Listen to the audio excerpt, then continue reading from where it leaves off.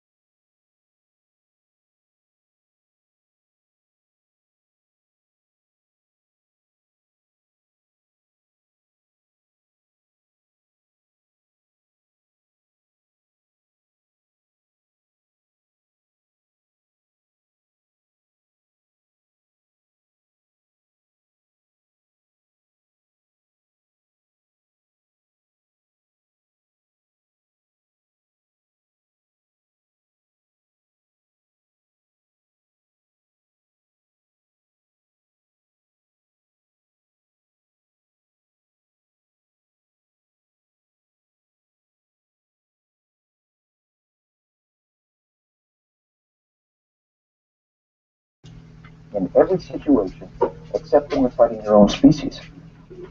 And in every species, fight or flight becomes more expansive, and you begin to try to posture and daunt. Think of two dogs or two cats fighting one another. Do you have to explain that through your mic?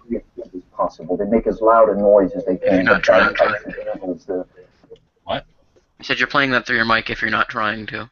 Just so you know. Yeah, it's David Grossman. Or Lieutenant Colonel Grossman. I was playing that because there's nobody saying anything in here. Oh, it sounds kind of interesting. Keep your mic on if you're listening to it. I just wanted to inform you. Ferocity. Right on. And ultimately what happens is one side or the other is indeed daunted and turns and flees. We have this vision of warfare being these great clash of bayonet charges and blood and gore and every man a hero slaying thousands. And the reality is that in Arnaldo Peake's studies in the 1800s, in all of his studies and all of his research, he was only able to find one single situation when a bayonet charge actually closed with the enemy. And that was at the Battle of Inkerman in heavy fog by accident. The reality is the average individual is profoundly uninterested in doing this. Now, you called your study the study of killology. Yeah. Yet, I mean, murder and taking one's life is as old as Cain and Abel. Why has no one ever really investigated this subject before? We've investigated homicide. The urban crime, Yeah, the sociological antecedents. But we've never taken a look at what happens on the battlefield. Up until 100 years ago or so, nobody's ever really looked at sex. And really, it's only in the last couple of decades with Kinsey and Masters and Johnson that we developed the body of study that we call sexology today, and we accept. It is a new study. Why, throughout this era, did nobody ever study the actual intimacy of the sexual act? Why has nobody ever studied the actual intimacy of the destructive act? The procreative and the destructive act. These are the two taboos, all fair in love and war. There are two things we would always lie about. There are two things that represent a profound human taboo. In recent years, we began to pierce the veil on sexuality, and now, for the first time in human history, I'd like to believe that we've at least begun the process of piercing the veil on what actually happens at war. Not some vague generality about the nature of battle, or the nature of man, but killing. The innate fundamental process. Well, you talk to people who have killed. Yes. You were telling me earlier that you were always stunned. People who were looking at post-trauma stress of veterans would not even analyze what they went through over the process of killing. Were you surprised going in terms of the kind of things that Vietnam and veterans were telling you? The primary surprise was early on that nobody would talk about it. Nobody would tell me about it. Nobody would answer the questions. It was clear that I had wandered into a realm that was very taboo. It was only after I had established a degree of credibility and authority as a psychology professor at West Point, and I presented information on the topic and demonstrated a degree of scholarly concern, could make it clinical, that the individuals would begin to come and talk to me. And then the surprise was the magnitude of the trauma, the magnitude of the horror, and the time after time after time when people would come to me and they'd want to talk to me after a presentation, and we'd get together in a bar like this, and they'd say, I've never told anybody about this before. And then they'd proceed to tell me about their deepest, darkest secret. And the remarkable thing is that all of those secrets had so much in common. And when I would talk to a veterans group, and I would present to them, I'd say, look, there's nothing wrong with you if you react to killing differently. The average individual reacts to killing like this. The first thing that happens is when you've actually killed somebody, there's this feeling of euphoria, exhilaration. You've hit your target. You've done your job. You've saved your life. You've saved your friend's life. It is satisfaction. Anybody who's ever killed a deer or their first bunny rabbit or whatever it is, when they hit it and it spins down, it feels good. But then when you walk up to that deer or that rabbit, especially the first time, most of us feel a sense of empathy for the creature. The Indians would ask forgiveness of the spirit of the deer. In the same way, when it's a human being, there is this feeling of profound remorse and nausea. And this is not just psychological, this is physical. Also, there's a physical it becomes very physical. Many people vomit. When you kill somebody at close range and you watch them spin down and it feels good, and then the remorse sets in, this backlash of remorse sets in, And you turn around and you say, my God, I just killed a man, and it felt good. What's wrong with me? And see, I think that's one of the keys to the whole thing. When I tell this to veterans, I say, there's nothing wrong with you if it felt good. As a matter of fact, that's the way most people react. And you can look out in a group of veterans and you can see the ones who you just struck home with. Their face turns red and their eyes start to well up. And it is as though you had taken their deepest, darkest secret and you'd rolled it out on the table, and they all had the same secret in common. Well, in fact, you talk in the book about stages that someone goes through following killing someone, and it's very similar. It sounds very similar to the entire process of grieving. Sure. Kubler-Ross's death and dying stages, sure. And like Kubler-Ross, you can misapply it. There are those that say, okay, time for grieving, it's time for denial, time for bargaining, and not everybody reacts the same way. But indeed, there is usually that acceleration, and then there is the remorse and nausea, which is a backlash to the acceleration in many ways. And then there is a lifelong process of rationalization and acceptance. And if an individual fails in this process, then the result becomes post-traumatic stress disorder or some type of trauma that will live with them for the rest of their life. Every warrior society has a purification ritual. Explain that to me. Okay. All your life, you've been raised and you've been told, don't kill anybody, don't kill anybody. We hold the ultimate punishment for somebody who kills another person. And then one day they gather you all together and they say, go over there and go kill those people. In the psychological world, we call this cognitive dissonance. And so you do. You participate in it. The social pressures are upon you. It's very intense. You go, you kill.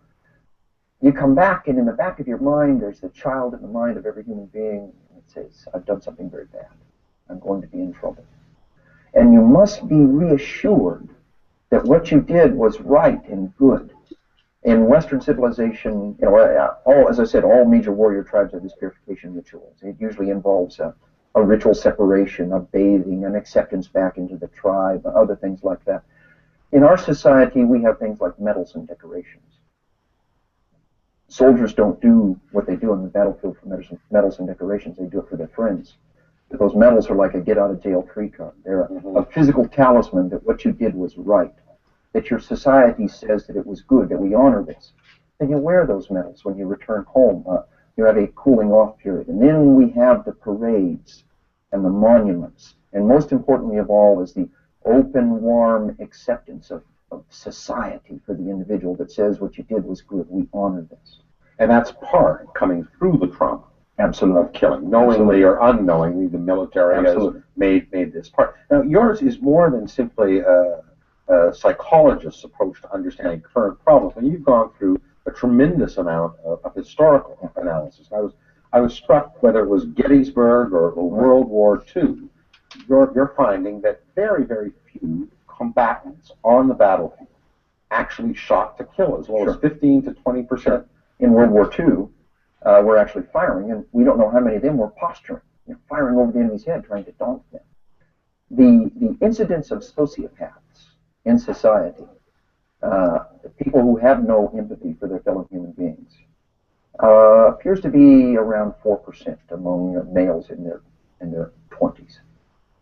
It appears that the firing rate along the firing line, those that are actually trying to kill the enemy, could be brought down to this low number of 2 to 4%.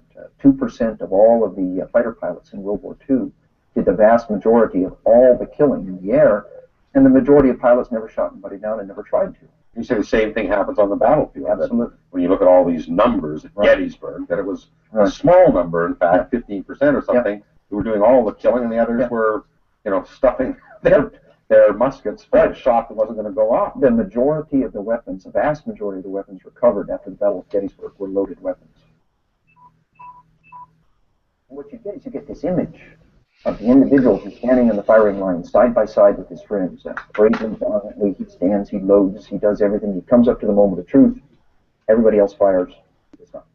And he brings it back down, and you go through that process again and again and again. And there were some weapons with 23 rounds stacked all the way down the barrel, as Brigadier General S.L.A. Marshall said. The individual finds himself face to face with another individual and becomes a non-combatant, a conscientious objector. You make the point that while killing may be an inherent taboo, it's something that can be learned, and that in fact the military following Korea found great problems with the fact that only 15 to 20% were shooting to kill, and started to develop techniques to increase that rate. Tell us about this period and then the techniques employed. It's a fact, this incredibly low firing rate. So we systematically assaulted that.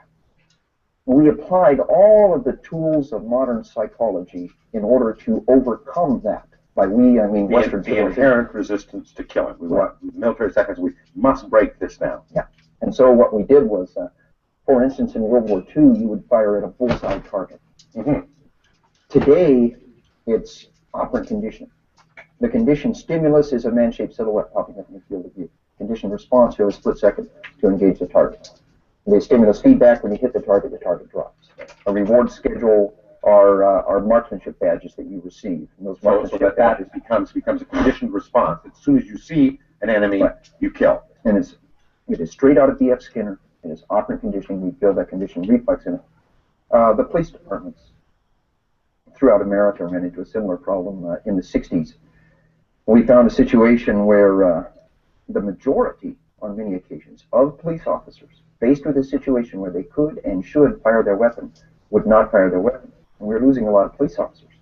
The FBI developed a shoot-no-shoot program, which is very similar, in which a rear projection movie of a perpetrator in various circumstances would occur. Mm-hmm. Under the right cues, under the right circumstance, a police officer would draw his weapon and fire, and fire, and fire, and mimic that process, and it becomes a reflex. You've practiced it, you've rehearsed it. The thing to realize is there are two filters that the mind has to go through to kill someone. The first filter is the forebrain, the conscious rational mind. It will put you on the battlefield in a certain place with a weapon in your hand. Politics will do that, leaders will do that, other things will do that. But the second filter is the midbrain. Once you become frightened or angry, you literally stop thinking with the mind of a human being. You turn off the forebrain and you start thinking with the midbrain, the limbic system and the hypothalamus. You start thinking with a brain that's indistinguishable from the mind of an animal. You no longer become a rational creature. And what you've got to do is you have to go through the second filter if you want to make somebody kill. And the only way you make a frightened person react in a certain way is to drill it into him, to make it a conditioned response using operant and classical conditioning processes. Does that make sense? Do you understand? Oh, absolutely. Yeah. And you also talk about desensitizing as part of it, and demonizing absolutely the enemy. Now understand, demonizing the enemy is something that we've always tried to do. And it's a flawed tool. Because what you get is you get too much violence, you get atrocities, you'll run into situations where we get our My Lais or what have you. You must be terribly careful with that. What we want in a modern liberal democracy, in our army, is we want to turn violence on and off like a faucet. And so what we use is operant conditioning and classical conditioning. We don't demonize the enemy, but what we do is we overcome your innate revulsion to killing. What you do is, you run and as you sing little chants, you kill, kill, kill. Or you go through bayonet training. And, understand, kill is like this ultimate bad word. To kill someone, this is a bad thing. Now all of a sudden, engage the enemy. Now all of a sudden you're standing there with a bayonet in your hand, and you bayonet the target, and the sergeant shouts, "What's the fear of the bayonet?" And you respond, "Kill, kill." Everybody chants together. What makes the grass grow greener? Blood, blood. Okay. And so we overcome this resistance, and we begin to associate violence with pleasure. And the thing to realize is that we are overcoming a powerful resistance. We did raise that firing rate from 15% in World War II to 55% in Korea to 95% in Vietnam. That's stunning. It is. The British in the Falklands Islands found themselves in the same kind of situation where their folks were firing at as close to 100% as they could determine. And the Argentinians, poorly trained in the old styles, were firing at a 15% rate. And the British are pretty much convinced that that is one of the fundamental factors that made it possible for them to have that incredible success.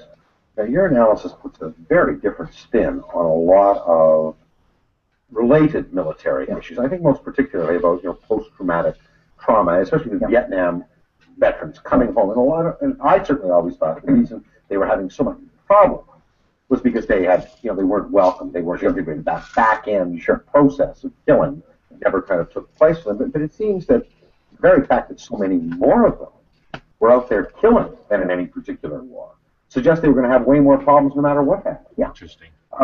That's part of it. There's a twofold thing that occurred in Vietnam. Did you say something? Neither of which, to my knowledge, has ever occurred in history. Number one, I don't remember ever hearing that piece of it before about because the rate was so high in Vietnam that there was so many more guys having to deal with it than in other wars where they just went over there and went through the motions. I must not have been paying attention and heard that properly. Right. enabled the individual to kill in a way that had never occurred before. You had made the decision at some fundamental deep level of your mind. So we enabled the individual to participate in combat in a way which has never occurred before. We took away the option of becoming a conscientious objector on the Functional battlefield. conscientious. Right. Right. And then, at the another incident, unprecedented in human history, we attacked the returning veteran in a way that's never occurred before. The purification ritual was stood on its head. Mm-hmm. Instead of being given that purification, they were attacked and condemned. Baby killer, murderer. And in the back of the mind is this little voice that says, I've been very bad. And then you're attacked, you're condemned, you're called baby killer and murderer. And that little voice in the back of your mind says, my God, they're right. I am a murderer. I am a Grieving bad person. rationalization process. Now let's think about who started all that baby killer bullshit, and if they were doing it ignorantly or like randomly, or if they were doing it with the knowledge of psychology and using it against our guys. Yeah. And so what happens is these individuals bury that deep inside of them. It's just this festering wound deep inside. So many of these people, when I interview them, when you're traumatized and you never address it, the mind of a frightened 18-year-old who hasn't slept in 2 days is the mind that addresses what happened to you. You never pull it back out. You never dredge it back out. You never address it. So the mind of a 50-year-old never gets a chance to look at it, rationalize it, deal with it, give it to friends. That's one of the things that this book has been so important and has had such value in, because in the process of writing the book, copies of manuscripts, copies of the manuscript would be passed around the veterans community. And a wife would read it and she'd say to her husband, is this what it's like? And then he would read it, and all of a sudden it becomes very clinical. And now they can discuss the undiscussable. And then he would force it on another veteran, and he would read it, and that veteran's wife would force it on another one, and they would read it. And it became a tool to make the unspeakable speakable, and a tool for healing. Is that had a salutary effect within the military community? I mean, are there peers that resent the fact that you're bringing a lot of these techniques out into the open? No, and that's a good question. You know, I wondered if maybe there wouldn't be a negative reaction, if I wouldn't find people in the military. But not at all. Not in the least. There has been a tremendous positive reaction. The sales have been very high among two groups. Number one, veterans. Number two, active duty military. The United States Marine Corps has already incorporated the book into their professional development. Yo, what's up? Most intriguing, yet problematic. Hey.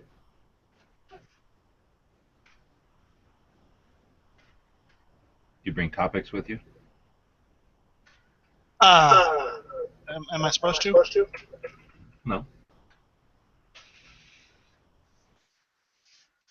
Those cards don't look that bad. Oh no, they look pretty bad. I took a picture and I edited it a little bit so you could even see what's going on, but the gray writing, is so dark that you really can't see it in regular vision. And then when you go where's the picture? When you go to tilt it, you see the horrible like black square around the G. I posted it on Instagram. It's in there's a link in the lobby. Okay. Anyway, I got on the phone with them and they're fixing it and sending out new ones. So it's not that big a deal. We just got to Okay.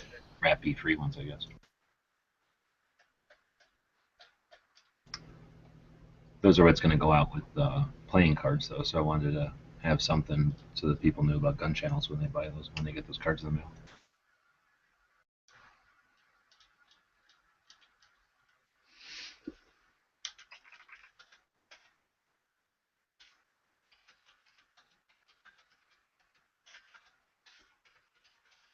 Plus, I'm going to start a new campaign. You know how around Christmas time, those people sit around at stores with bells, and you can go over there and give them money or whatever? I guess it's like Santa Claus needs money or whatever. Yeah. You know, What is it? Salvation Army, right? Yeah. so I'm going to do something like that, except we'll do it with gun channels, and then so that people know we're not them. We won't ring a bell. We'll just shoot off like 9mm or something non-dangerous up into the air. Something not dangerous. Use a cap gun. Those are still legal, right? 9mm cap gun. Oh, and then you use that. Pew, pew, pew, pew. Gun Yeah. channels. Gun channels. Pew, pew, pew. It'll get a lot of news attention, I think. Oh, well, yeah. It's Yep. guerrilla marketing, so it'll work. Yeah, it'll definitely get some attention.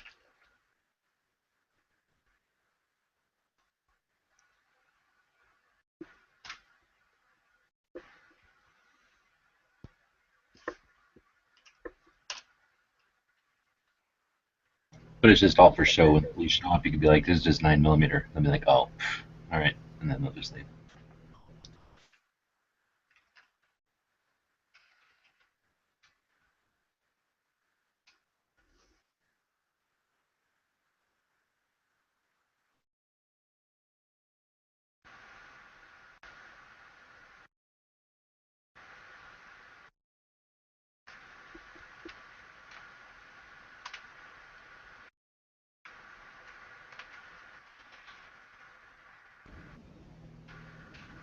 For the uninitiated, or haven't, really confronted and dealt with the subject before, is the proposition that killing is a taboo, but there are strong inherent sanctions against it.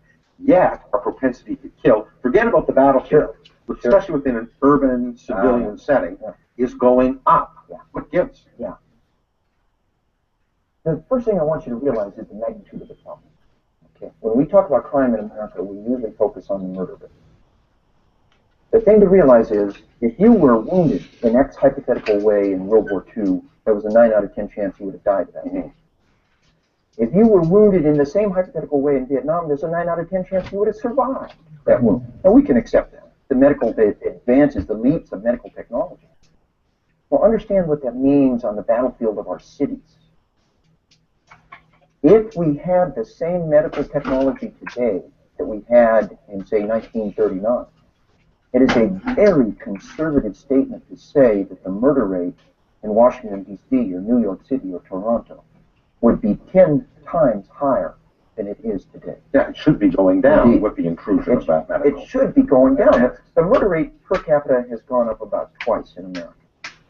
The aggravated assault rate, the You, in attempted fact, murder think rate, is a much better it's a indicator. far better indicator. Right. And that is just escalating, skyrocketing, completely out of control, without any indication of going down. So what you've got to ask yourself is why? How could this happen? Well, especially given the sanction Yeah. against killing.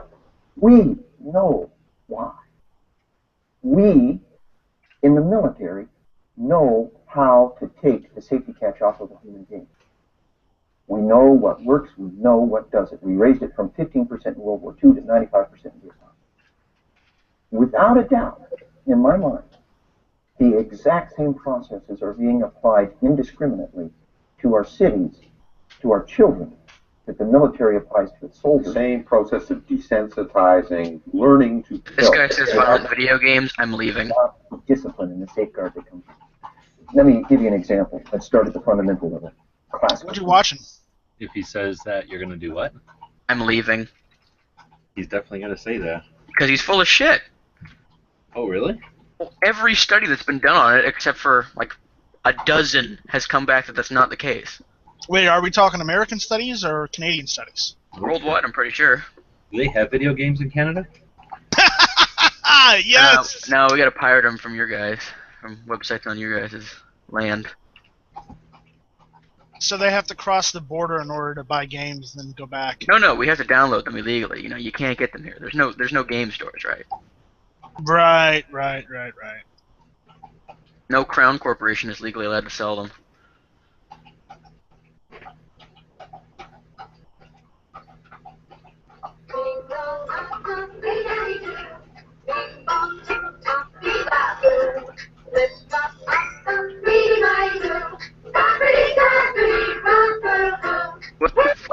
listening to?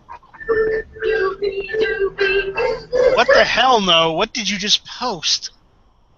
I'm just doing what Nope put in there. Didn't see something. I know.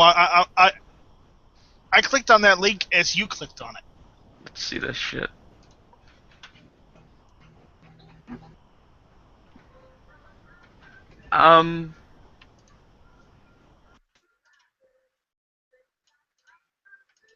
That's before my time. Okie dokie. Romper Room was like before cartoons. I think it was before like Sesame. It was for little kids to learn how to talk or something. Yeah, I grew up with Sesame Street. It was like before Sesame Street, I think. Like it would show before. I don't know why. Like little babies are waking up at like 4 in the morning, but whatever. Though I did see Captain Kangaroo a little bit, and I saw a little bit of Mr. Wizard. Wait, Captain Kangaroo? Captain Kangaroo. You mean the old guy is a real person, not the cartoon? Yes, the old guy is a real person. Yeah, I know who you're talking about. He was much older then, though, and he was bigger too. He was kind of like Mr. Rogers, but before him. I also watched Mr. Rogers as well.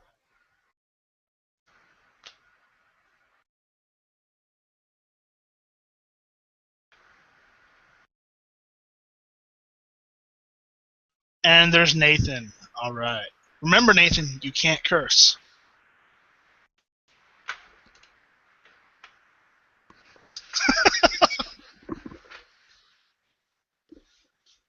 He's not listening to us.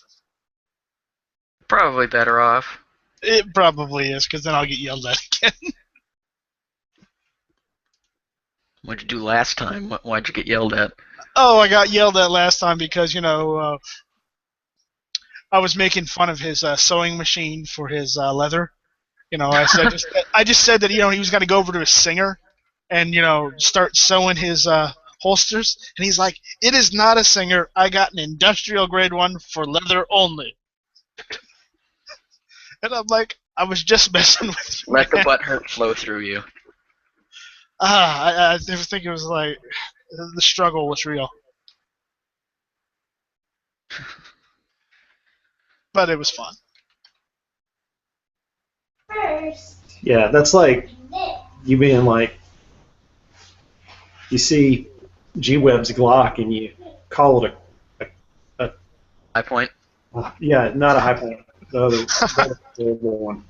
Oh, did you get a new Kel-Tec? Oh, that's worse. Ooh, a Kel-Tec, wow. He's like, no, it's a Glock 43. You bastard. That's just rude. Okay, so check this out. I logged in to check my account today, and one of the accounts looked like it had more money in it, so I clicked on it. I got a $79 payment from someone.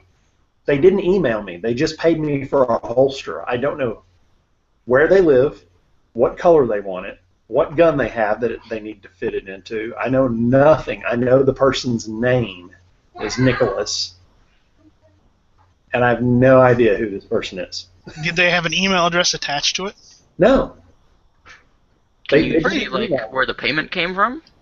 I can see the last four of his card and his name.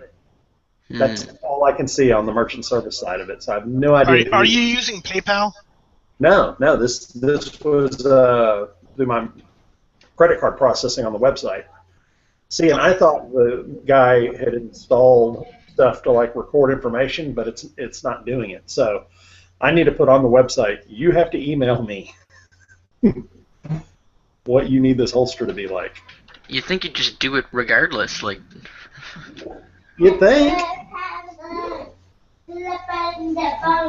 I mean, I don't know. I mean, eventually I'm sure he's going to be like, gee, I wonder where this holster is that I ordered. Yeah, really. You didn't contact him. Well, I went and I Googled his name with the word gun on the back end of it and found a guy on Facebook that it probably is him because he has a lot of like stuff we would put on our Facebook page, like pro gun stuff. But who knows? Anyone here know a Nicholas into guns? None that would know you. Huh. Well, anyway, so I sent the guy, sent him a question on Facebook. He hasn't responded one way or the other yet. So maybe it's him. No. He may not respond.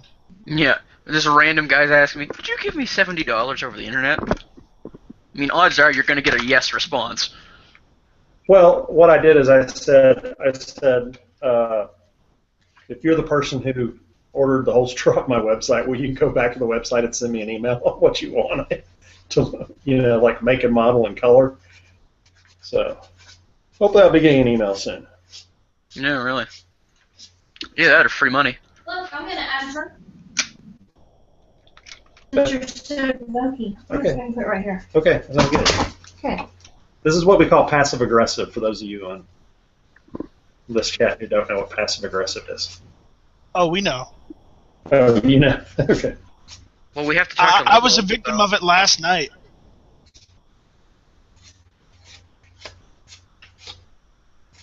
Look at my kitchen. It's clean. But I'm happy for you, dear. It's not like that. Oh, God. Sorry, Nathan. Nah, it's all right. It's my own fault.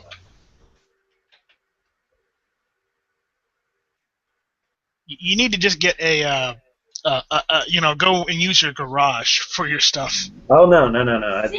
See? Woman? That's what I You need to do it Yankee style. Yeah. Yeah, Just I mean, just if we hide in your garage. And I install an air conditioner, sure. What? They said do it Yankee style. I'm like, yeah, just don't park the car in there and install an air conditioning unit and live in the garage. You can get a little tiny unit.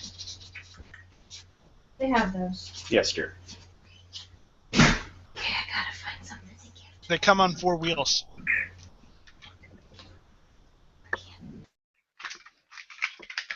Look at This crap.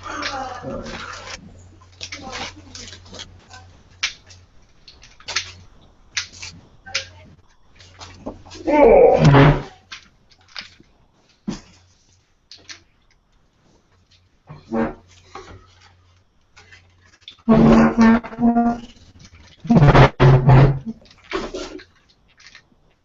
like cleaning your room. You're more mommy. So the cleaning lady's coming tomorrow. So guess what we get to do tonight? Clean the entire freaking Yeah. house. Because that makes a lot of sense. Oh, yeah, I just got the Sun Clean Your Room Up. The cleaners are coming tomorrow. The fuck? Yeah, isn't that what you pay them for? No, I'm not sure I necessarily understand the concept of cleaners, but I don't think I'm that retarded. Well, you are in Canada, so it is a bit different for you. That is true. They might just come in here to clean the snow off my floor. Right. And in Nathan's case, it's just they're just gonna get all the dirt and the sand that's on his floors.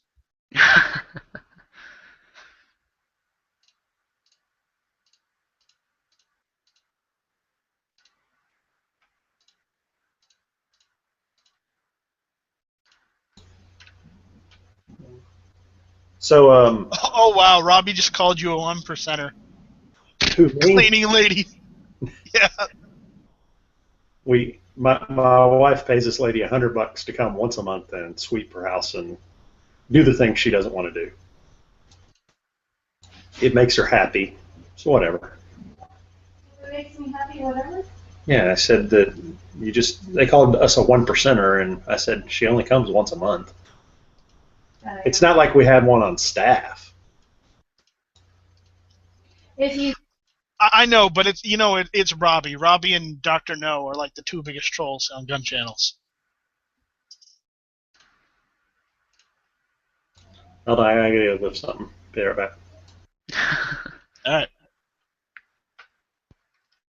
Watch, they'll say, we are not the biggest trolls. There are other people who are bigger than us. See, it's moments like this where I wish Google Hangouts had a whip cracking sound effect.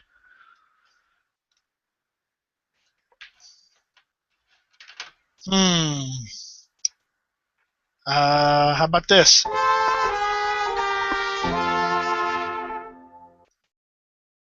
I think that's appropriate. Yeah. No whip, but close enough. Hmm. I know. Uh-oh, nose here. Okay. Run for your life.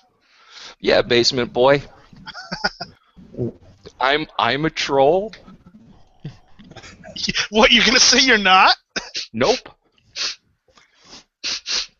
Calling you out on being wrong doesn't make me a troll.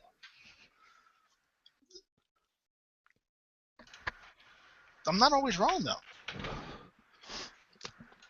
Statistically speaking, maybe not. But remember, it's the stakes, not the odds. What statistics? Well, what? Did you have time to have a study done? Are you secretly Trump's son? That's funny. Why? Are you leading in the polls? There is no poll.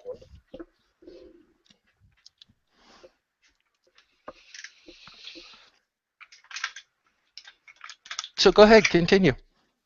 I'm done. I'll observe.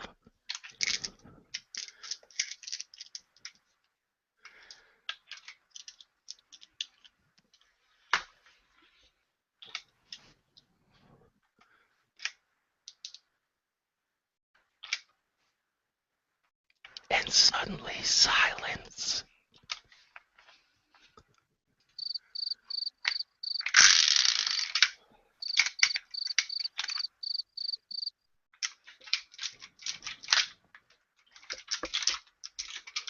Matt, in 10 minutes or in an hour and 10 minutes? An hour. Matt's doing his chat tonight. Yeah, at 9. He does it at 9 on Wednesdays. Hey, I read something interesting today.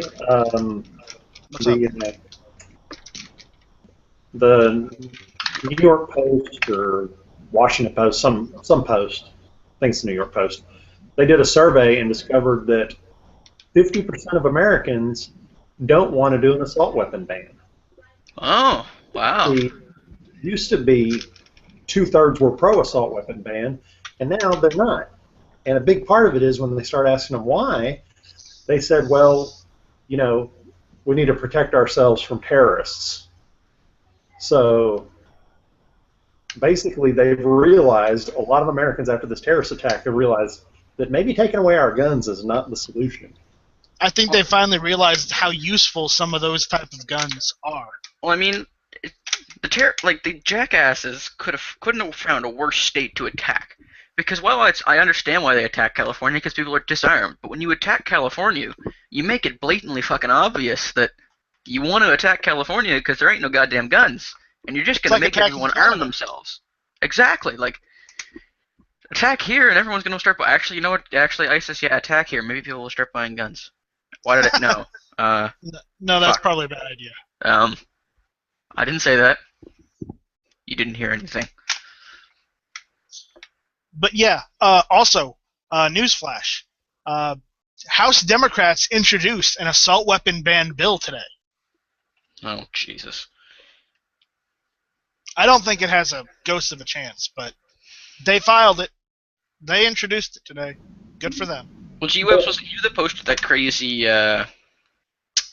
crazy article on the guy who was saying, like, shut down all communications across the United States while they do, like, a gun collection or whatever the fuck it was?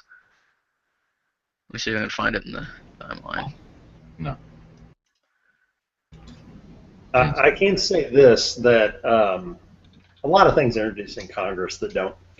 Dianne Feinstein always has a gun bill ready to introduce. Doesn't mean it's going to get out of committee. It doesn't mean it's going to be put up for a vote or anything. It's just what they do. It's political posturing. The funny thing is now they're pushing really hard for this assault weapon ban, and they don't got the public support for it anymore. because the public realized that those could be more useful in the hands of the citizens than it can in the hands of terrorists. Yeah, and the other part is you know, he's been pushing so hard that people are just having a negative reaction to him and his BS, you know?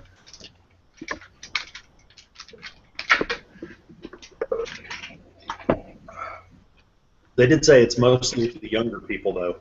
So the demographics are changing to these people that grew up on first-person shooters now are voters. Wait, so it's the people that are my age that are pro-gun? Yeah, You're talking about? Yeah, okay, good. Then we're talking about if the person was between 19 and 29, there was like a 65% chance they were pro-firearm. Oh yeah, well, I just had a couple of days ago. I mean, I have a class where we're pretty open to debate, which is surprising for our fucking country. Well, no, it's probably less open debate. More our teacher's wrong so much that she just lets us talk. And I started making some pro-gun comments when she started talking about anti-gun shit, and everyone who knows me was looking at me like, "Dude, you're usually like pretty smart. What the fuck are you going on about?"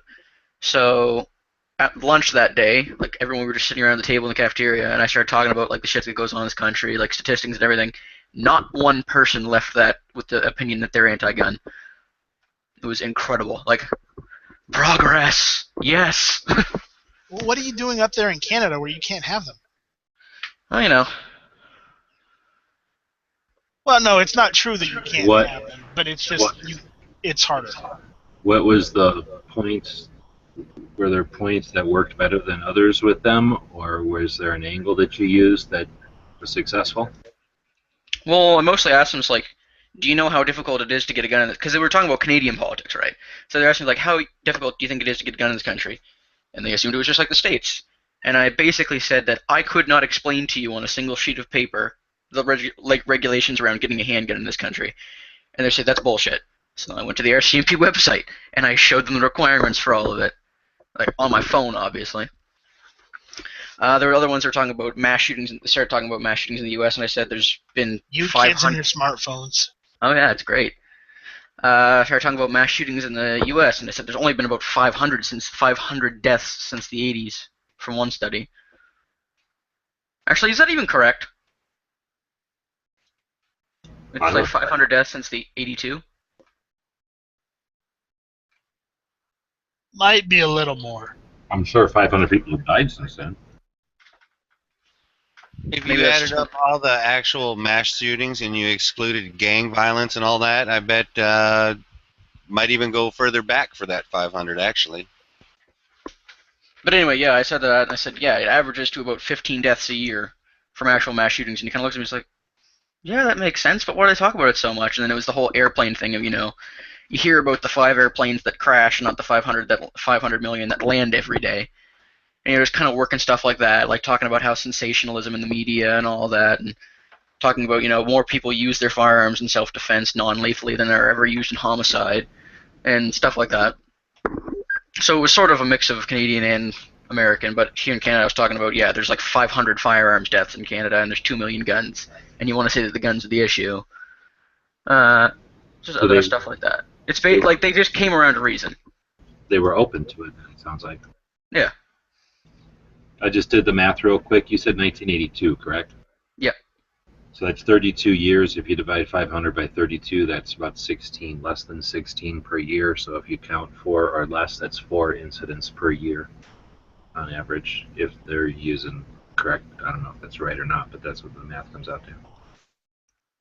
So 4 times a year, it's worth not having a recreational / self-defense / infrastructure that supports defense of the individual all the way up through the nation without unnecessary or without a working military.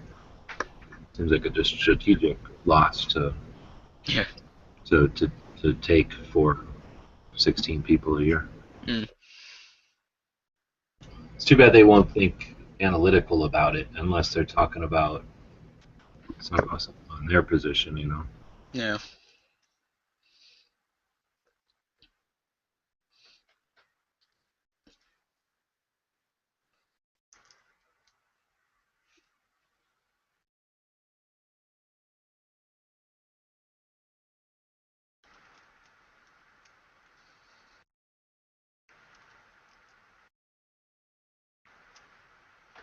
Yeah, it was nice. I basically went from a class of people who thought I was a lunatic to people that I might be going shooting with at some point.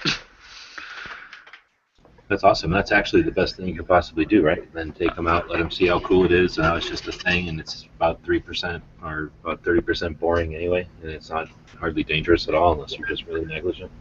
Yeah. Although I'm going to try to not do what my father did and put me behind a pump-action 12-gauge shotgun on my first time ever holding a firearm. Straight onto my ass. I wonder if I still have Sometimes. I wonder if I still have the video of that on my phone. I'll fucking post that. Sounds like fun times. How different is the world going to be when every recollection someone has, they can grab their phone and retrieve video or stills from either it or right after or right before?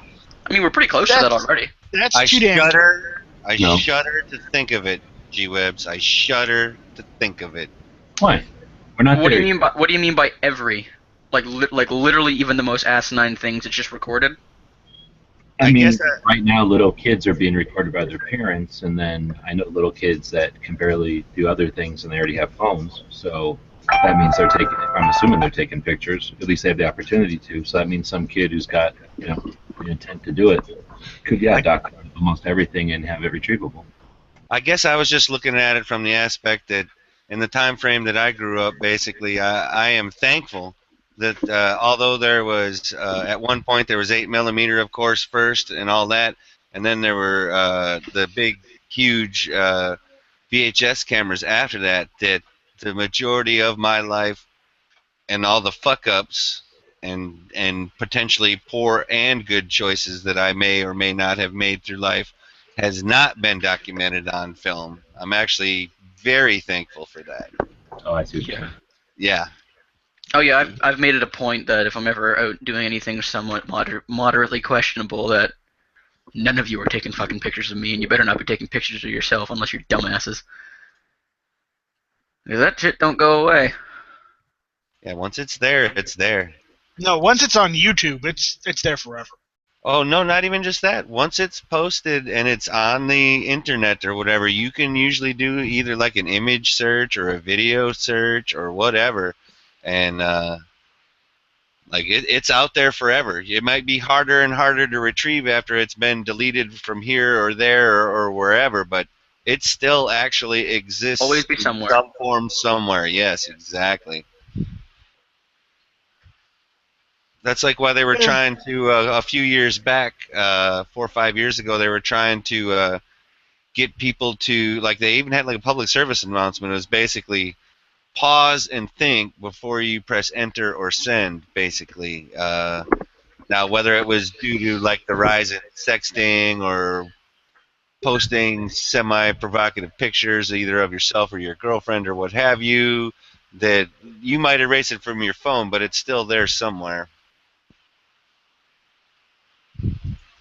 Just for clarification, I'm not really sure what provocative means. Maybe you can send me some of these pictures and I can. Well, that's always the consideration is we all have that friend where you go over their house and they feel compelled to show you the home video of their wife giving birth. It's like, motherfucker, why don't you show me the video no of you thanks. guys making the kid? Right, right. And actually, sometimes, no. Sometimes, depending on the wife or the husband, I don't need to see that either. Sometimes, you know what I mean? This is very true.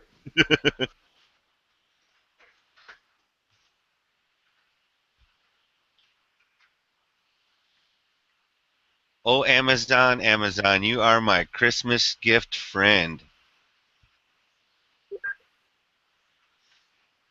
Gonna make some kid in Austin, Texas, very, very happy. I'm actually gonna make about 3 kids and a couple adults pretty happy. Did you get that post that I left you in the chat room, by the way, about the movie On Any Sunday? I did, but I don't think I've seen it. Oh, you got to check that one out. I It's definitely from will. the 70s. I don't mind the 70s. I lived through it and survived those motherfuckers. But that Paul Newman movie is going to be on way before tonight's over. Ah, okay. Yeah, and you know what? That one that I posted, it said that it was kind of a new arrival or something like that to Prime, so I hadn't had a chance to watch it yet either, but I know that I will. Dude, he's a badass, man. Badass. He, he was awesome guy. You know, and like you said, Amazon. You sent me that link. I clicked on it, and it was like, oh yeah, here's the movie, and it's free with Prime. I'm like, hey man, I'm down with it. Where's the popcorn? Right. Now, I did like the post on Facebook, Noah, of the why Italians like cooking so much. I thought that was fantastic. Oh God.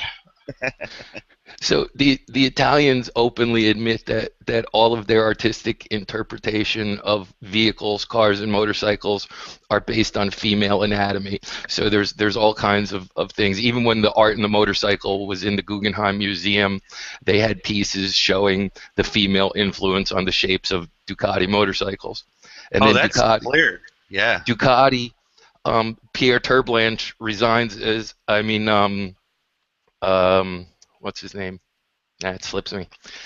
He resigns as a chief designer, and they hire this guy Pierre Terblanche, and he's South African. And the next evolution of the Ducati after the triple series, the 999s, the 996s rather, when they went into the next generation, he was like, my inspirations are the Bumblebee and the Bullet Train. That fucker's fired. He was. Yeah, that don't take but a minute to figure that out. Dude, the Italians have been talking about love for fucking, long before they were ever a country. You know what I mean? Like, we're talking thousands of years that the female form has been an inspiration to art, engineering, architecture. Before the city-states, it was Rome. Right. Well, I'm just saying. Yeah. Before Italy was Italy, it was the city-states, and there were a bunch of city-states. Then there was Rome.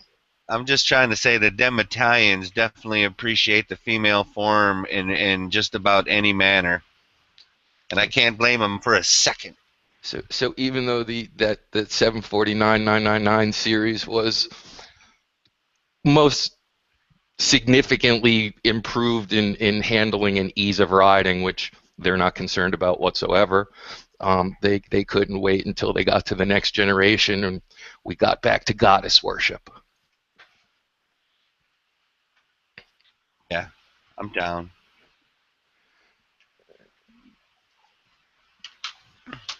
Even their female engineers, like I met this chemical engineer, this Italian chick for Pirelli. Smoking hot, just out to have a good time, was kind of like on her little sabbatical before she, after she had graduated, but before she started her, her real fucking career job. And I'm like, you got brains and you're smoking hot, and I need to go to Italy to appreciate all this shit. Dude, you really do need to, because some of the most smoking hot women I've ever seen work in the Ducati factory, and let me tell you, the cafeteria would cost you about $1,000 a plate if you opened it in New York City. Nice.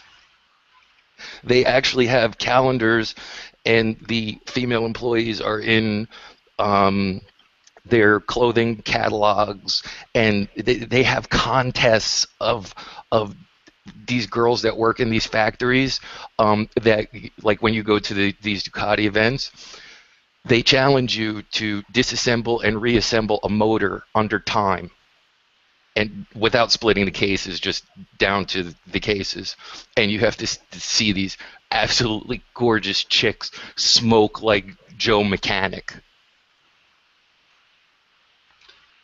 It's all about correct motivational technique, yes? Absolutely, honey. I'll hand you the wrenches. I'm just here to watch. Yep. We'll get it done.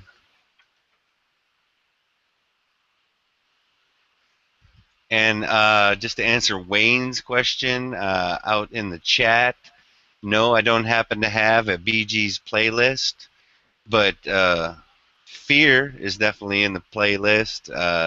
Anything from fucking. I guess you know what? There was a little bit of Kiss in there, so some of their shit was a little disco-y towards the late end of the 70s. So I guess I am a little bit guilty, but big fan of funk, big fan of rock, big fan of punk. Blues, love it. Soul, like it. What about jazz? Depends on the jazz itself. Like if it's Miles Davis or Johnny Coltrane or I mean, you like know, B.B. King. well, that's not jazz, that's blues. Oh yeah. And So yes, he has done But some jazz. that blues was called jazz back before Rome when it was just states. you Now you're poke. being wrong on purpose. He's poking pretty good there. Love B.B. King. Got a chance to see him out here actually. That was one of the last concerts I got to go with my mom to.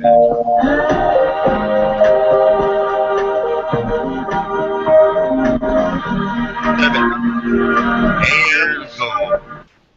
Oh, my ears. My poor ears. Yep, 70s AM gold. Station 550.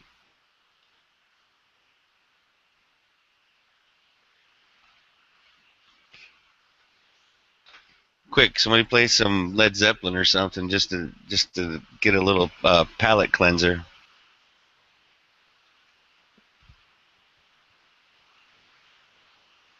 Led who? Yeah, right. Who is that? Maybe a little Sabbath. I could handle some Sabbath.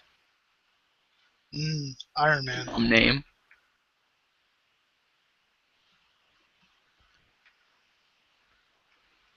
I'm just waiting for the absolute explosion.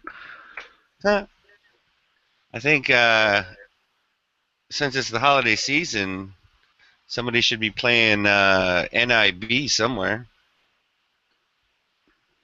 And for you youngins, NIB, you probably have absolutely no idea what I'm talking about. Shall I? Please. Black Sabbath, Nativity in Black. Yeah, it's fucking awesome. However, even Rob Zombie said that all his humility comes from the fact that whatever it is there was to do with heavy metal, Tony Iommi did it before anybody else. Missing the tips of two fingers. At least two fingers. Can get. Lay it on us, brother.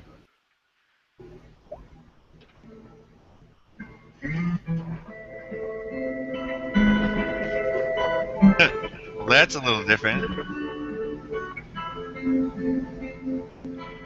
Jefa. Juez. Marido. Trabajo. Tortura.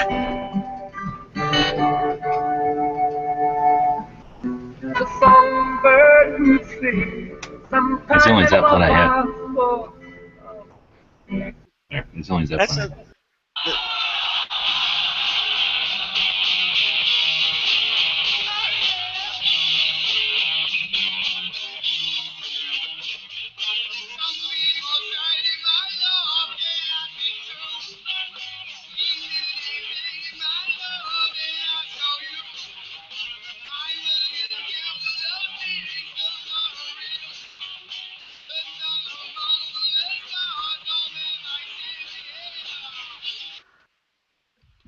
That's Black Sabbath in Paris in 1970.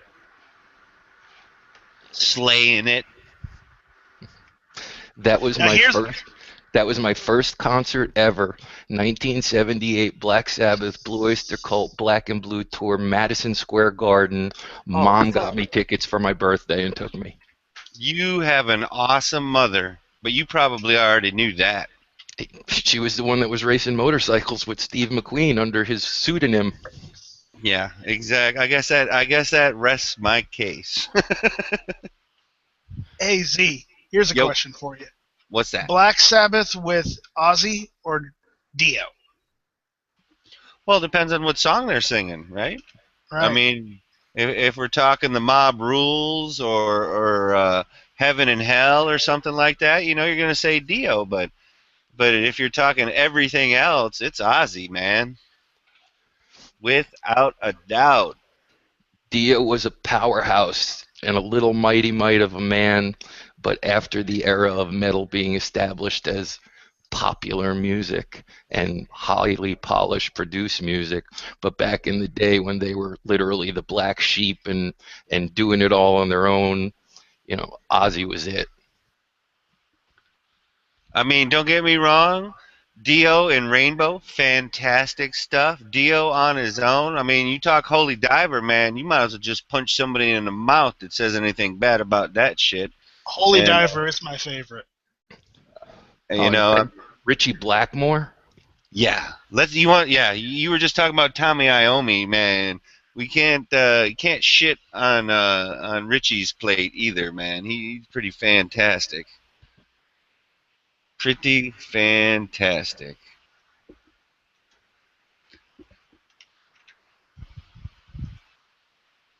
And now people probably wouldn't almost even consider that heavy metal, so to speak, anymore. They would just probably consider that hard rock these days, and that's a shame, because it was the deepness The of beginning of metal. like think of Iron Butterfly, In-A-Gadda-Da-Vida, and it was just that it was such a deep, deep, deep sound,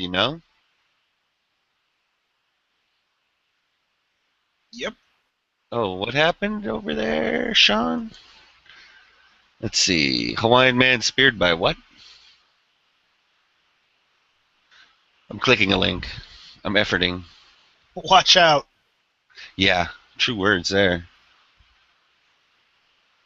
Hawaiian Man's leg speared by 500-pound Marlin. Oh, yeah, that shit's real. A fucking shit. Hey, if you're gonna bring a fucking marlin onto your boat, best not be standing in its fucking way of the pointy end, my friends. And usually, the man that is bringing it on board, if it is gaff, the leader guy, usually after he's got the leader in the one hand, he's usually grabbing the bill with the other. So, I mean, I have a bill right here, and I think it's probably at least 18 inches long. It'll fuck somebody right up. I bet the chicks love that line. Except my name isn't Bill. So I have a stupid and don't know nothing about fishing question. Don't they have like those big bum sticks with a 12-gauge shotgun shell at the end that you poke into the fish before you bring it on the boat so it could shish kebab everybody? Now that is not in common use. Really? And yeah. That's correct. only for alligators. That's called a kill stick. Well, they use them for sharks sometimes and they call them a bang stick out here. But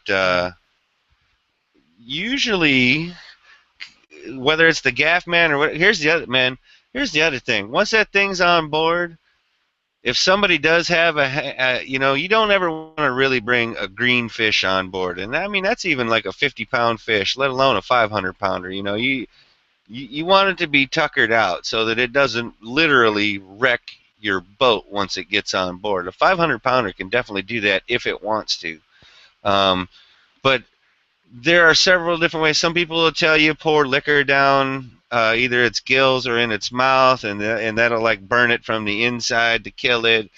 Some people will tell you to stone it by sticking like a blade or basically like think of a trash picker. What do you go fishing with a James Bond villain? Shoot him. Yeah. Why do we need to get Rube Goldberg on this? Just shoot him. No, and then if I usually wasn't the guy in the chair when we brought one on board, I was usually the guy with the Chiave. It looked like a billy club basically, but it was thicker and longer. And I'm Batman. And let's just say it takes a little bit more than you might think to. Thicker, longer, and Batman role playing. I like what I got back into. Yeah, right. It takes a little bit. cave the skull in enough, so to speak, to get it to stop. So it takes a little bit of effort. Jesus. What I miss? Oh. I seem like I'm missing some components here. All I know is the one time I was on a boat where somebody decided that they were going to, like you say, bring the live shark up out of the water and put it on the back of the boat. I watched from the flying bridge. You're the smart guy on board. I like that. I can take you fishing, bro. So I thought that was the dumbest idea ever. the billy club you were bashing in with. So you're saying that billy club would not be good against the zombies? You need something more substantial, like a bow staff. No, that thing was and is the one we used on the boat that I'm thinking of. It was made of kiave, which is basically like Hawaiian mesquite. So it is like ironwood. It is fucking so dense, so heavy, so hard that it would make zombie skulls like crack them like eggs. It would actually. There you go. There's the fish skull. What's that? Okay. Yeah. Well, I mean, The fish skull was much thicker. Well, and it's a little more. What do you call it? It's not like it responds like it's. Trying to think here how to say it. It's not springy or anything like that, but between the fish skin and then the skull itself and all that, there's a little bit of bounce to it sometimes. So usually, if you can have the option, you like that one edge at the end of the little mini bat, basically, to almost come to a point like if you had a hatchet handle, basically, and you know how the end of the pommel kind of comes out to almost like a point around the end. You know what I'm saying? Hatchet handle at the bottom. You know how it's not. Yeah, exactly. And I just mean actually the wooden handle itself. You can go get it, and you'd use it like in a pick or an awl or whatever. And if you just basically would hold it from the other end and use the semi point on it, man, yeah, it has a tendency to enter much faster than trying to utilize the actual rounded edge. Now, are those the clubs like I've seen? I don't know if it's actually Hawaiian, but they're definitely some sort of Polynesian island. The clubs that they're slightly curved like a machete, and then the end of the club is like a round ball shape. I've seen that in Native American culture. I don't know because you'd almost think of it like a mace, almost, I guess. But and especially like I want to say in Central and South American Native culture as well. I don't know that they have something like that in Hawaiian. Hawaiians were some of the crazy ones. It's like they would have that super hardwood, and then they would lash actual freaking shark's teeth around the outer edge, so it almost looked like it was a freaking chainsaw, dude. And it wasn't like those Hawaiians were wearing armor or anything like that. So you want to get split stem to stern. That's it's a mighty effective way to do that to somebody, I guess.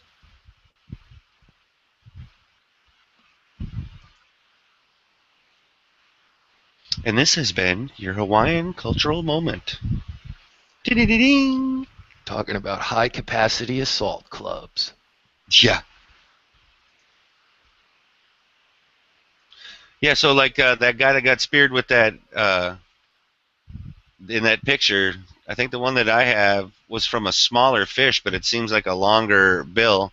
And I glassed that motherfucker with fiberglass, with resin, bro. So it definitely could be utilized in an offensive manner if it ever had to be. Since we were waxing nostalgic earlier, we can go back to the Marlin Perkins Mutual of Omaha's Wild Kingdom and all the animal kingdom folly that brought to our childhoods.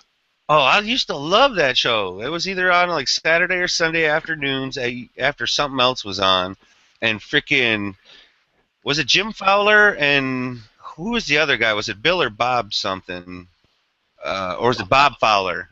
I remember Marlon Perkins and Stan, because Stan was like Costello. Marlon Perkins was like 1,000 years old and the size of a pack of gum, and he'd be like, "This is the anaconda, the most feared snake, blah blah blah blah blah." And now Stan will wade out into the water to give you all a closer look. Oh no, fucking Stan's jumping off the airboat as it's fucking moving onto the back of the American alligator, as seen here in this clip, and you're just like, There is Marlon, actual footage of Stan losing the battle with the snake and the film crew having to charge into the river to save him.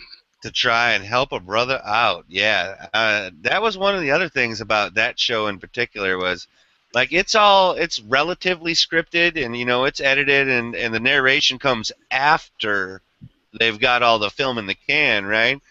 But he ran through about 3 associates as far as I remember over the years, and I don't know whether they quit, they got fired, or they fucking died. But I definitely remember, because that show was on for like a decade, wasn't it? Oh, You yeah, know? that was when reality shows were actual real. Yeah, that shit was unscripted, and the only script was, it probably said on the outline, it's like, get in the boat, Marlon points, Jim, Bob, or Stan, depending on who we're talking about here, you jump out of the boat onto the beast, whether it's the hippo, which will kill you, the alligator, which will kill you, the anaconda, which will kill you.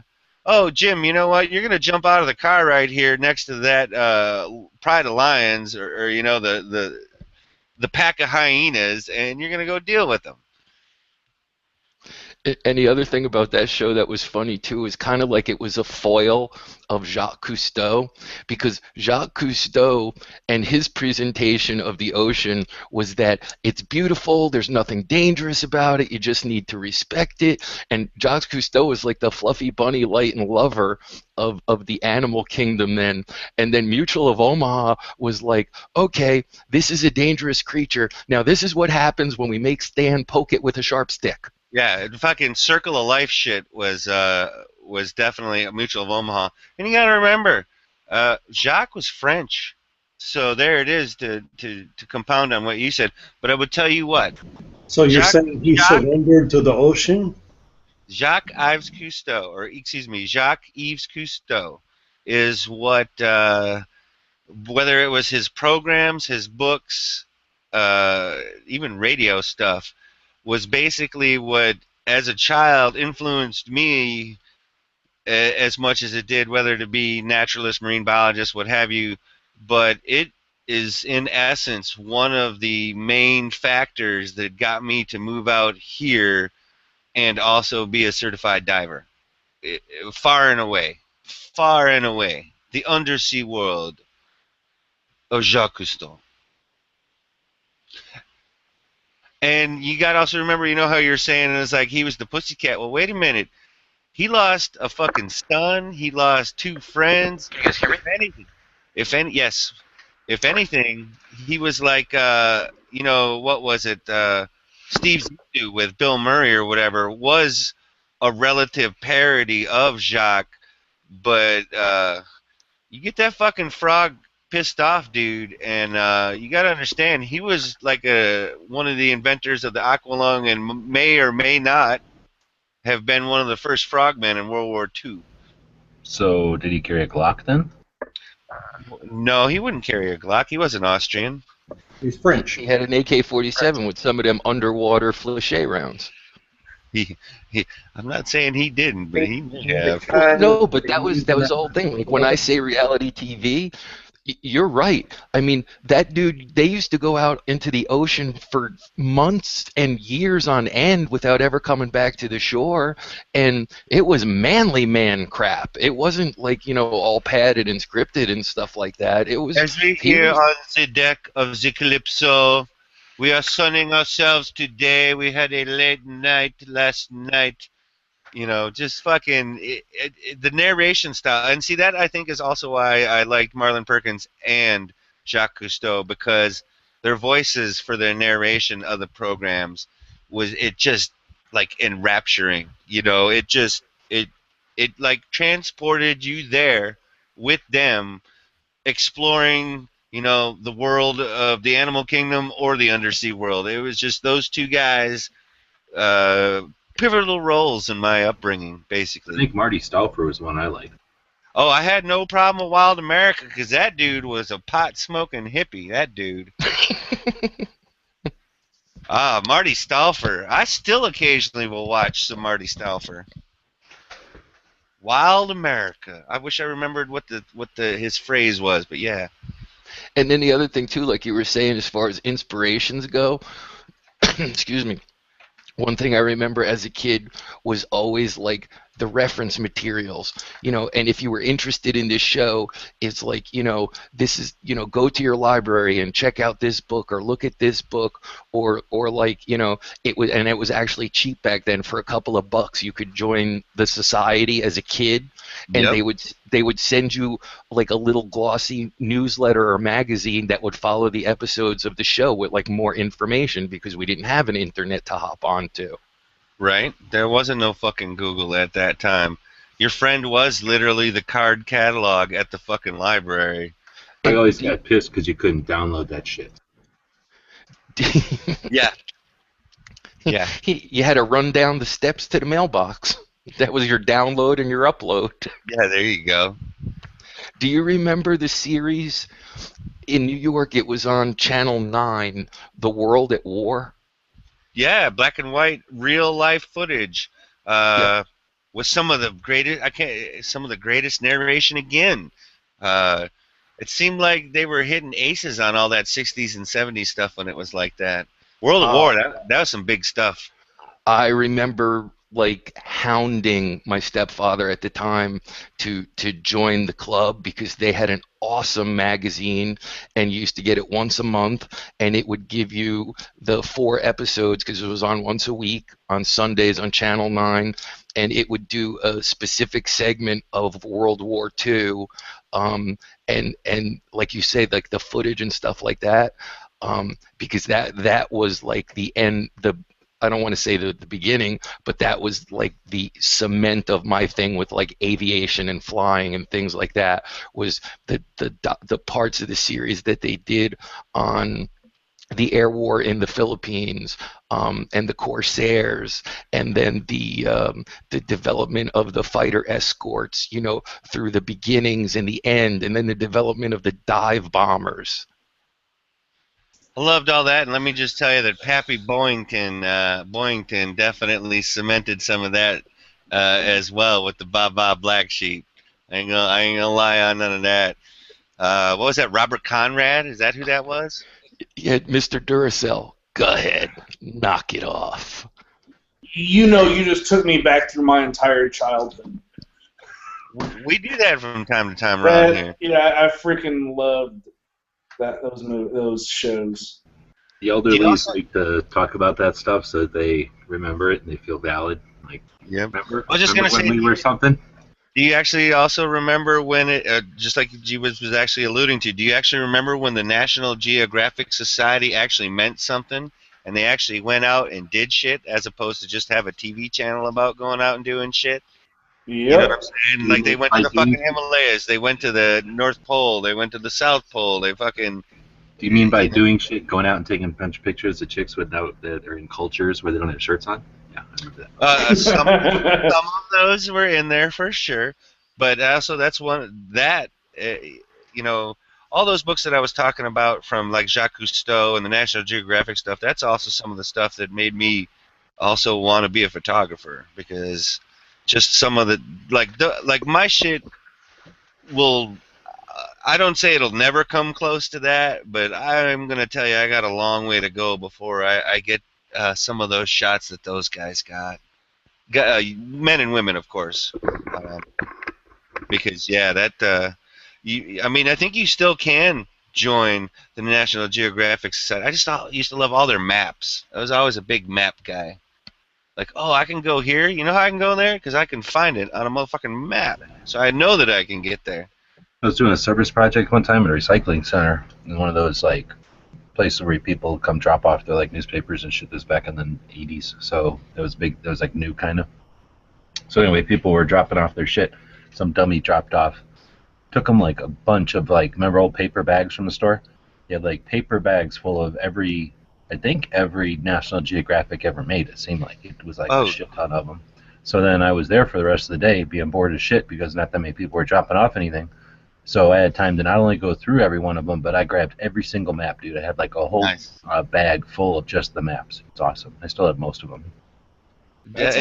In two of the houses that I lived in growing up, my bedroom was wall-to-ceiling maps, pretty much. And I think that is also one of the reasons that I ended up getting out of where I lived in the Great Lakes area also, though, too. It's just, I know how to read a map. I know how to execute and orientate, and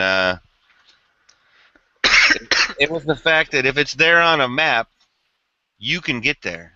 You know what I mean? And that goes like in real everyday life shit. If you can read a map and you have the physicality to get there, it can be a done thing. The only thing that's hampering you is what, time and opportunity?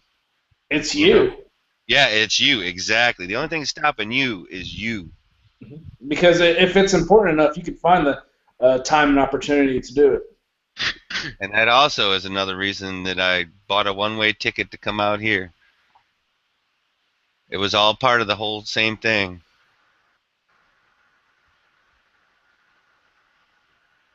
Well, on that note, I'm going to go over match chat. Right on. Don't know if I got a link for it. I did get a link. I'm going to jump too. Well, there you go. Adios. Bye. Hasta luego. Aloha. Los muchachos. I think we need a map/link to that chat. What'd you say, Tyler? I think we need a link to that chat if anyone's got one. Post that in the lobby. Usually you don't never enough ammo channel. Oh, okay, yeah. Actual participation is by invitation only. Yes, as I say, he hands out the invitations. But if you are there in the chat, there is more than a chance that he might issue you one as well. I would feel so special. Trust me, every time we listen to you speak, you confirm just how special you are. Hey man, I know I'm not retarded. Hey man, I know I'm not retarded. My mom got me tested 5 times. Until she finally realized bribery was the only way that was going to happen. Right?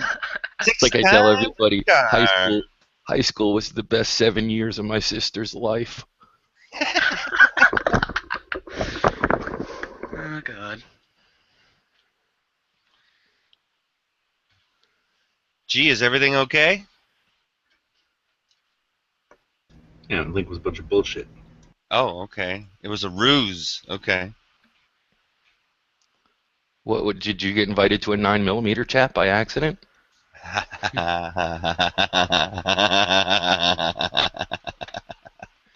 Well, there's all the proof we need right there that World War II was a hoax, because predominantly speaking, one side used the 9mm and the other side used a .45, and I can go on YouTube and confirm that neither one of those calibers could kill anybody, depending upon who you ask. I mean, 1911's never worked long enough to harm anyone, and 9mm was like getting a mosquito bite. So World War II couldn't have happened. Yep.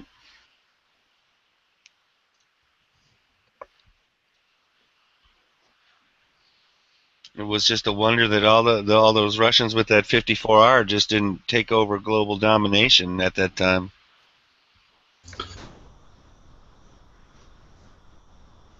Well, didn't they have problems like being stuck in the snow or something? Well, the Russians, if you ever watch Enemy at the Gate, they were very poor at sending trained troops in. Here, you get a gun and you hold an extra mag of ammo. If he gets shot, pick the gun up. That was their idea of sending people in. They didn't even train them. It's like just throwing meat into a grinder against the trained Germans. So, I mean... They had that many guys to do that. Now, I'm not saying it was an efficient use of manpower by any stretch of the imagination, but yes, that was part of their game plan, to actually some of their own forces would pick up the firearms or the weapons of their fallen enemies as they rolled over them, like in a human wave. And again, we don't need no stinking training. I mean, grandmas everywhere are operators. The real. Are you gonna fuck with a Russian grandma? I ain't gonna fuck with a Russian grandma. I'll tell you what. The real thing that got them is they finally started doing a sniper program because they started popularizing the guy there who was Vasily. Yeah, Vasily Zykov. Yeah. So. And that chick wasn't too shabby either. Helen Mirren, I agree. No, that wasn't the one. No, But she definitely wasn't. She definitely wasn't shabby either. It was the chick that Rachel Weisz played in Enemies at the Gate.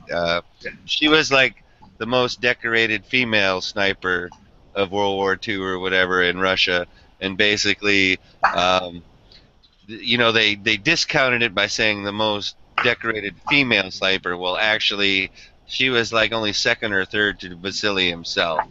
So, like, she was super badass. Have you seen the movie Reds, Z? Oh, absolutely. I think I can't remember if it was Reds or Reds 2. It's like one of the best lines ever. Where'd you get the bodies from? My freezer. Exactly. Just so happened I had a few laying around.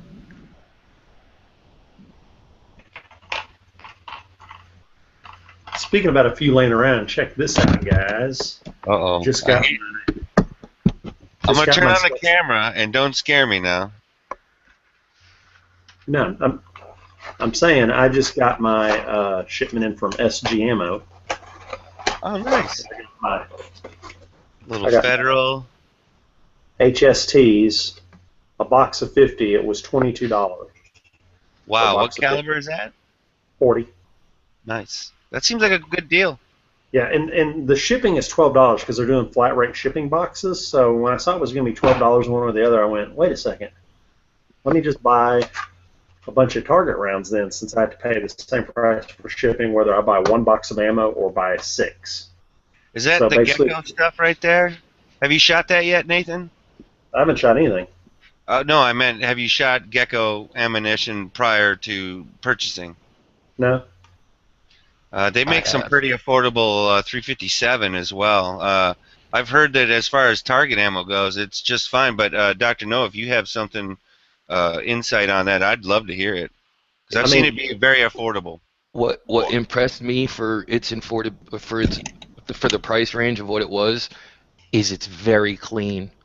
A lot of like the Aguila ammo, which is actually pretty good for practicing in range ammo, tends to be on the dirty side, but that Gecko stuff is really, really clean. And the reason I took it is the cheaper stuff was out. This was like the second best, and they had it in stock. But check this out. So a box of Federal, 5 boxes of the Gecko, that's 300 rounds, $98 with shipping and tax and everything. Oh, yeah. And what caliber are we talking about at the moment? 40. I think 40. Yeah, that's I wouldn't complain too much about any part of that, brother. Because I was looking, and the cheapest target ammo that they had at Academy was like $15 a box for the low end stuff like this. I got this for like $11 a box or something. Nice. Maybe 12. Target Sports USA is also a great place to get ammo online. Their prices are almost usually identical to SG Ammo, but if you buy in a case lot or whatever they divide the lots up to be, the shipping's free. Nice. I love the bulk shipping theory. Other than most of those fools don't ship to Hawaii, and I mean, I understand that going into it. Yeah, yeah. But I mean, I'm just saying, it's when I was looking at it, I'm going, I got a new 40 on the way. I shouldn't be in tomorrow afternoon, evening. So Sunday I'll probably go out and shoot it. I'm going to do we have 6 falling plates at my range, so I'm going to take out my SIG 2022 9mm, the new M&P, and then one of my like my 3-inch Kimber probably, and I'm going to do a video, and I'm just going to shoot the 6-shot plates, warm up with 1 mag each, and then shoot a video, and I just want to basically show that a man can pick a gun up off a table that's 9, 40, and 45, and fairly comparable between all 3, and shoot down some plates in about the same time frame. What about a woman? Well, I'm not putting on a bra like Yankee. Pink panties.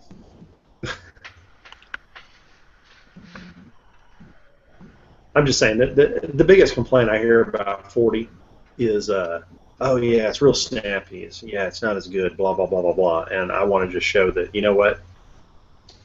If you're good at shooting, you're good at shooting.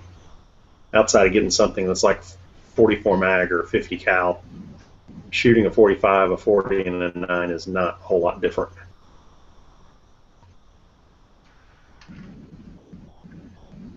Each one has their own little bit of flavor, but power level-wise, recoil-wise, they're all producing somewhere between 380 foot-pounds of energy up to 430 foot-pounds of energy. They're fairly close.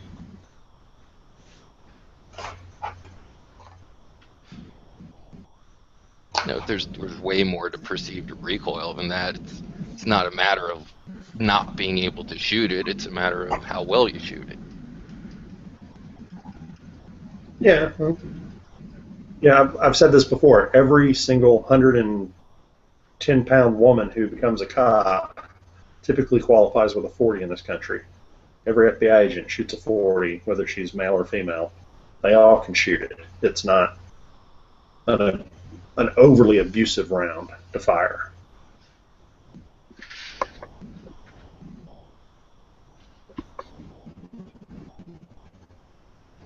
Oh wow, this thing has 470 foot-pounds of energy at the muzzle? Damn.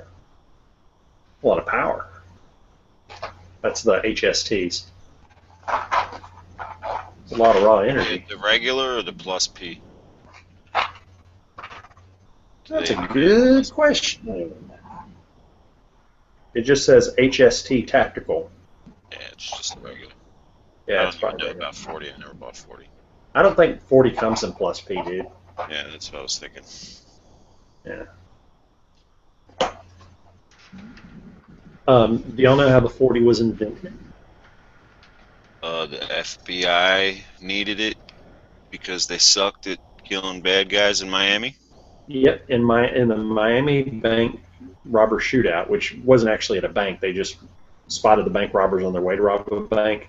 They pit maneuvered them into a dumpster, right? And so it's 3 FBI cars, this one car they put into the dumpster. They get out. So there's like 7 or 8 FBI guys who are like, show us your hands, freeze. And the 2 guys in the car climb out. One of them's a Marine, and one of them's just a really tough guy. And one of them has like a pistol. The other one has a Ruger Mini 14. And they proceed, these 2 guys. One of them really didn't shoot the cops much. It was one guy who really kicked all their rear ends. And I can't remember. I think he was shot 13 plus times before the cop walked up and shot him in the face. But don't you think this guy was jacked up on coke? Because it's 80s. It's in the 80s. It's Miami. Toxicology came back clean. So it's just all adrenaline, huh? Yeah, and one of the rounds was fired, hit him in his right bicep, went into his chest, and it was a 38 plus P, went through his bicep into his chest and stopped an inch from his heart. And that bullet would have killed him and stopped it if it had just had a little bit more oomph. So part of what the FBI decided from this one bullet, this one shot, was that they needed rounds that could travel X amount through human flesh. because of that one shot through the bicep into the chest. That's how they chose their category for their ballistics test of the distance a bullet should travel through ballistics gel, was that one guy's bicep and chest to get to his heart. So what they did is they shot 9mm, and that would accomplish it, except they didn't like the knockdown power of it. It could go deep enough, but it really didn't have much punch. And they shot the .45, and it went deep enough, but they wanted their agents to carry regular or small frames, and .45s only came in large frames at that time, which are hard to conceal under a jacket. So they really didn't like the .45 because it's harder to conceal, and you only got 8 rounds in a stack, right? So they're kind of looking at it and they're like, well, we really like the 9, we really like the .45, there's benefits to each, but we can't pick one. So one of the guys in the ballistic labs, he was a competition shooter, and he had a 10mm at home. So he went home and he downloaded the powder charge on his 10mm, brought it in and tested it with the other guys, and they're like, holy crap, that's perfect. We can load up the mag almost as much as the 9, and we get the power and the knockdown of the .45 almost. So it's like the perfect compromise. So they contacted Smith & Wesson and said, we need you to build us a .40 caliber bullet and cartridge that is short to fit in small frame guns and medium frame guns, and this is basically what the bullet weight and the velocity needs to be on it. So that's how the .40 was created. It was actually custom designed off a 10mm that was downloaded with less powder than normal.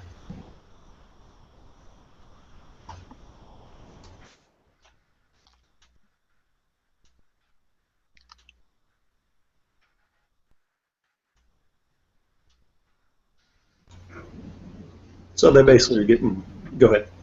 Which is why we call it the 40 short and weak. Yeah. I've never had a .40 before. I've shot one of my friends once, but I'm kind of interested to see what I can do with it. I mean, I'm getting a cop turn-in that's $300 with night sights already on it. 3 mags come with it. So.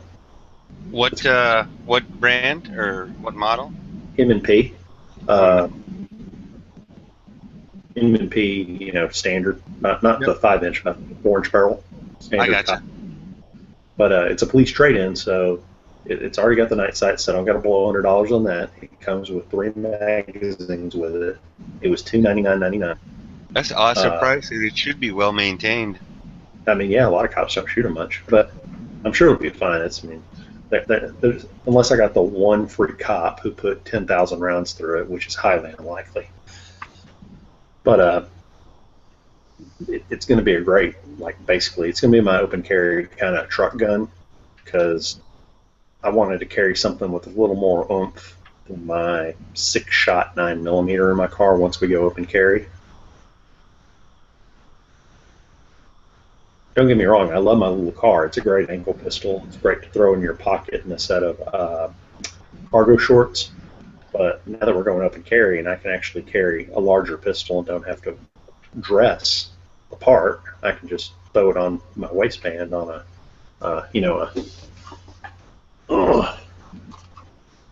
throw it on a Kydex paddle like this. Just get out of my car, slip it on, and go to the grocery store. That's what I'm going to do.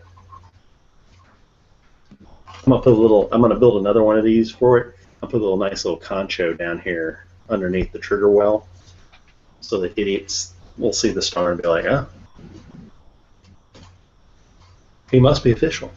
He's got a concho. People are dummies.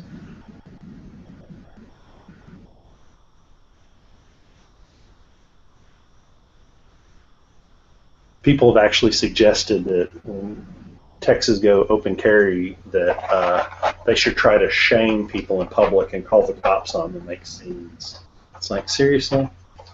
Who's going to roll up to someone carrying a gun? Oh, there's lots of people that do that crazy shit. Whether they actually swat them physically or swat them by calling, which is basically calling in a false report, basically. Well, okay, I see that people calling in a false report, because that's cowardly to call in a fake police report, and I don't really have a problem with them. But the ones that come up and SWAT or do something like that, I'm sorry, but if somebody were to come up, I'm going to build it for the open carry with a thumb brake. I was against thumb brakes, but I got to thinking about it. I'm like, thumb brakes really wouldn't be a detriment to me because I can train to pop the thumb brake. And it really makes the average person feel better when they see it. Like it's a mental thing. They see the thumb brake holster, and for whatever reason, they think, oh, well, that's locked in there. It's not going to fall out. It's not a quick draw, that sort of thing. So I'm going to do a thumb brake. But, dude, somebody's going to be in a lot of trouble if they come up and swat my gun.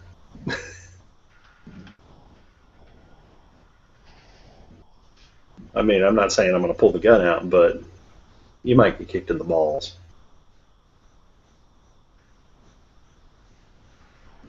Well, and I've seen lots of posts about people reacting like that, like if I see you in the supermarket with your gun, I'm gonna threaten to either physically assault you or take your gun. Now, that doesn't usually sound like a smart idea with someone with a gun. Yes, that's what I was just gonna say. Is like, what alternate reality do these people happen to be living in that if somebody is assaulting them and trying to take their gun from them, that somebody's going to end up getting hurt and potentially permanently? Sure, it's not going to be. If you are trying to disarm me of my weapon and you are not a law enforcement officer, you are not walking away from that incident without going to the hospital one way or the other. I mean, I'm sorry. It's just that's insane because I don't know what your intentions are. You know what I'm saying? If you're trying to take my gun, I'm going to assume you're taking my gun away from me to shoot me with it. You know what I'm saying? So then it becomes life or death. But is the law on your side in that situation? That is in Texas? Yeah. I mean, federally. I don't know about federal law, but I know that in Texas, if you feel your life is in danger, you can draw your weapon and shoot someone, and a cop or anyone will tell you that if somebody's physically grabbing and trying to pull your gun away from you, then you have the right to defend yourself. And that's a common thing where, somebody's grabbing your gun, you pull it loose, they're holding you, and the gun goes off because you're struggling with it.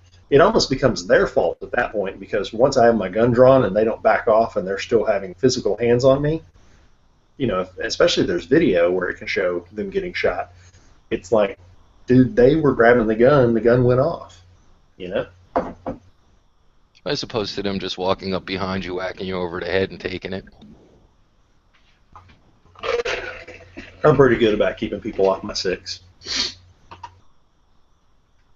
I mean, this is the thing that people always talk about open carry. They always come up with these, like, hypothetical James Bond incident stuff. And it's like, if you look at it, open carry's been around a long time in a lot of states, and these things don't happen. I mean, it's not common for the average Joe to come up and try to take your gun away from you. That is not something that happens on a regular basis. No, usually it's actually going to be a criminal. Well, the criminals don't even approach you and try to take your gun away because they know that getting in a fight is not their goal. If they already have a gun, they don't need yours. They're going to wait for you to leave the premises, and then they'll do their dastardly deeds. I wonder if there's ever been a mass shooting or something like that. Like, they recognized that there was someone with a gun there and then waited for them to leave. I don't know. I do know that there are incidents where a mass shooting was attempted, and it was foiled by an off-duty cop concealed carrying. That's happened many times. There was a month or 2 months before the Aurora thing in Aurora, Colorado. There was a church. Guy drives up, crashes his car into the front of it, and then he proceeds to. Oh, it's almost time for Matt's chat. Oh yeah. Okay, so real quick, drove into the front of like the building. Pastor's mom comes out, He's loaded for bear, covered in guns and magazines. Kills her dead. Goes in the front door to kill all these people in his African American church. The pastor's brother is an off-duty cop. Guy comes through the door with his gun, shoots him dead. Only one person died. Not a mass shooting. It was intended to be a mass shooting, but it failed because of the cop. Same thing happened in a mall in Oregon years ago. Not Clackamas, but another one, where shooting started. Guy was rolling through with a 12 gauge blasting people, and off-duty cop with a 38 fired on him, and he took cover in a dress barn. And him and another cop showed up, and they communicated. He figured out that he was a cop and didn't shoot him. And these two guys kept him in the dress barn until SWAT got there and went in and took him out, killed him. I think 13 died in that before the cop was able to put a round over his head with a 38 and get him to hunker down in a store. Okay, I'm going to Matt's.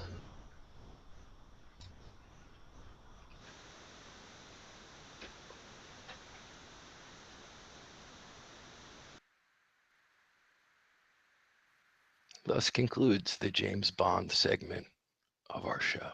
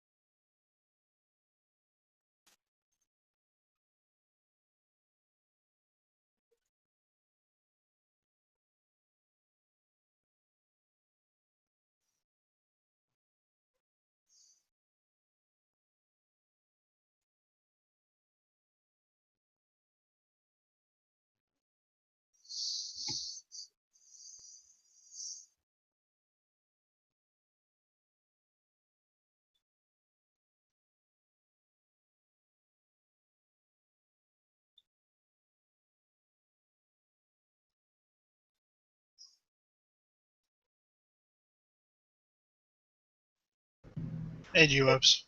Hey. How was the show? I didn't get a chance to see it. We yelled a lot, so people probably liked it.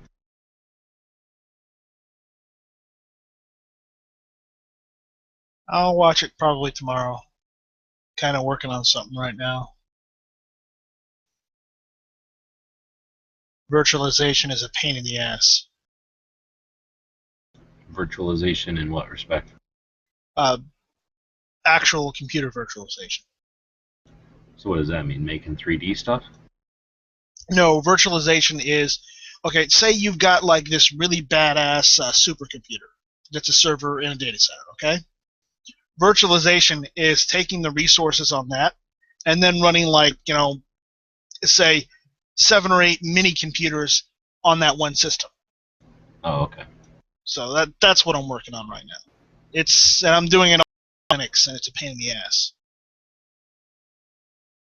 So, but I'm doing it on my desktop because my desktop is configured and set up to where I can run virtual machines on my desktop. Period. But I'm trying to work on something because my voice over IP server here at home is on the fritz. So I'm trying to figure out a better way to do it, either via virtualization or if I'm going to have to reinstall the operating system on it. It's a pain in the ass. Because I do all this tech stuff at home myself, DIY. I don't, go and let people do it for me. I used to like all that stuff.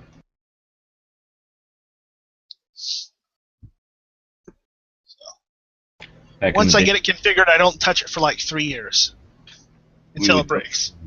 We would go to U of A is down here, University of Arizona.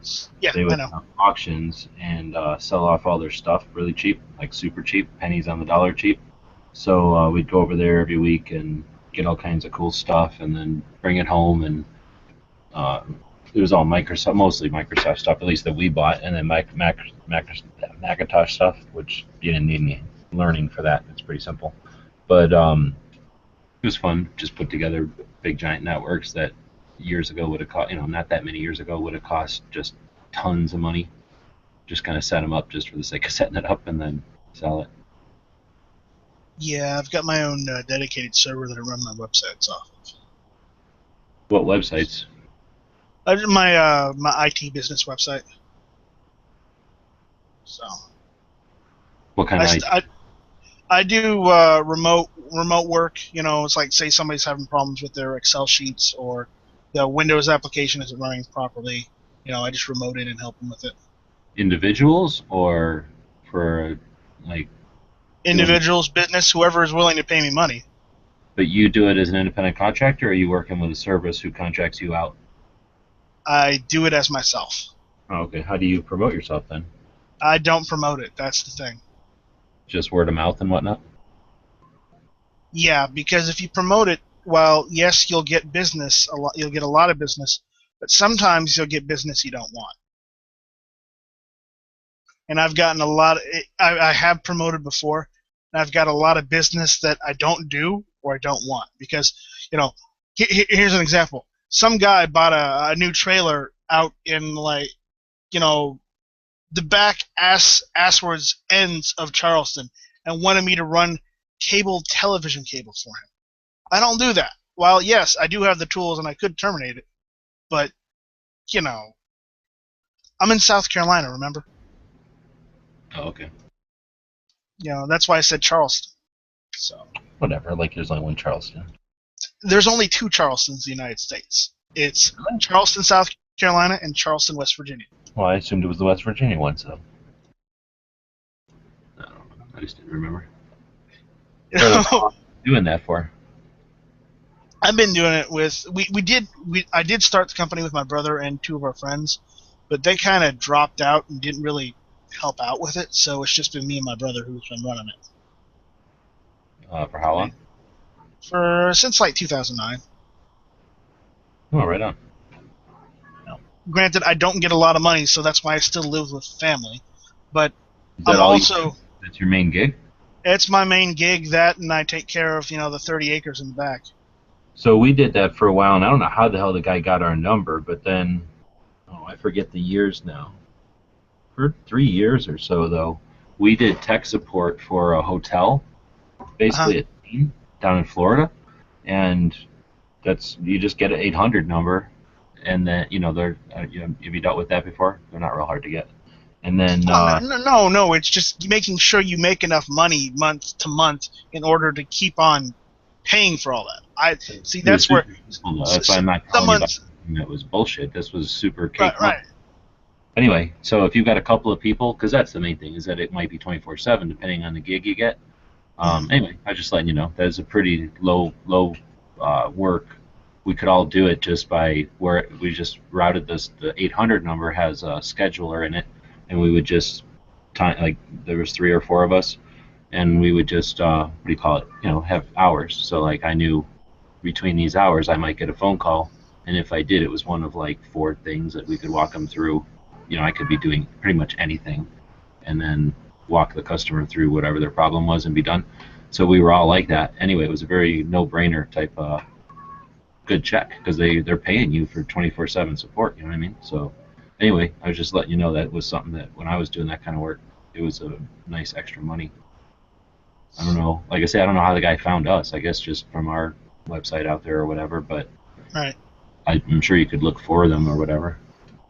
Yeah, I'm looking for more steady work because that's like you're saying, that's like a corporate thing, or maybe you could do something with like people that travel, doing their tech support. Have you done phone support like that? Yeah, I've done phone support before. Sometimes though, my only issue is sometimes it comes down to where it's not a phone support solution. It's more something that's wrong with their Windows installation or their OS 10 installation, or it's something that's hardware based. That's the issue, and it's not always just the software issue. That's what was nice about having contracted work like that. We had parameters, so we made it clear with the internet people, like there's what we're going to do, and then this is where we're going to tell the people we no longer provide support for that. Now we also made an agreement so that if the customer wanted, we wouldn't offer it because we had no reason. We didn't want to do it because none of us wanted to do it, but if we wanted to do it for a specific customer or whatever, we had the ability to offer them our own support for like $75 an hour, because this was a fancy hotel chain or whatever, and this was a while ago. Anyway, if people wanted to do that to fix an issue that wasn't us, or wasn't the hotel's issue, we could. But anyway, that would be extra gravy if you wanted to do that. But that was actually usually pretty simple because, again, if you know what you're doing, you can walk people through that stuff. Pretty simple. Yeah. So, I also build computers. I've built computers. I've gone out and done repairs on people's computers, home and business. But usually I don't get calls for sometimes up to a year because I fix the problem. I don't just patch it like some companies do, where so you have to keep coming back to them to have them fix it. I rarely get calls because I do it right the first time. That's how it should be. No, you can do that when you're a single person too. At least we always found that we could fix their issues because they were going to come back to us for some other shit anyway. We didn't need to string them along, where it seems like we have a couple of, I guess you'd call them chains, like multiple stores. People just got big enough to have multiple locations or whatever. And once you got that overhead, they started being dicks, basically. You know what I mean? They would do just stupid shit that would result in the person having to have the problem not too much later again, or not educate them. That's the other thing. They're going to just fix it, and then there you go, knowing full well that whatever caused the problem, usually back then it was just downloading like Napster or whatever their kid would download and then have all that adware crap. This is mostly what it was. So, you just delete that stuff and say, here you go, let the person go on their way. They're coming back. But if you go, look, when you download this shows up here and here, and that's how you know it's there. Tell your kid not to download that. Here's how you delete it, or else call me. And then, you've educated them, and now they're always coming back after that. And yes, I am reading the side chat. Well, all right. The reason I type it over there is so that you don't have to make a point of saying that.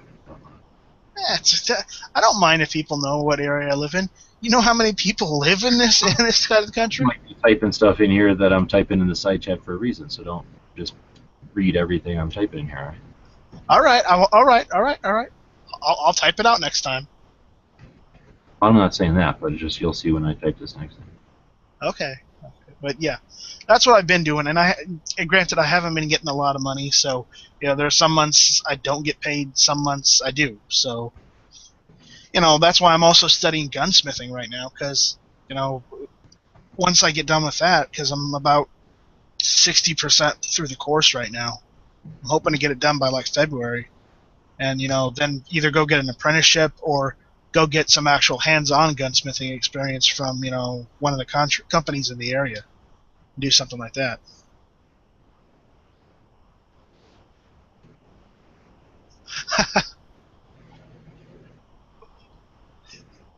So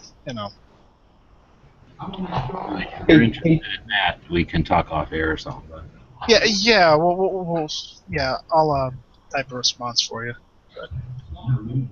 Hey, G-Webs, do you use a program for your website to build it, or you do it like the hard way? Which website? Well, either one, like the gun websites or gun channel websites. These are software that you can get. I have shit tons of websites though, so I like building websites, so I've done it every different kind of way, and I've got sites out there in all different kinds of ways. So sometimes I do have sites that were like Notepad, empty Notepad one day, and then they were a big website the next day. And then like gun channels, I didn't build all this shit. This is software that's existed for a while and it's pretty popular and people use it. So I've seen it before. Yeah, exactly. It's out there, so it's not like, and it's a fairly common interface, I guess, or whatever you'd call that interaction with it. So it's not super unfamiliar. It's not super proprietary or like Japanese or something weird. So it's fairly common stuff. So anyway, I wanted to have something that number one would have everything, because whenever you build it, you miss stuff or you have glitches and all that. And I just didn't feel like all that. Plus, I don't have the resources to do all that right now. But you're using several different scripts to pull it all together into one website, which I thought that was pretty cool. Well, that's the trick, exactly. We're using a big one and then like another fairly large one and then like another server to run the chats and stuff. So it's not like it's super complicated, but it's not quite out of the box. But it's a bunch of out of the box stuff we glued together. So you're basically programming is what you're doing. No, not so much. It's like a bunch. It's like I bought 3 different Lego sets and just took the pieces apart and stuck them back together. I mean, very basic, rudimentary, if you want to call it coding. But I mean, I was going to use a car reference, but yeah, that works too. But you'd have to know some amount of shit to make it easier. I mean, yeah, I didn't just have an idea to build a website and then hire a bunch of consultants. No, I've been doing this stuff, so I did do it, but I didn't try to rebuild mousetraps, I guess. So I used big chunks, but like I say, not just so that I didn't have to, not because I'm lazy, but maybe because I wanted stuff that works, and I didn't want to have to require that my coding was perfect or something. I wanted to just have something that's been established and that other stuff works with and whatever. It's not perfect, not never perfect, but at least it works. And it also I have a website and I use WebEasy Pro, but I was just kind of curious. Is that software on your computer to like work with the website, you mean? Well, no, it's more of a plug and play kind of thing where you can create the website with the software, and it does all the scripting and the coding and stuff, and I just kind of move it around and plug stuff in. Are you talking like Dreamweaver or something? Dreamweaver or like a Microsoft front page, like the software that you would have front page that creates the website. That kind of stuff, I used to use that all the time. Honestly, I was thrilled when the internet was invented because that's the kind of stuff I dug. But I just don't have time to open that stuff up anymore. Because most of the time it's easier once you've done that kind of software enough. You know what it's do. Like if your software has the dual screen, so you've got WYSIWYG up top, like what you see is what you get, visual looking web page, and then down below it's all that code. After a while, you see the code so much that it's just easier to see the code and not waste your time looking at the other part. So when you're dealing with all these like Legos, like I'm saying, I don't look like when you're playing with Legos. I don't look at the little instructions and see if I'm supposed to put this one here. I just know what all the pieces do and shove them together. That's why every once in a while it's fucked up, but it's also way faster than trying to find somebody that can build the perfect Lego instructions and then trying to find all the blocks and then put it together. You just take a mess of Legos and make something that works. Yeah, I just try to figure out when I screw something up what I need to delete and reload. All I can say is that gets easier. It's like learning a language or music or something. It's definitely the nice thing about it is that for the most part it doesn't change. There will be, like you'll learn disco and then everybody likes rock, so you'll get into that kind of situation. But for the most part, the notes are still notes, and the stuff you're learning will exist. It's just you get to play with it in different ways as you have more. I don't know. You're building a website for? Well, no, I've had a website for about 8 years, but I change it up like every 2 years or so and change how it looks and the graphics and all that. And it's just, I was just curious what you used versus, because mine's very simple. Back in the day, I liked Dreamweaver the most, but that was back when I could afford to own it, and I forgot. I got it, I owned a copy of it, but I haven't used it in so long that it must be super old, and I'm assuming it's like, wait, is Dreamweaver Adobe now? I might have it. I thought Dreamweaver it's still a was thing, Windows. yes. Is it? No, I mean, is it owned by Adobe, though? I don't know who owns it these days. But anyway, I think it's like Adobe now. I'm sure it's like Adobe at least. Yeah, where it's owned by Adobe now. Oh, it is? Well, then I might have it. Shit. Do you Anyway, have an Adobe subscription or something? Yeah, I have a subscription so that you can have all the software. You just got to pay monthly for it now. You can't just, like back in the day, you could just buy it. And I had I forget what it was exactly, like a client or something. I think it was actually like 3 clients all chipped in so that they didn't chip in. I charged 3 clients so that I could get it. It was that expensive that it took a while to get it. But anyway, I had Dreamweaver for the longest time. It was super powerful. I really liked it. But I think it was Macromedia back then. I don't think it was Adobe. I think it's been sold a couple of times. Well, Macromedia. Macromedia was company. Yeah, it was the name of the parent company. They got bought out by Adobe, and because there used to be Macromedia Flash, and then there used to be Adobe Flash, but now there's only Adobe Flash. Figure that one out. Right. Kind of like PDF. I forget who the original was, and Adobe itself. Yeah, it's just like one company buys out the other, and then standardizes the file format, and there you go. It's just kind of like Kleenex. We sometimes assume that if you want a Kleenex, you want a facial tissue, when in fact there can be one and the same, but they can be 2 different things because Kleenex is a company that makes more than just facial tissue. Now, Core, did you do this yourself, or did you use like WordPress or one of those other, bases to make your website? No, I just bought the software, and it's pretty much just plug and play. I bought it like a Micro Center or someplace. Yeah, the past couple of years for my websites, I've been using. I'm switching from so my website isn't actually available right now, but I'm switching because I've been using for the past I would say 5 years, I've been using Joomla. It's basically just a base, and you just build your website around it. All you do is edit, add some themes, and there you go, you're done. But how long did you use that? Like, how much experience do you have with it? I've got about 5 years experience with it. Oh, right on. I'd like to then do a Gun Channels University sometime and just dig into. We'll just start like a little basic page and build it up and fiddle with it, because I'd like to see somebody who knows how to use it walk me through what all it does. I don't want to do it. That's the one thing. I don't like Joomla. If we were going to do anything, WordPress would be easier. Well, all right, but we can do both. I'd like to do Joomla because I've felt the same way, but I've never given it a fair shake. So if you've used it before, I'd like you to at least show me some of the stuff, unless you're like super adamant and showing it. My whole issue with the problem with Joomla is it's like there's too many options to fiddle with, and for some people that's great, but for me, I'd rather have it simple. No, I agree with you, but that's why I'd rather show people, because right now there's a lack of knowledge, and if some people I fear that people are going to dig into something like Joomla or one of those, and they're going to go, what the F? Nuke or one of those other ones that are like that, they're going to go, what is Yeah. this? PHP WordPress Nuke, is I bad think. enough, but then those things are crazy. So, if, like I'm saying, I mean, if you don't want to do it on air, fine, but show me around in there because I want to show people like what it is so that they know it's not what they need probably. Right. Well, WordPress is way better to start with. we're talking about open source software, so it's free. You don't have to buy it. You just have to download it and upload it to your website if you have one. More importantly, Or, if somebody buys a domain and gets some free server space with it, or you can use it with that.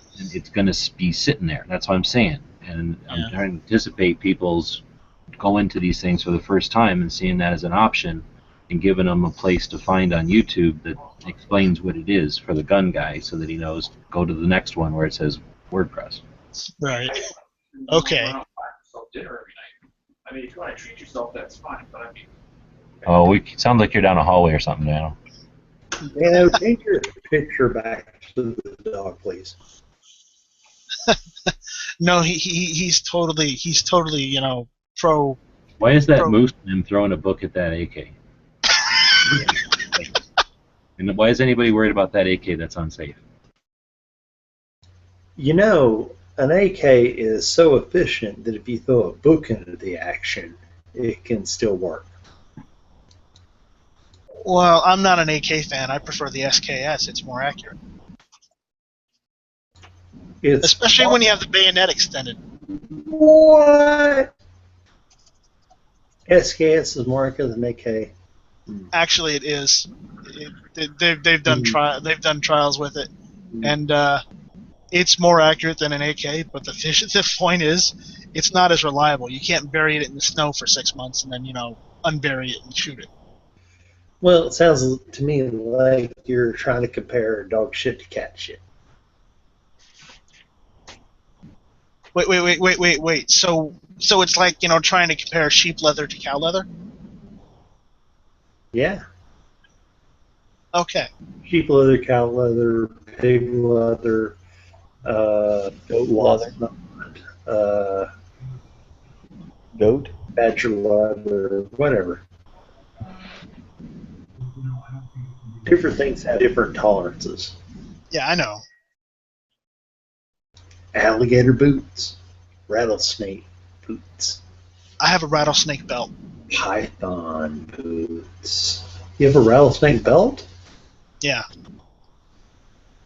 It's just a pretty cool. It doesn't have the actual snake head on it. It's just got the rattlesnake skin, in diamond patches on the belt.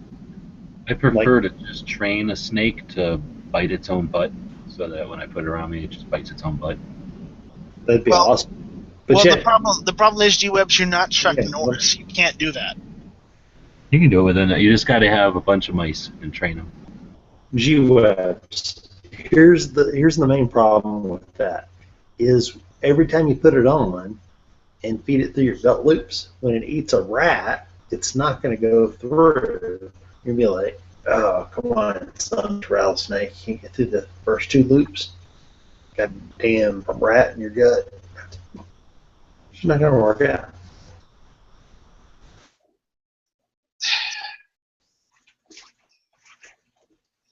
Oh, boy.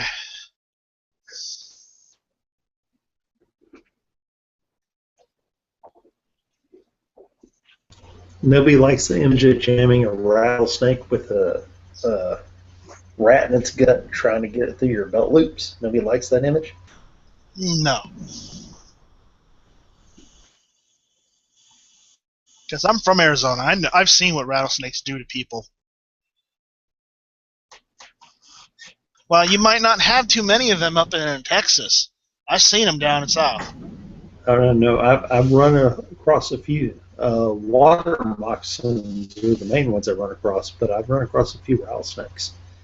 And Here in South Carolina. I make a point. I make a point. Yeah, water moccasins are bad, but here in South Carolina we've got a special breed. I've actually seen a couple on my property. I've had to kill them. But the thing is, cottonmouth. Those are horrible. Those are the nastiest. They are the nastiest, and they are here in South Carolina. I've had to kill a couple. Luckily, I had my .45. Hold on, you find one cottonmouth, you find one copperhead. They hang out in groups, don't they? I did not see a copperhead. I saw a cottonmouth. Okay, is it one cottonmouth, or do they hang in groups? No, they're loners. Okay, I'm sorry, it's the copperheads I'm thinking of. Copperheads hang out together, which is shitty. Because you run across one, you pop them, you think you're okay, you walk over, and the brother bites your ass. Yeah, though here in South Carolina we also have rattlesnakes as well. I don't know if someone let them out or if they just kind of immigrated. They're native. Well, you didn't used to hear them being all over the South. Hold on, Dano, change your avatar. What don't you like about it? Everything. I miss the dog. I think it's the dog head that bothers me. If Dano just had a Bible, hold on, if Dano was there in a real picture with a Bible and an AK, I'd be cool with it. What I like about it is that it shows in a picture what all politicians won't say out loud. What? The words Islamic and together. Oh. Okay. It's my. I understand the arrow, I guess. Well, because it's in other words, the Quran and its treatment of non-believers. You know, the Quran actually racks the handle on the AK. Do the Qurans always look the same? Like, is that design or whatever always the same on the outside? No, not necessarily. You don't think I've ever paid attention enough, but I just wonder. I mean, the three that I've seen and the one that I read were all slightly different. Okay, so maybe it's just I'm a racist because every time I see a dude with a black mask over his face holding a ornate book, I assume it's a Quran. But it's like, it just drives me crazy, the political correctness just in general, and then specifically over our politicians and their political correctness over Islamic terrorists. They're not Christian terrorists that are causing us all sorts of problems. There are Christian terrorists, but few in number. They're called the IRA. I've seen a good one on Facebook, and they're like, I think it was Instagram maybe, where he was the picture was like, damn it, I'm not good at remembering what the mimes say, but it was basically that one of these pictures you see of like terrorists holding some dead dude's head, and it's like something to the effect of how often do you see somebody who isn't a Muslim holding somebody else's fucking head. But also to change my picture, I have to leave the chat to get my toolbox to come back up. I mean, you used to be able to get your toolbox up very easily in Google+. Hey, if you can't get it up anymore, you don't have to explain it to us. Hey, maybe you should switch medications. Hold on, Dano. But Dano, if you log off, there's a blue pill you can click on your internet. How much cold medicine have you had? Too much. He's had above the legal limit. That's why he's at home. Yeah, I'm not driving. Dana was offended by the Prozac joke. Sorry.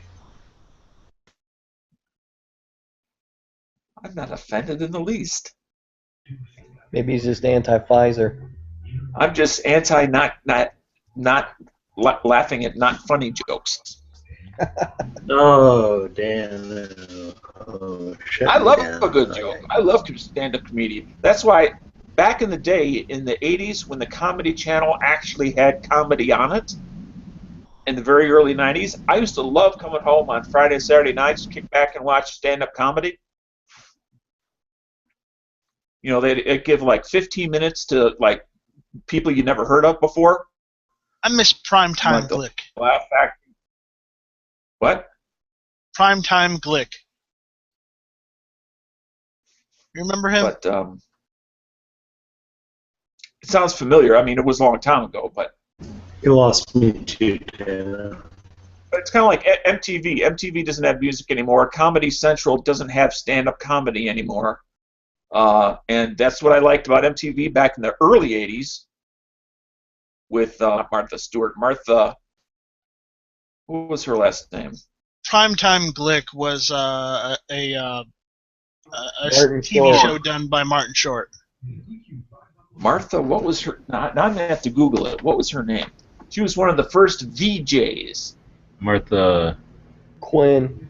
Quinn. Yeah. Yeah, Martha Quinn. Okay, there you go. Thank you. I can only think of Stewart. Yeah, on MTV. She would have been a sucky DJ or VJ. That was before. It was like Downtown Julie Brown, Martha Quinn, Nina. Oh, what was her name? Got the woman with the spiky hair and all those VJs. Yeah, Jon Stewart did What's the the name? news. I'm having a senior moment. I need your help. What's the name of the black woman? She had a talk show on for decades out of Chicago. She's now semi-retired. Oprah? Yes. The Oprah. Oprah has decided to call a vagina a VJ. You also realize that she stopped having her own show because she got her own network. It's called the Oprah Winfrey Network. Own. Yeah, but it's no longer carried on a major network. So only some cable outlets have that channel. Some do, some don't. She thought she was hot as shit, that she could carry a network by herself, and she was wrong. And, Right. and that's what you get for, giving those people all those cars. Yeah, same thing with Stern going to satellite. He's carrying 20 million people, but he used to reach 3 times that many. Yep. I mean, I can understand as far as, their ego gets so far out of control they can't see the forest through the trees or the trees through the forest. But, they pay people to do research for them as well. And those are the people that should have said, unless you're on every cable system, you won't have the reach that you have being on ABC, CBS, NBC, Fox. Unless you're on one of those 4, you won't have the same reach. Dano, but they were told by people who made money off of it that they would be successful monetarily on these other avenues, and it didn't turn out right for either one of them. But those people who told them that got paid an ass load of money, and they are sitting in peanut butter and Jello and laughing their asses off at this point. Yeah, I suppose you're right. But these stars can't be stupid enough that they know, let's say, musical examples. Stars can be stupid. Where somebody says, it's like John Lennon without Paul McCartney. I mean, one without the other is not the Beatles. You may be successful, but you will never have the same reach.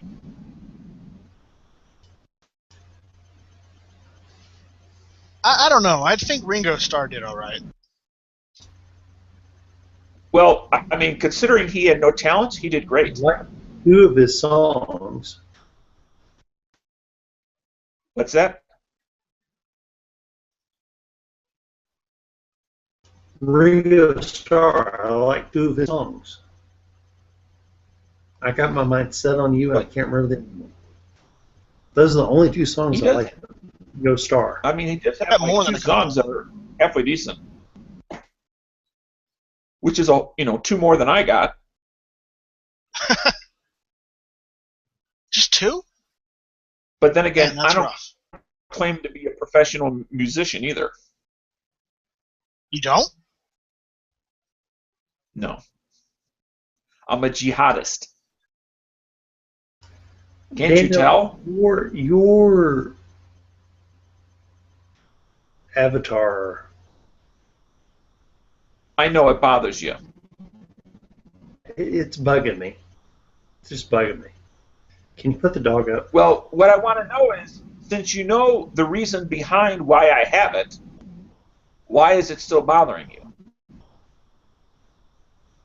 Just looking at it offends me because it looks like a black Labrador wearing a kung fu headband with a gun and a Bible. And it just, for some reason, it bugs me. Well, if Google would allow us to easily give us the toolbox back on a regular basis, I would quickly change it just for you. Yeah, just look up. I would do that.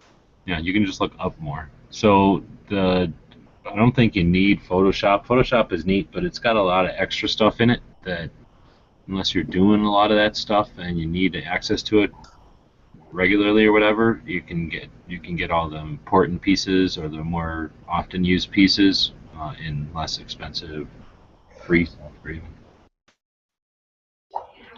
Yeah, like I say, I use Photoshop Elements in some of those, and it seems to be a lot of the main things, I guess, that's in Photoshop.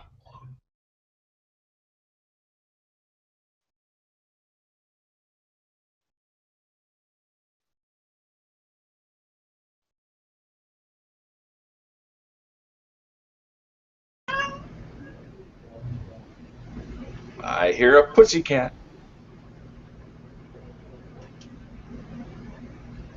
Alright, I'll be right back. I gotta switch computers. Sorry, I was trying to think of weird crap masks I could find in the meantime. But I'm not going to do that now. Thank you, Dan. No, seriously, I was going to find some effed up masks in my house and wear them. You're very sensitive, Nate. What? I said you're very sensitive. No, I don't mean to be sensitive. It's just reserve 2 seats to the far left of the screen always as the safe space in the live chats. So, Dano, that image you showed was... I didn't even care about the gun and the thing in the other hand. It was just the weird-ass dog mask that freaked me out. It wasn't a dog mask. It was a black cloth covering the guy's face. And the white band wrapped around his head made his ears look like dog ears. They weren't dog ears. It wasn't a dog mask. Seriously? Does it look like a Labrador Retriever? Hold on. It looked like a Labrador Retriever holding an AK. It was very Egyptian. I mean, I can understand the camera angle made it look a little goofy, but no, he just had a band around his face. Okay. A shamal or whatever it's called. Just had a black one. If that's how you saw it. Hey, throw it back up. What's that, G-Webs? I thought it was a panda. I was thinking Labrador Retriever with an AK. And that offended you? Yes.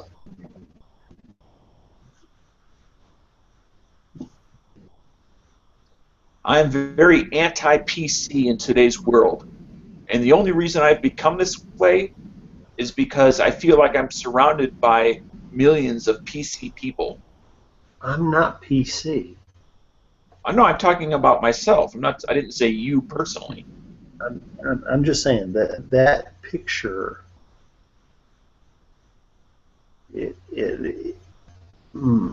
didn't upset me so much as I just wanted to take a hatchet to it. Oh, okay. Well, yeah. I can't reach out and shoot myself. Yeah. Why use a hatchet? Why not just use a chainsaw?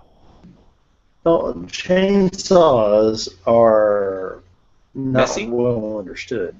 I've used chainsaw on a regular basis, and when you're cutting down trees, they jam up a lot. They catch the chain. You have to clean them out. They're a big pain in the ass. It's worse on a lawnmower. It's worse than a weed eater. You gotta keep cleaning that son-bitch out. And if you actually take it, and let's say Dana was in front of me, I had this chainsaw. I took it to him on old Dana there. It would catch in the cloth, run it through the blade, and jam it up before I even really got even halfway through Dana. It would jam up. But it would accomplish the job. I'm pretty sure I'd be dead. Well, You're just not trying it'd hard enough. be a very painful and agonizing death, Dana. When I took the chainsaw to you, it wouldn't get that deep in. You still would die, I guarantee that. But it would jam up with your cloth and stuff from the shirt and everything. It would jam right up. It only a couple inches. The point I'd like you to understand is that in that picture, it is literally only a picture. Is it? Yes, it is only a picture. So Nathan, do you have a Texas chainsaw? I don't know if it's a Texas chainsaw. I bought it in Texas. There you go. Then it's got to be a Texas chainsaw. You bought it on Black Friday for the massacre. I might not be a fancy science man, but that sounds like 2/3 of the way. That's some real gun logic there. What's the name of the movies that guy was in where he had a chainsaw for a hand, and he just had a movie? That's like, the one. Evil Dead. No, the Evil Dead. Evil Dead. Now, what was the name of the original movie? The original movie was Evil Dead. Evil Dead 2 is where he put the chainsaw on his hand. Army of Darkness is when he started using it a lot. Yeah. Okay. Okay, so there was the original Evil Dead in '81, and then there was the remake just currently. The remake is awful, and I guess they kind of retconned it because they made a TV show on Stars. No, hold on. This is the weirdest trilogy that there's ever been. Evil Dead 1 had Bruce Campbell as the star. Evil Dead 2 was the exact same freaking story with Bruce Campbell as the star in it. Exact same story as Evil Dead 1, Evil Dead 2. They made two movies that were based on the exact same story with the exact same hero. Then Army of Darkness was pretty much Evil Dead 3, and now they're running a Stars or whatever you call it. TV series. Yeah. You know, one thing that Netflix does that drives me crazy is when they have something that you can get it on DVD, but it's unavailable to stream. Yeah. It's like, don't tease me like that. I'm already paying the monthly fee. You know what I saw the other day? I walked by a Red Box, and they actually had what's that stupid movie she's in? Trainwreck. Yeah, the movie Trainwreck.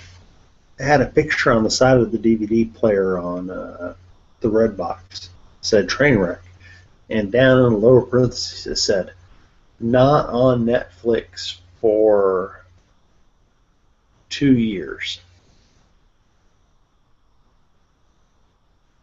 So on the Netflix boxes, they're printing not Netflix, sorry, Redbox boxes.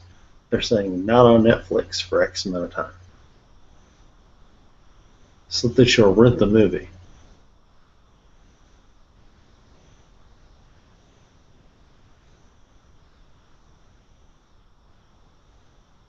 Yeah, it's because they're getting exclusive deals with with certain titles, right? Yeah, they're cutting deals with the exclusive titles so that they can get sold on Redbox, and they can also sell it in the video stores without Netflix or Video something else. stores. What is a video store? It's this thing where you get videos from, but they're working on the rentals, and they're cutting down on the fact that you have easy access to it so that they can sell the DVDs in the stores and get the profits. Yeah, because that's pretty much the only thing keeping the traditional media still out there, because everybody just, do it on Netflix, Yep. What is it, $9-10 a month, something like that? I think I pay $9 a month for the one that I've got. I can't remember if it does two. I think it does two. You can watch it on 2 different players, I think. There's different degrees. You get 1, 2, and then you get like unlimited or something. But I think it's like $9 is the one I got. And nobody's going to go buy DVDs if they can get them, if they can stream everything they want to watch. Yeah. It's an outdated media, and Redbox is the last one that's hanging on, really, other than even the ones when you go buy it in the store. Almost all of them have that where you get a digital copy that you can stream anytime.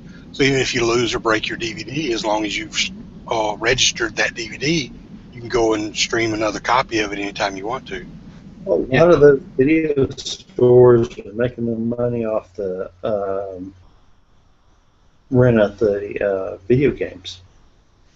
They're not making their money off the videos, doing off the video games mainly.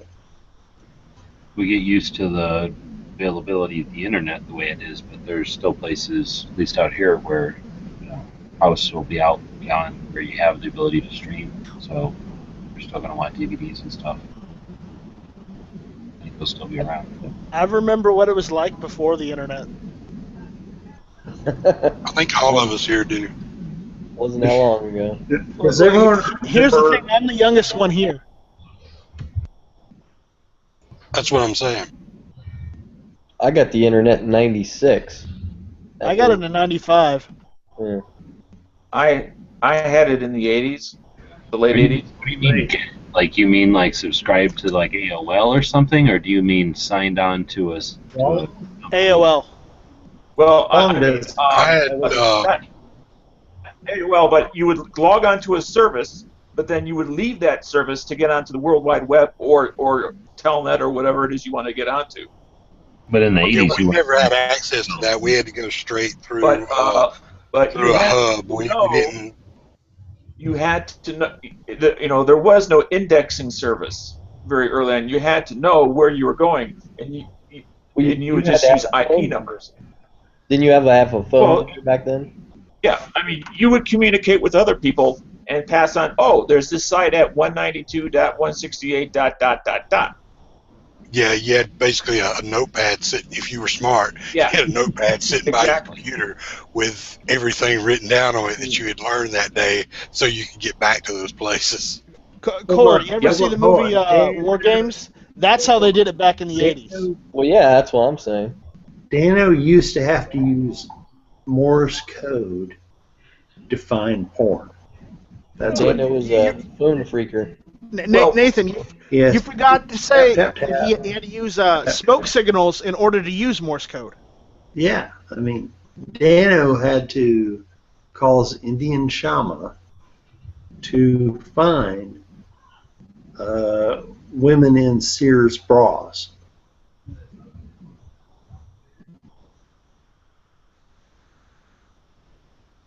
Wow, I think he's bursting right now. Anyway, so once I would get on the internet, it was just a black screen with a cursor. You had to type the command controls to be able to do what you wanted to do. If you wanted to start a Telnet session, you typed in Telnet space and the IP number of where you were looking to go. It's called command prompt or shell. Oh, shut the fuck up. There's a bunch of different names for the same thing. Actually, back then it was not command.com yet. It was still DOS. Yeah, it was still DOS.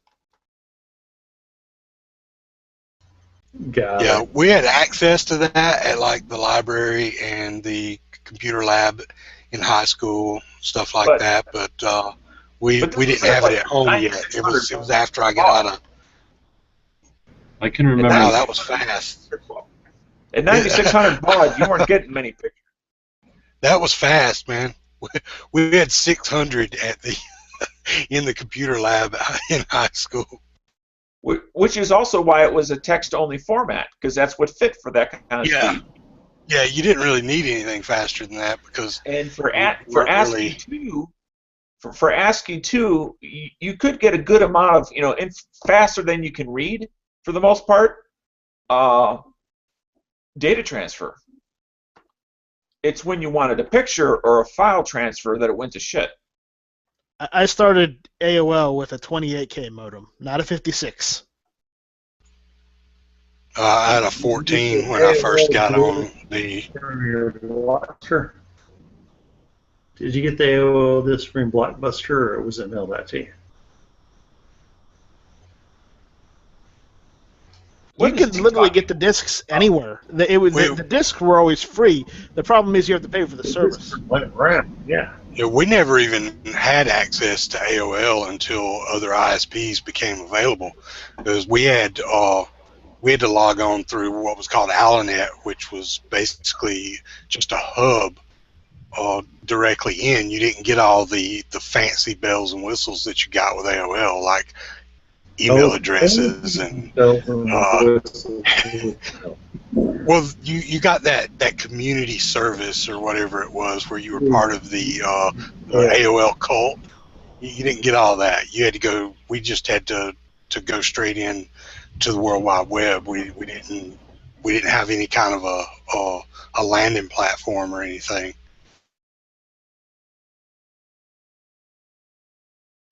I mean, you could get AOL, but in order to get it, you had the dial-in numbers that you used were long distance, so we didn't have access to 800 numbers to get into it with at that time and all that. So it was really not feasible. Not when you had to pay a fee on top of your long distance fees. Did you have Commodore 64s in high school? That was my first computer, was a Commodore 64. No, just Pong. Just say it. I just had Pong. Apple II. Oh, that's high end. I'm rolling, guys. I love you all. Yeah. I gotta go to bed. Later, need to go to bed. I remember they taught us to program in high school, and what we were programming would be like damn near illegal now. I mean, you were basically programming guns and knives and roses. How old are you, Core? 44. Okay, yeah, you're about 10 years, like 12 years older than me. Yeah, back then they taught you how to like this href or whatever it was, and then it would be like a bunch of ones and O's in the shape of like a pistol, a knife, or a flower or something. Right. In junior high, I learned how to use BASIC, and I learned how to program BASIC. But in high school, I learned a dead language just because, well, we don't have anything, relevant or important to teach you, so we're just going to teach you Pascal. Oh, well, it could have been Fortran or another. We were learning that because it was relevant at the time. I would have preferred it was Fortran, because at least I'd have something to talk to my father about, because he learned that in college. Exactly. And they were still teaching C at that time, so at least if they taught you that, you could somewhat leapfrog a little bit to C++. Hold up, let's go back to Fortran. By the way, did you know that even the satellites we're still putting up today, some are still coded in Fortran? It's because it took so long to get the bugs out of it. They didn't want to update the software to get new bugs out of it. Thank you, NASA. Thank you, NASA and satellite companies. Somebody walking across Campa campus dropped, one of the punch cards.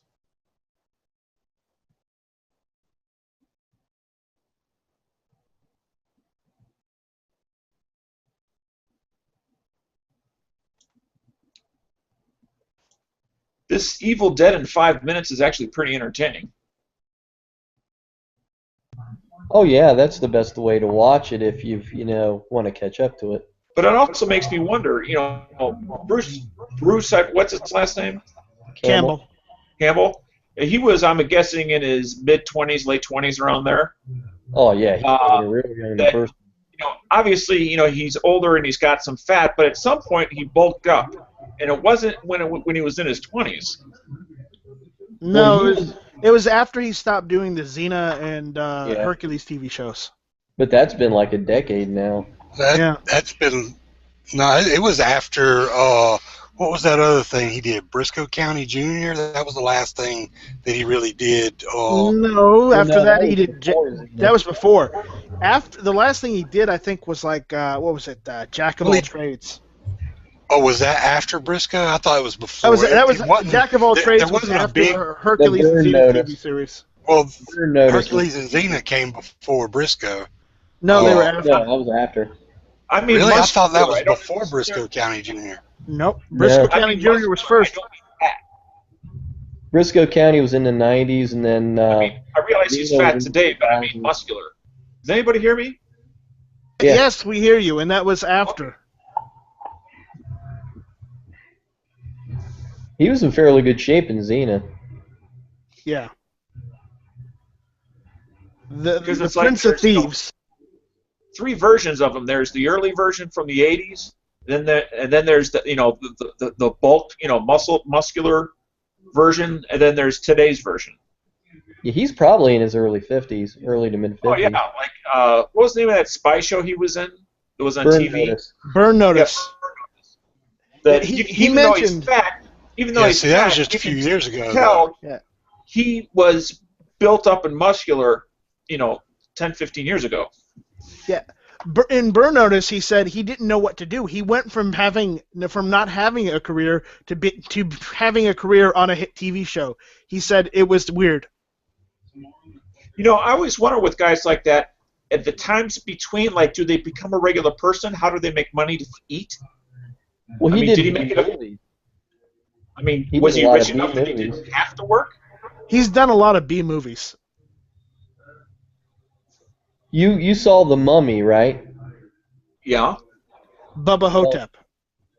Well, no, The Mummy, the actual mummy with what's his face? Well, anyway, the actual movie The Mummy, the feature-length movie The Mummy, he was in the serial that he was watching when he was in the movie theater. If you watch that serial that he's watching, it's Bruce Campbell doing the duel on the movie screen. So he's got like a 5 or less than 5 minute part in that, feature movie. Yeah, there was another movie where he played in the movie that was playing on the TV in the movie, like that, where it was just like a little thing that they did for the like a little serial.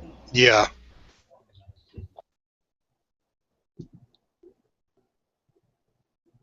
Because that's because he's got those matinee idol looks that are from an era from, like the 20s or 30s, and, that people just don't look like that anymore. But I always wondered how, unless you're a star, how people who, are into TV, theater, that sort of thing, how they can actually make a living to survive when they may make some money when they're in their 20s, but then they may have a 10 or 20-year gap between that and their next gig. Well, for somebody like Bruce Campbell, he became he was a household name pretty much. So he was probably making money off of doing little like con appearances and stuff. He was making enough money to eat. Yeah, I mean there's a lot of people where I recognize he wasn't getting rich off of that, but yeah. There's a lot of people where I'll recognize their face, but I don't know I can't figure out their name because they're at that B level. They're always like in the background, even if it's a major movie. They're like a background character. But if you notice, all those guys work with the same people over and over again, because in the third movie, at the very end, you see his buddy who played Joxer in the Xena series, and there's a couple of his B movies where that guy is in the movie, and then Renee, what's her name, that played Gabrielle from Xena, is also in the B movie as well. Well, a lot of that has to do with the Raimis, though, because they're actor reusers. They like to reuse the same people. I'd like to mention that they were behind those movies. Joxer's Ted Raimi. He's Sam's brother. Really? Brother. Yes. No shit. There's the Raimi brothers. There's actually 3 of them, and they all did the Evil Dead movies with Bruce Campbell. See, I thought that guy was just a buddy of his. No, Joxer's Ted Raimi. Look it up. You'll see it. You'll know. Huh. Yeah, he's not a. I don't think he's a writer and producer and stuff like the other 2, though. So that's why you don't hear as much about him. No, but he's always involved in some way. It's not always at the beginning, but somewhere towards the middle, he's always involved. He was pretty good. Well, yeah, him in that damn car. You know, Sam Raimi's got that damn car he puts in everything he makes. It's even in The Quick and the Dead. There's a scene in the bar where the reflection in the mirror in the bar, you can see the car outside, like kind of behind some stuff. But if you look really close, you can see the car there. What kind of car is it? And I don't know, it's an old ass. It's that car that's in Evil Dead. Oh, okay. Oh, yeah, that like Oldsmobile or whatever it was. Yeah, he uses. I don't remember what it is, but he uses that same car. He puts it in all his stuff or something. Oldsmobile '98 or. Yeah, either early '70s, late '60s, something like that. Yeah, it's a huge car. Yeah. It's a 1973 Oldsmobile Delta 88. Yeah, that's it. Don't ask me how I know.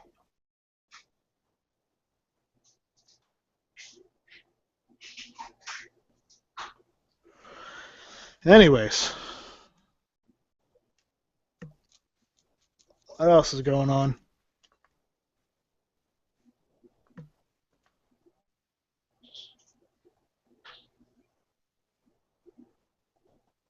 All right, I just watched that 5-minute thing. So, which one's the new one? Is the newest one the TV show, or did they just make a movie? Yeah. The newest one, as far as involving Bruce Campbell, is the TV show. But they did, a year or 2 ago, they did remake a movie of Evil Dead. But instead of making Ash, Ash, they made Ash a girl instead.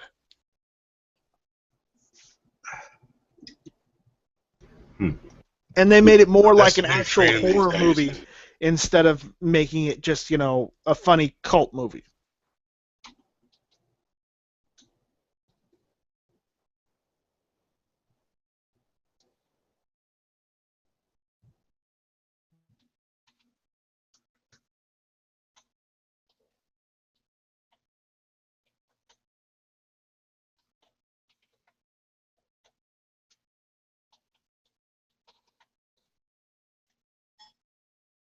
Don't make me get the crickets. My mind was just wandering on other things. Like that picture of ISIS.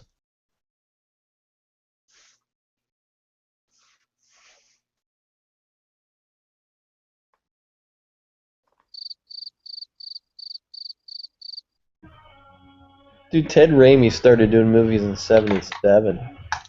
Yep.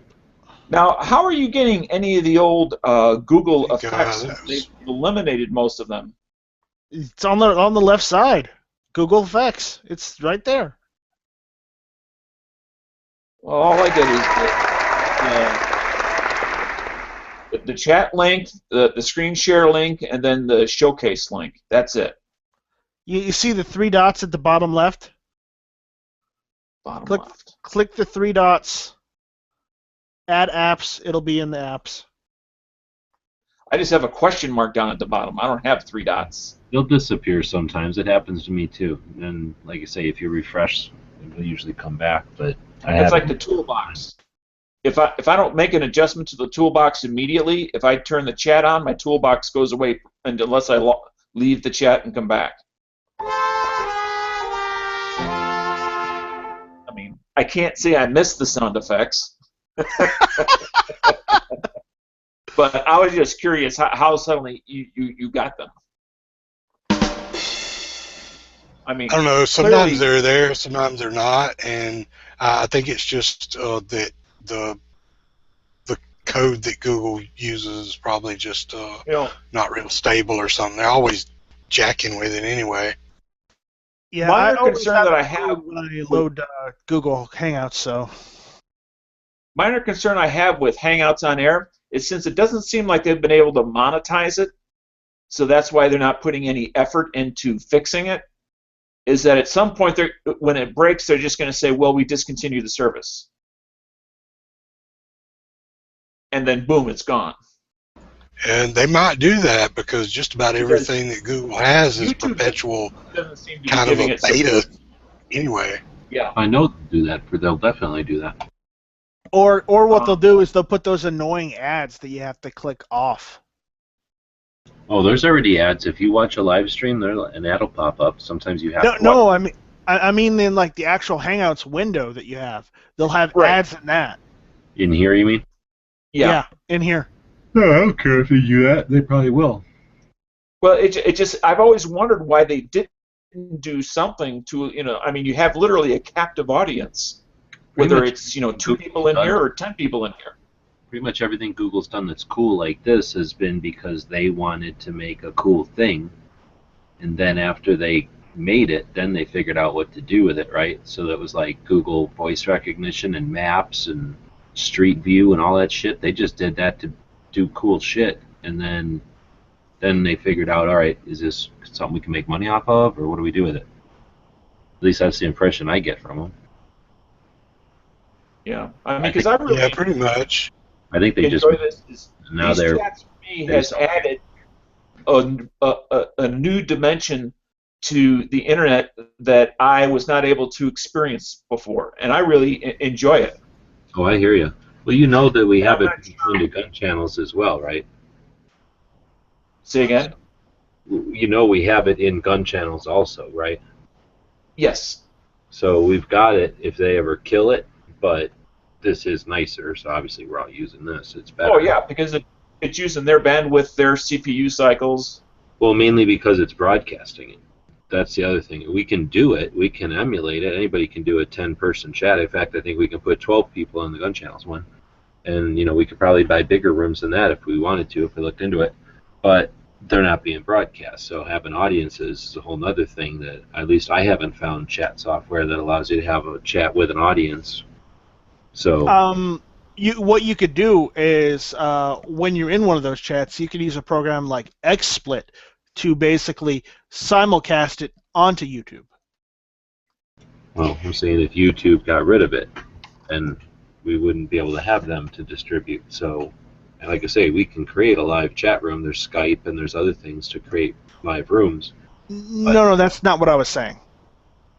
I was saying you can use XSplit to basically use the gun channel side, and then you could just use it to upload and record onto YouTube itself without Hangouts involved. Would that include a simulcast so people like in the outside text chat could listen while we're live? They would be able to listen to it live via the YouTube page, but there wouldn't be a Google Hangouts. Is all I'm saying. No, dude, then all you're talking about is plugging something in front of a Google live stream. I'm saying without Google's live stream, that's what they're going to get rid of because it costs money, and like Dan was saying, they're not making any money on this. They're just doing this for being cool.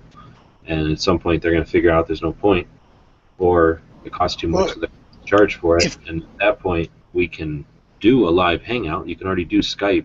I'm saying that exists, but the part you're talking about is then plugging it into YouTube to distribute it, to broadcast it. if we had a version of the software that let us broadcast it, we could emulate this, but we can't. That's what we're talking about. That ability for it to be streamed live for people to watch while we're in here is what YouTube's providing. I don't see why they would do that though, because that's going to cut into a lot of feeds from other places like Twitch and whatever that other place is that does stuff like that.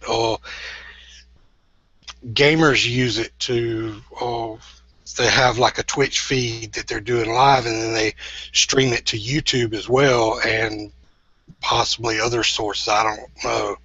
But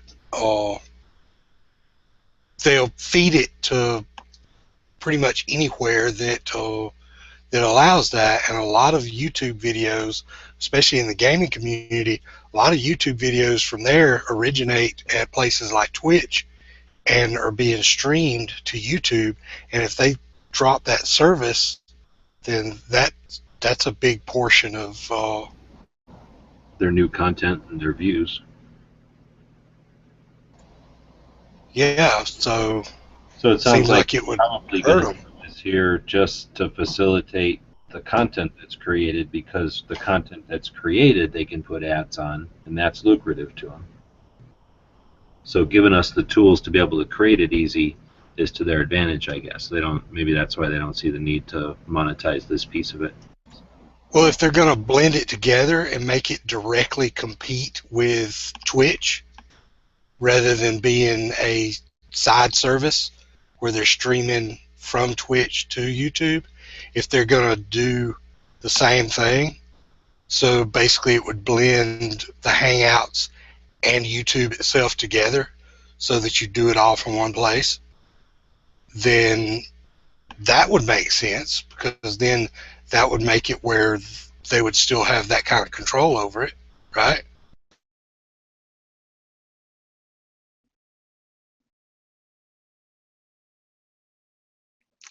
It's hard to say what's behind the curtain.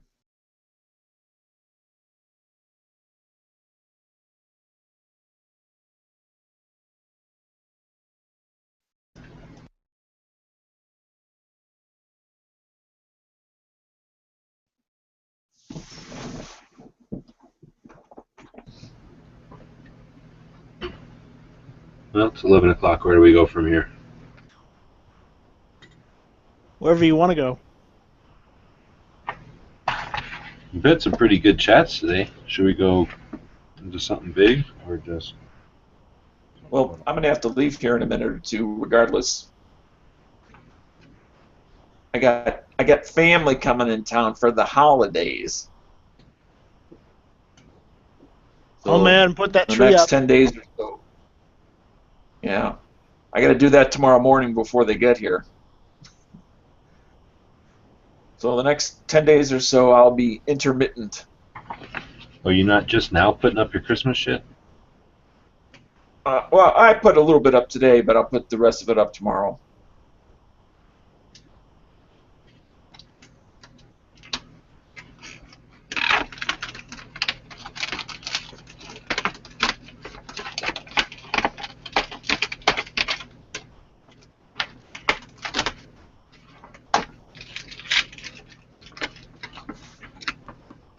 Well, I guess now's as good a time as any.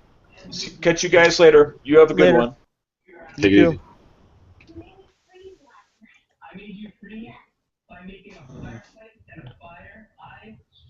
You know, the chat you guys had earlier was a barn burner. It was like listening to the founding fathers argue over what are rights and what aren't rights. Yeah, I think that it's a good exercise because we can all take our stuff we learned from just the way that we go back and forth or whatever to our arguments with antis for sure. But I don't know. Seems like sometimes we get focused on like the specific of something and don't look at the consequences of the bigger piece. I don't know. I'm sure I do the same thing, but you know, when you're the person looking at it like, no, you guys are looking at the specifics, it just seems like... Well, not just listening to you guys argue. I mean, I can think that that's like the first Continental Congress. I mean, you basically had people arguing over the same kind of fundamental things: safety versus security versus rights, and it's an interesting argument. Most of you fundamentally kind of agree, but when you get to the point where you disagree, that's where I think it's part of the American system. We agree up to a point, and then we disagree, and it's got to go this way or that way. Well, the thing is, I don't necessarily agree or disagree with whatever they were talking about. They were talking about, the hell were they talking about? They getting their all mad about the government watching the metadata or whatever. But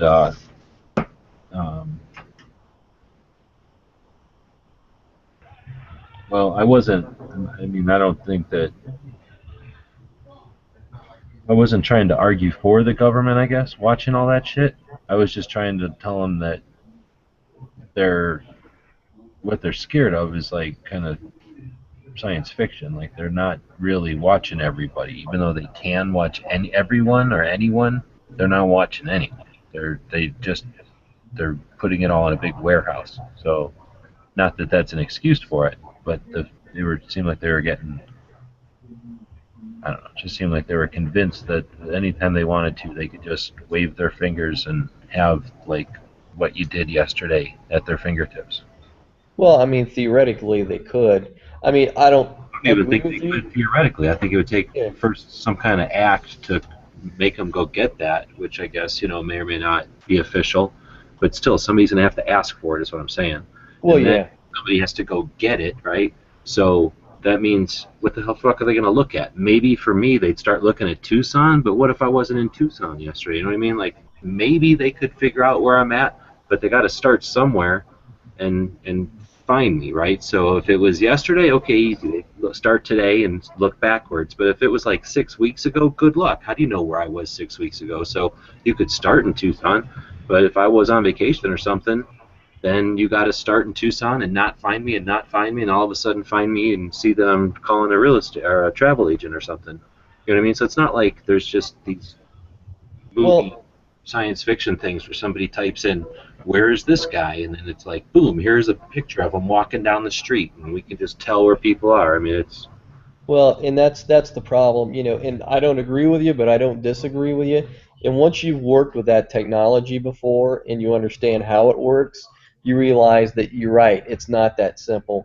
I mean, when you have GPS on people, it's, people say, well, I have a GPS on my phone so you can find me. Well, that's not how GPS actually works. Most GPS in people's phone are going to circle it within a 300, feet circle, 150 feet on either side. Doesn't necessarily mean we're going to find you in an apartment building, but if you're in the middle of a field, yeah, we could probably find you on a GPS, but people just assume that with the government's and a satellite maybe. Yeah. In the middle of the field, but no, it's exactly if their concerns were legit, there would be no loose criminals, right? Because everybody who picked up a phone would Skynet would zero in on them, and then we'd pick them up because as soon as world where you are, everybody knows where you are. So. Well, the thing is, they have to actually be looking at that person to begin with for that to happen, because it's not just like randomly they're like, boom, okay, this guy is doing something suspicious, and look, there he's right there. No, it's like they've been watching flags from this guy for years or something that finally adds up enough stuff that they figure that he's doing something. So then they start actually watching him rather than just flags getting thrown up and making a pattern for him. It's at some point it turns into, this guy's worth looking at. So then they actually start looking at him. Before then, he was just dots in a pool of dots. But from a practical standpoint, it was a drop in an ocean. He was just part of the same mass of stuff that's really big. When you look at the problems we're having, there are layers of bureaucracy, and that's, like with the FBI and everything that happened with, San Bernardino. You have layers of bureaucracy, so it starts from the city level, goes to the state level, and then the federal level. By that time, those guys are long since gone. I mean, they're lucky they got them.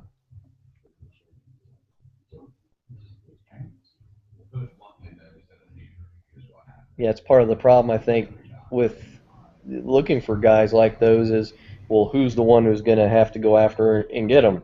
It's a local problem until it becomes a state or federal problem, and I think everybody in the earlier chat was kind of assuming, it's a federal problem from the get-go, and it's just, you've got layers of crap in between. That's why 9/11 happened. Your federal problem. I mean, it shouldn't, in other words, like task to the federal government to solve. That's not possible.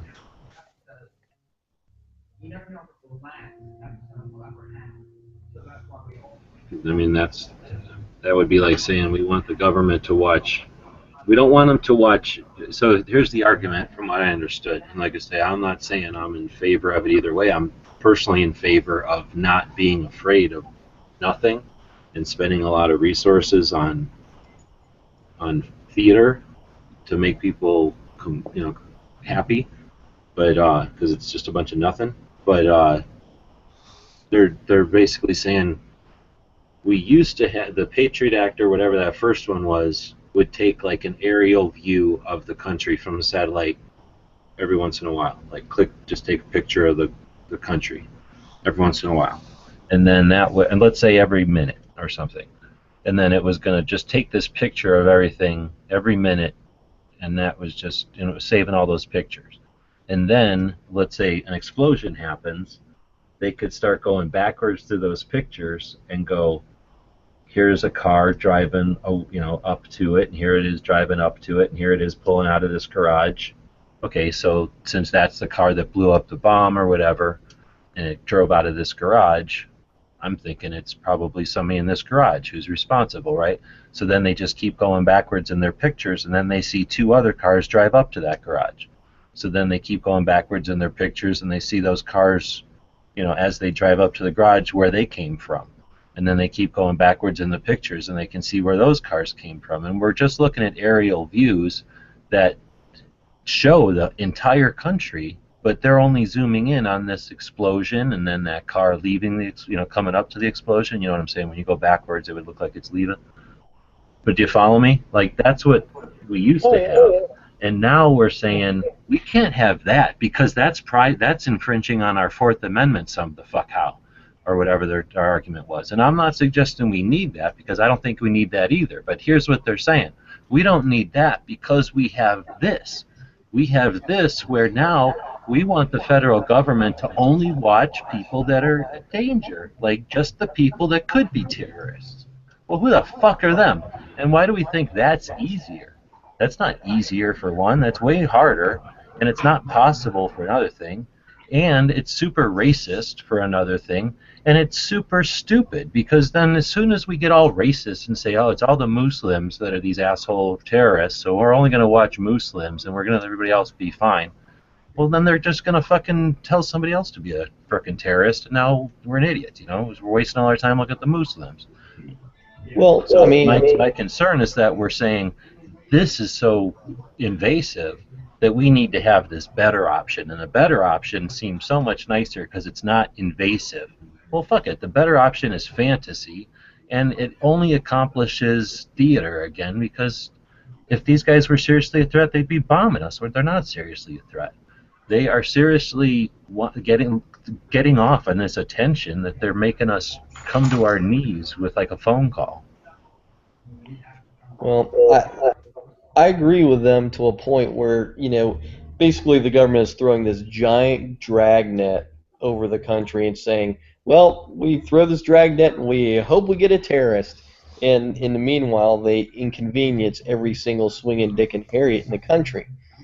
To a degree, I mean, they basically kind of invade your privacy, which is where I agree with them, because that's not right. You should be looking for specific people doing specific things, committing specific crimes.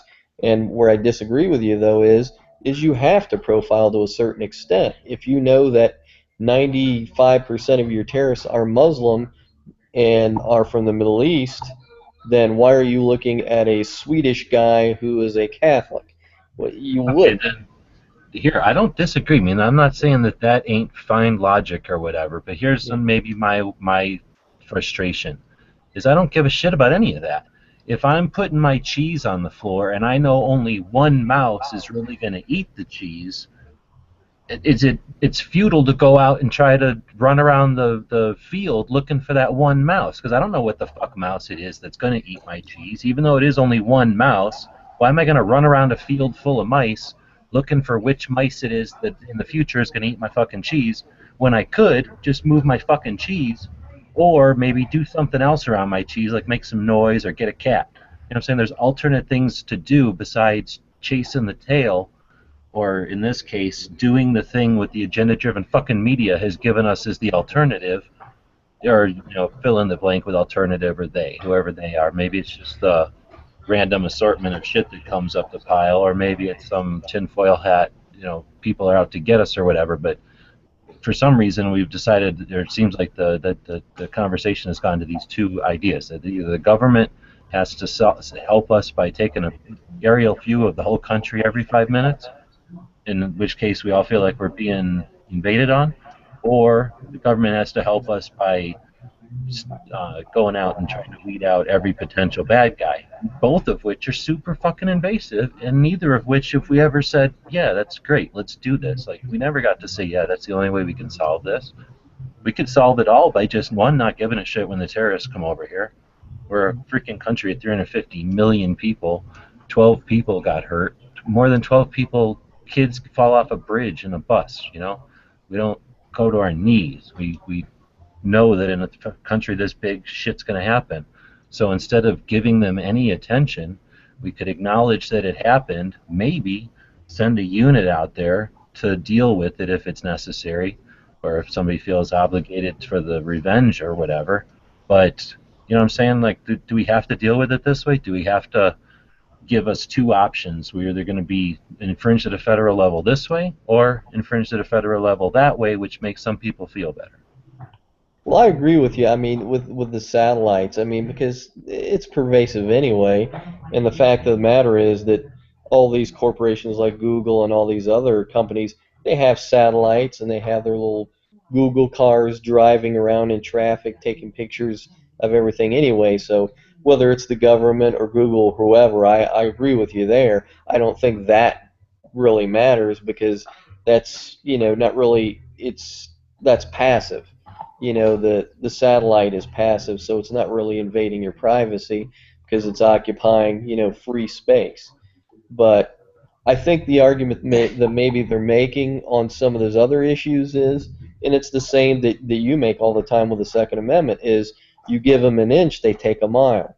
They do the metadata now, they want to do other things later. And that's kind of what we saw particularly with this administration. Okay, Yeah. guys, on the whole Google thing, if you don't want to be listed on Google Maps or even via their satellites, there's a form you have to sign, and Google will remove your house. They'll just censor it all out. Well, let me ask you this. Have you ever seen the Google car? Several times. Yes. And did they ask you if they could drive by you? No, here's what happens. No, you have to We follow opt the out of Google car around whenever it comes around, because it comes around all the time. Yeah. So I've got multiple pictures of me taking a picture of the Google car. Means I was standing next to the Google car, right? Because I got my picture of it, and there's a ton of them where we're taking pictures out of our cars at the Google car. And sometimes when we're in our car, we can be, my cop car will be on there. But if you're just standing there and you take a picture of it, you won't be there. Like, they remove people just standing there, especially if you point a camera at them. They remove you out of principle. I drove by the Google car twice in one day. Oh yeah, they get mad. Yeah. I drive them around. I drive all around because I was making videos and playing around with it and taking pictures and stuff, and they get mad. They actually will it's sort of like tag. Like, they're trying to do a route. So if you drive up and mess with them, try to follow them or whatever, they'll drive away and they'll try to do these like evasive moves and stuff. So then, I know the neighborhoods, I think, better than them maybe. Well, I guess they have a map, but whatever. I know where there's horseshoes and cul-de-sacs and stuff, so they'll come around and I'll be sitting there waiting, and then you can tell they'll like turn, and they don't like it when you screw with them. I think it just takes them off their schedule or whatever. But the point is, like with the Google car, you know, they're not going to say, hey, I don't want you taking video of me in your Google car. Well, you know, it's public space. You know, and I think, you know, somebody said in chat earlier, you know, you have no right to privacy in public space. I mean, and it's true. Well, like I said, that's the thing. Everybody was getting off on the detail of opening the mail. It's not when it's your property, you have a right to privacy. Doesn't matter. Well, we're not talking about the property anymore. We're talking about when you take your property, which you have all the rights in the world and all the privacy to have it and everything, right? Take all that, put it in a fucking package, and now you give it to the post office. You don't have the fucking right for the post office to not keep track that they took that package and gave it to whoever the fuck that you asked them or you paid them to do it. So these guys were getting all up on like whether or not the post office can open up the mail, and I was not. They actually can. I don't care. That's not the issue though. Oh, okay. Because I brought up the mail as a way of saying you're taking your private shit that you're convinced you have this rights about, and that's where the glitch was. Everybody's worried about like the opening of the package. It doesn't matter. The property doesn't need to be something that can be opened. It's just the property. You're putting it out into the world and expecting it to come out the other end at some place where you wanted the property to go, to where someone has the right to look at it, and it's not, you know, it is for their eyes only, but that doesn't matter. What I should have said was, when you do that, when you give it to the post office and it comes out the other end, you cannot tell the post office not to keep track that that transaction happened.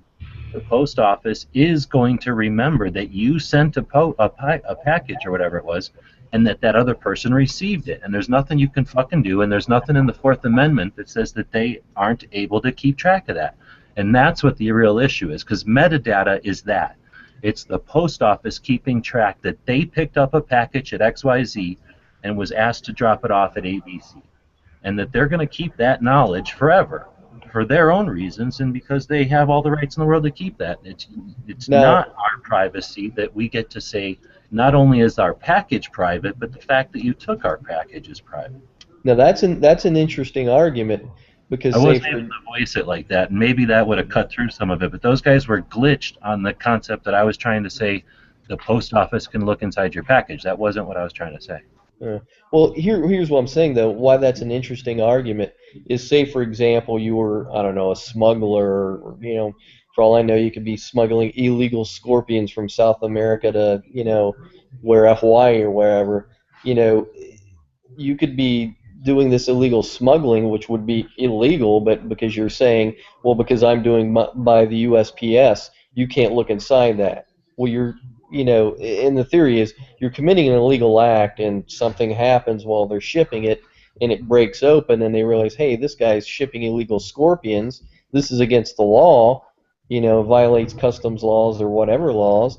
Then they can investigate you and you can be charged, just like in your circumstance where the metadata, where they find out you're a terrorist, then they investigate you for being a terrorist, saying, hey, you can't look at my metadata. So I see your argument, and there's a similarity there. That's a long way to explain it. But. Well, and I that's what I'm saying. And then the other thing is, my frustration is that we as vigilant defenders of our own freedom, and I guess freedom, and then the freedom of our country, of course, that is in our hands. It's our task, right? It's an obligation of being here. You know, it ultimately comes down to us, and if we are willing to be so lazy as to demand of our government, the people that are basically our adversaries, to demand of them to leave our emails alone because we're too fucking lazy to figure out some other way to communicate, then that's bad on us. It's just strategically weak. We should be able to use them to facilitate, make it easier, but we should also have ways to do what needs to be done with the potential of somebody working against us. So the fact that they want to screw with that shouldn't bother us for the most part. We should know how to keep channels open alternatively, I guess. Now, see, that's where I kind of agree with them. You know, I think there is that expectation of privacy in an email, and I heard your argument, and your argument is Well, sound. my argument isn't that I'm suggesting that there isn't an expectation of privacy. I'm saying that it's a weakness to expect a third party to live up to an obligation like that. Yes. We should know better. But I think when they passed that law, they put in a clause that indicated that the responsibility of the second party, or like the Verizon, or whoever your email was through, that they couldn't be sued for your breach of privacy. And I think that was put in the law to protect them, because obviously there are privacy laws, and that totally circumvents that. Well, and again, what are they supposed to do? If somebody comes to my computer and logs on and reads my email, is that my fault or is that their fault? And then if somebody hacks into my Wi-Fi and uses my password that's written on the wall here, is that their fault or is that my fault? Or is it if somebody accidentally logs on to picks up a laptop and logs? I mean, where do we start drawing the line? I mean, it's our own responsibility. If we want to send stuff that's private or whatever, it's our obligation to keep it private. It's just because we have a constitution, we don't have some that doesn't task other people. It's sort of like Rand Paul saying, like, you can demand all the free health care you want, but you can't. I mean, that means you're going to make a doctor work. So you can demand all this super private stuff, but that means Google is now an institution of the state. How do we even enforce that? How do we make Google comply with our constitutional right for a service that we're getting from them? Well, it's less a constitutional right, more a civil right, or civil, and that's the kind of the thing. Only the government can really violate your civil rights, so much as the company. It goes into an issue of well, if a company does it, you can sue them in civil court. It's not really criminal in nature. Whereas when the government does it, it can be criminal in nature because it's a federal civil rights violation, even though they're the ones that would have to see it through. I mean, it's a unique argument, both ways around. But one you can sue, and one you have to take the court a different direction.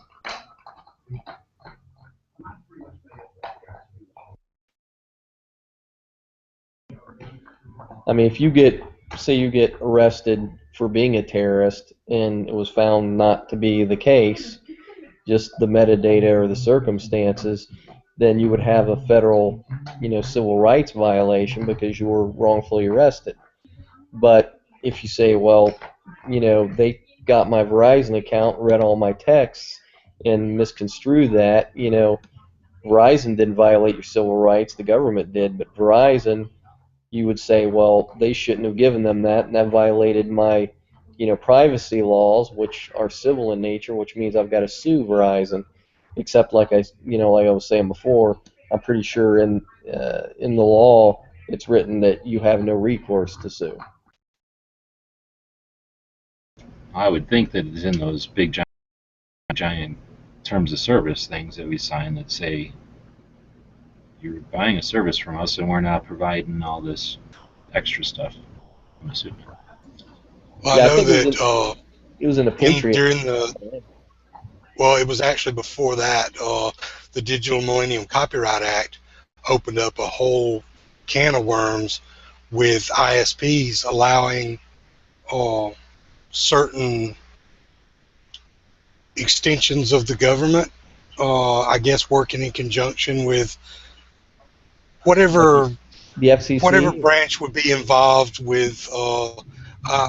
Probably it would be whoever would get involved when the MPAA and the RIAA decide they want to sue somebody for pirating music or movies.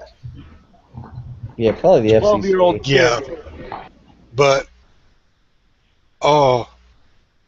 there was things that were written in there then that gave them permission to track records of ISPs so that they could see what you had been uploading to, these different places. Like at the time, Like Napster was still a big deal. Yeah. Napster stuff. Yeah. Yeah. Yeah.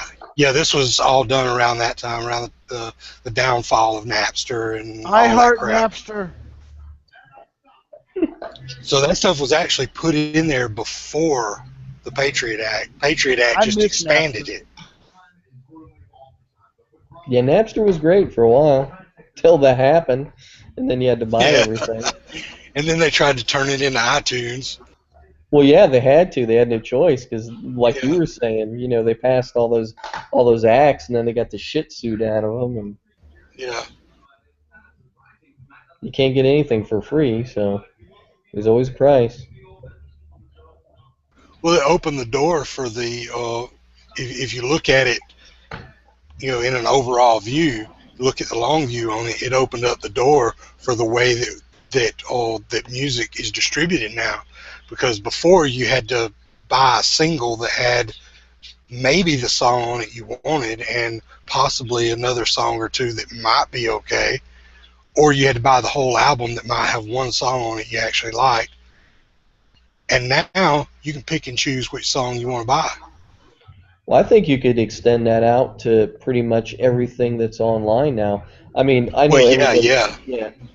you know, a la carte, basically.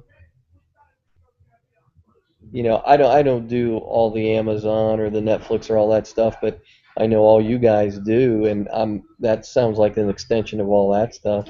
Oh yeah, yeah, yeah. You could directly correlate like Netflix and Amazon Prime to you know, be like the, you know, the great grandkid of Napster, basically. Yeah. Because there's been several iterations that have improved upon that that whole system. But yeah, that's pretty much where we've gotten. Is that how Netflix works, though? I thought it just streams them to you. Well, it just streams it to you, but it's a different way of distribution. Is it a la carte? Of a digital format. I got you. No, it's not an a la carte format. You get like access to all of it. Yeah, it's a subscription. Okay. But it'd be like there are some streaming music services that work like that too. I think I think that I know there's one that's not a free service, but some of the like Spotify and iHeartRadio and stuff like that are like custom streaming services. But I know there's one that actually costs money, or maybe you remove the ads from the others by paying money or something. I don't know.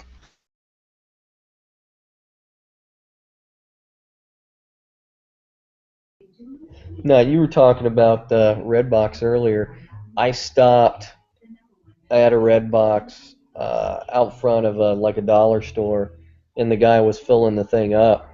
And I asked him, because I thought that was a franchise. I'm like, hey, what's it cost to buy in? And he's like, Redbox is not a franchise. He goes, I wish that it was, because I think that company made like $1 billion last year. I mean, it was some huge sum.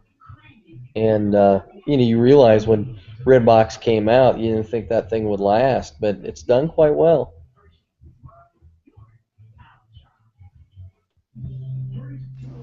Yeah, I figured it was just going to be another step down the path of you know, completely getting rid of the video stores, because you know, once the movie galleries and Blockbusters started going away, and then you know, you saw Redboxes start popping up around that same time, but then the streaming services started taking off, and it looked like the Redbox was going to go away and the streaming services were going to take over. But I think there's like 3 Redboxes around town here, and this is a real small town. There's 3 Redboxes around town. I think the last video store that we had finally closed down, and the only thing keeping it running was the fact that it had like I guess you'd call them art movies, like stuff that you're never going to see on, you know, anywhere. You're not going to see them on Redbox. You're not going to see them probably like independent films and stuff that they carried, and games. Well, yeah, it's not very far to a GameStop, and Walmart now does trade-ins, so there's not much for that anymore because people are just going to go up to Troy and go to. It's only like 40 miles to the nearest GameStop, and then you got the Walmart down here that they do some kind of thing where they buy games back and sell used games now and stuff. So I'm not sure exactly how it works, but I know the guy told me because he said at some point it's going to slow down and it's the games that are going to make them money, and also the kid movies, because kids like watching movies over and over and over again. But he said that's why Walmart makes so much money in videos, and they get the videos. They have like some sort of contract with these companies, these film companies, that they get the movies first. Because he was saying you don't. What was it?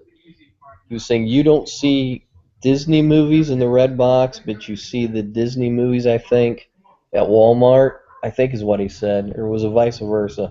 And he said it was something about a contract with Disney that one of them had, and I think it was Walmart. Yeah, they show up. The Disney movies show up at Walmart. Like, they do. I think they have pre-orders on some of them and stuff. Yeah. But you see the big signs up for them before they're even released every time that, like, there's another, whatever the newest Disney crap is. Like when Frozen came out and stuff like that, it was all over the place that it was going to be released on, whatever day at Walmart. That it was like an exclusive release or something. Like you wouldn't be able to get it through any other source before a certain date or something. I think some of them have that kind of a deal with them. Yeah, I was so hoping to get a Redbox franchise. I thought that'd be freaking awesome. A little let down with that. Keep your mouth shut, but keep an eye on what they're doing really well, and don't let that thing get out of that.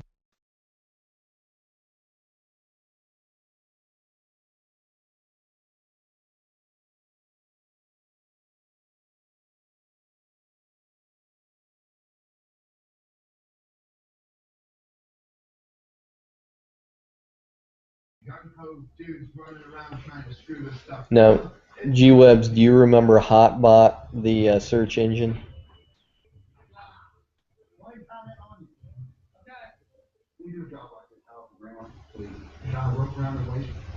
I remember that.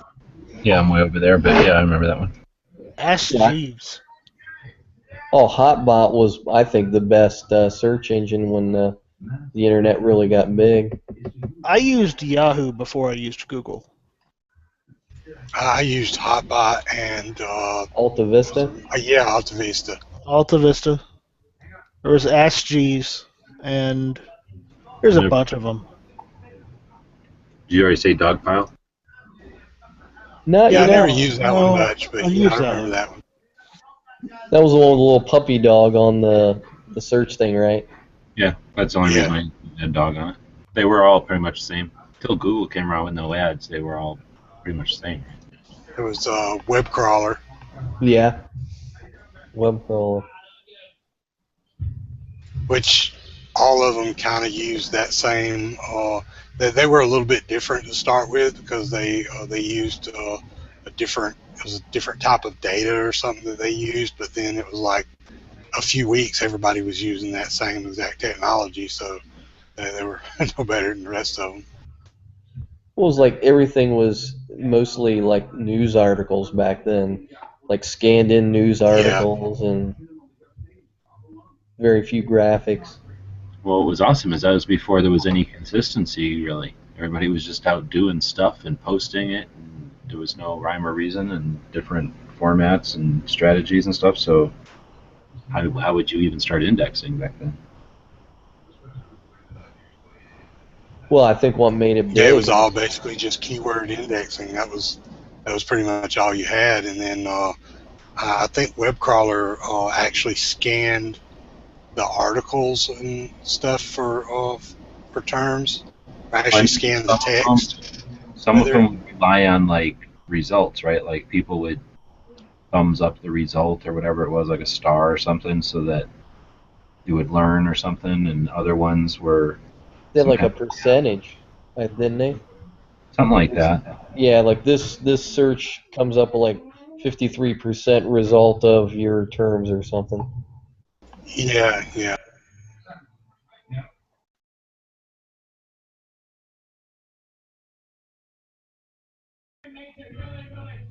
Did you figure pornography and sports pretty much made the internet explode? 'Cause I think ESPN was one of the first that really, hit the internet pretty hard. Travel was pretty big. It put travel agents out of business really quick. Oh yeah, that's true. And what's surprising is that there's health never really utilized it. I never understood that. Still don't. I mean, there's definitely health stuff, but they never really. I don't know. There's so many ways you could apply having the internet applications to. I don't know. Just having some sort of an account or something that we carry around, like we have ATM cards. Yeah, the only big bitch I have with the internet is, and everybody wants to say, especially people on the radio or wherever, look it up yourself, look things up. But when you try to look things up on the internet now, as opposed to the early days of the internet, like in the late 90s, you get so much of a opinion and a slant on everything that trying to figure out, which is legitimate and which is just some far left or far right opinion, and not just, I want something bland news like a C-SPAN article that says, hey, this is what happened. I'm not giving you opinion or an editorial.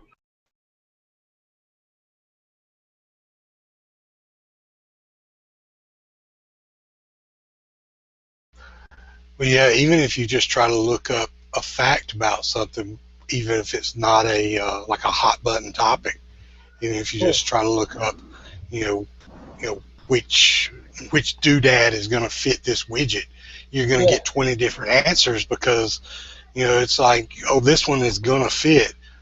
And then another guy's like, no, that one's not going to fit. It's only going to fit if your serial number is between here and here. And then somebody else contradicts him, and then you're still right where you started at. And somebody says, 2 hours later, I work in that industry, and that's not true. But yeah, you're right. Meanwhile, his fry buzzer just went off. He's got to take the fries up.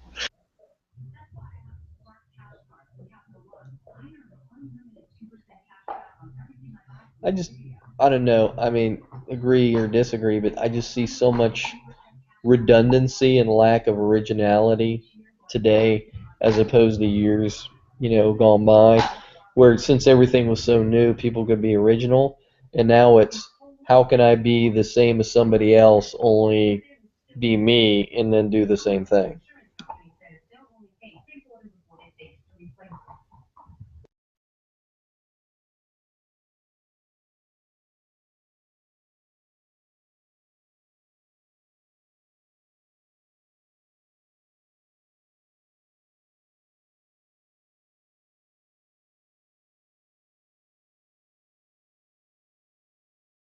I hear you, but after seeing the waves and waves of it, I still think there's validity to the concept that there's still people who are getting online. I know that obviously the younger people are mostly just online, but there's still them new ones coming up and learning stuff, starting somewhere and getting their bearings, and then there's still those old people who are gradually getting more and more into it. Well, it seems like there's always that 3 to 5% that look at things a new and different way, and then they boom create something that's great and exciting, and they make a crap ton of money at it, which is great. Well, but everybody else is all redundant, and then that 5% is like bam. I don't disagree with you at all, because that's definitely the way that there's like that curve or whatever. Yeah. But that's I don't think that it's so much. I guess what I'm saying is it doesn't. I don't know if it's all just necessarily um, repetition or copying for sake of just because they got nothing else to do. It's just that when you got, I guess what I was saying is when you got those new people coming on board, everybody's going to have their own spins. So they're like gun channels. There's plenty of these things. I mean, the software, like we were talking, exists so that if we were into sewing, this would be sewing channels, and if we were into cars, it would be something else, right? So there's repetition or there's redundancy, but it's because there's more people as a swell. It doesn't always work to just it doesn't work to just let Facebook get bigger. So as those things kind of mimic each other and evolve a little bit, like you say, there's that room for the fresh ideas and for someone to come along. At least what I see is people come along and go, oh, I see what happened. They built it to do this, but it evolved into that. So if I make this to fill that need, it'll do it better. Everybody jumps onto that new thing, and then they figure out that what they really wanted was a faster, like a video way, and then boom, the next thing comes along. And so I think that some of it is like what you're saying, but it's also some of it is just some of that copying is necessary just as it grows and as people, even the people that are online, are figuring out, oh, there's more than just email, or oh, there's more than just going to CNN.com or whatever. Like I remember, like I don't know when Vimeo came out, but then there was YouTube, and they were both around I think roughly the same time, and Vimeo's still there, but YouTube just exploded, and There's a couple other ones, but YouTube took off because it was the easiest. Was the easiest, most convenient way of uploading and watching a video online, so that's why it took off. Because remember, YouTube wasn't originally owned by Google. It was started by some other guys, and Google tried competing using their own, just building it into the Google web browser, web search. Excuse me. Yeah, that didn't last very long though before they decided to buy it. And they just bought YouTube instead because YouTube was better. There was a Google video uploader place for a while. Yeah, there was. YouTube was any easier, but it was free. Other places, to be decent, you had to pay for back then to post video. I remember Vimeo was like mostly music videos and like real estate stuff. Like I looked at a bunch of houses on Vimeo because they would upload it there versus say YouTube. That's where I started using video also. Is somebody would go sell a real estate agent that 3D walkthrough shit. Yeah. And he would come to us and go, now put this on my website. And then we'd be like, oh shit, now we got to figure out how to put this. And like, they of course didn't pay for all of it. That's why they, are trying to have other people put it together for them. But yeah, that was where it was like everything cost money. You had that was big money. That was before high speed. That was when everybody was selling dial-ups, pretty much. Or just, well, not everybody, but that was probably 30% saturation with high speed. I'd say back then, 30 to 50 maybe. I'm trying to think when YouTube started. 7, 6, or 7 or 8 maybe. Well, I originally joined my first channel back in 07. I think it may have been earlier than that, like maybe 05, but I mean... It started earlier, but yeah. But they took one hell of a chance, because I can imagine how much server space they would have had to have purchased initially with all these people uploading videos and saying, well, we're putting this up for free, and at some point, hopefully there's a payoff. Seriously, they let us post like that, like a real estate thing. You could post it on YouTube and embed it on your site. I mean, that was a convenience, man. That was a cost-saving, like, awesome thing. Really neat. YouTube was originally founded in February of 2005. Right on.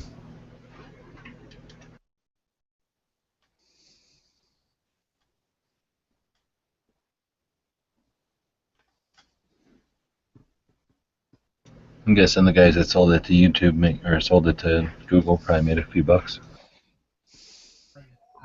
Well, they didn't have to worry Half of about them probably went to work for Google after that too.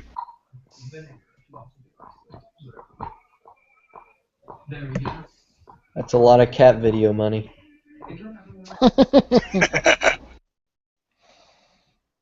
Oh, the cat videos. There was a lot of getting kicked in the balls and cat videos back then.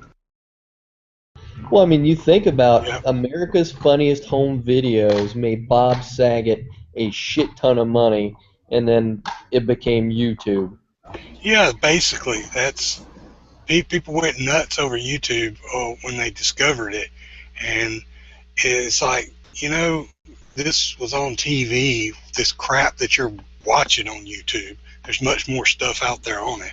But the crap you're watching on YouTube, during the 80s and 90s, Bob Saget was showing you this stuff. For free, you know. Yeah. You know, except Bob was making all kinds of money and commenting on it. All right, I'm gonna head out. Take it easy. All right. And he was giving away a bunch of money too, because they had winners of that stuff, like gave a bunch of money away. Yeah.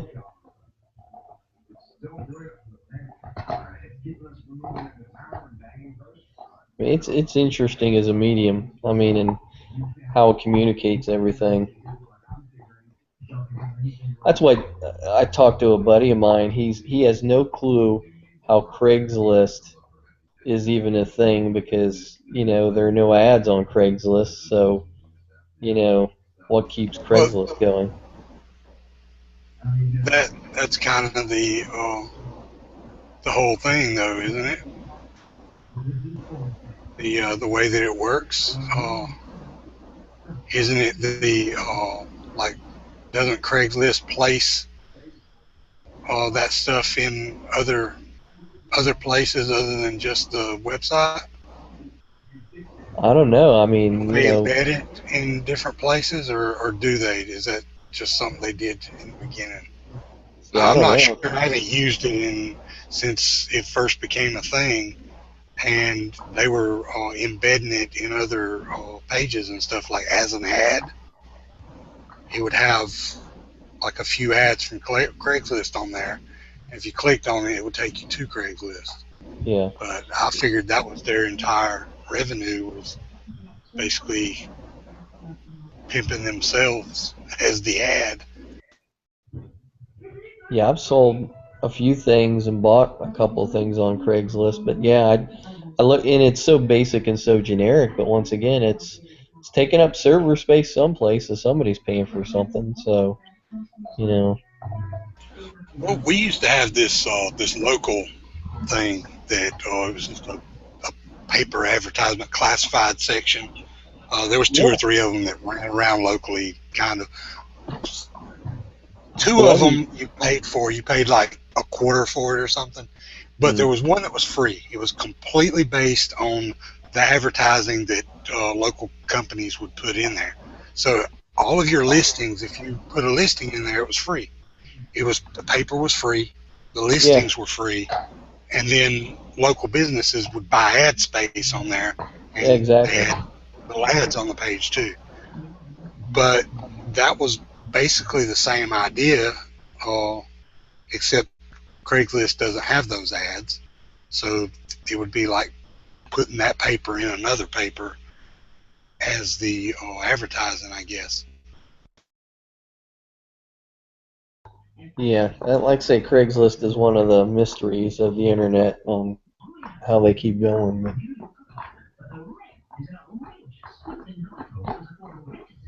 Like Angie's List, I kind of get. I mean, those are just reviews of contracts and stuff like that. Well, don't those places actually, isn't there some kind of payment thing on there to even get reviewed or something? Isn't there something that businesses have to do to get reviewed? Yeah, I think there's something in Angie's List where there's money exchanging hands, but because I think Angie's List is out of like Indiana. I've driven by on the freeway once. This big building that says Angie's List on the side of it. So I think that's where they're headquartered. But yeah, I think there's money changing hands on that. I think actually you have to buy, like you have to subscribe to Angie's List, I think is what it is. Oh, okay.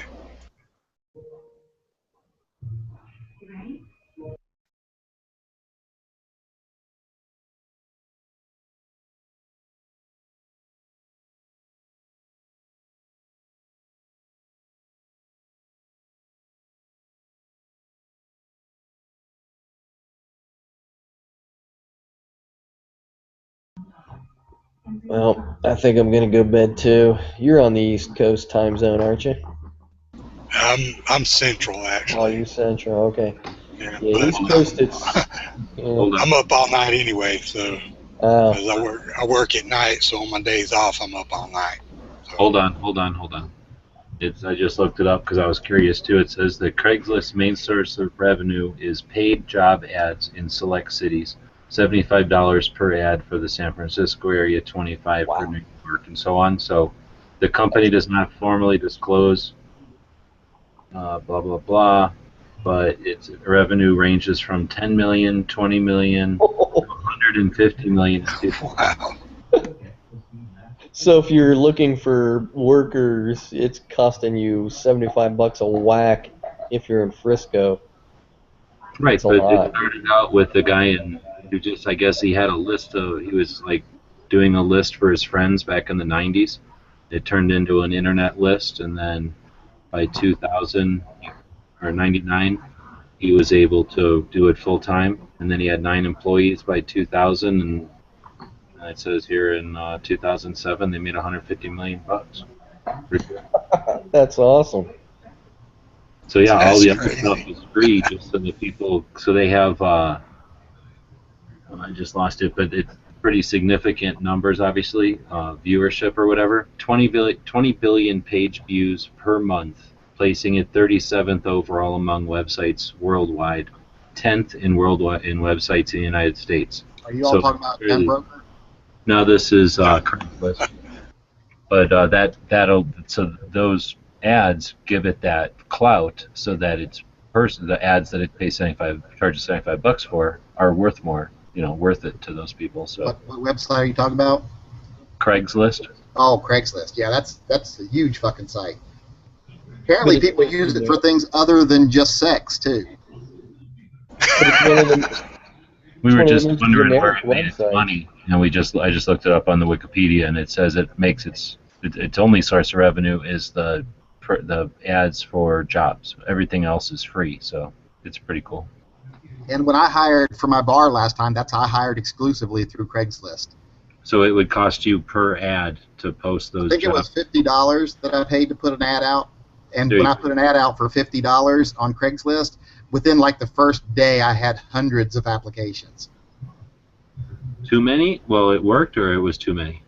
It was a lot, but it worked because then one of the problems is when you pay for a newspaper ad and you end up with like 2 people apply for a job, you want to have options. It's much more effective on Craigslist.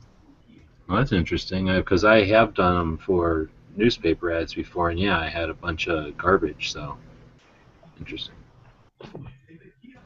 Well, apparently that's a method plus- that he used, and it worked. And Damn. plus Craigslist, it was like, no, as long as you weren't like blatantly offensive or racist or anything, they didn't micromanage your ad. When I tried to put an ad in the paper, I believe I said something once about someone I wanted honest and trustworthy employees, and they said I couldn't put honest and trustworthy in there because it was discriminatory. Against dishonest and derelict people. Yeah, they're like, well, we can't accept that wordage, and I'm like, what? You can't? That's ridiculous. $5 per letter. That's too many letters.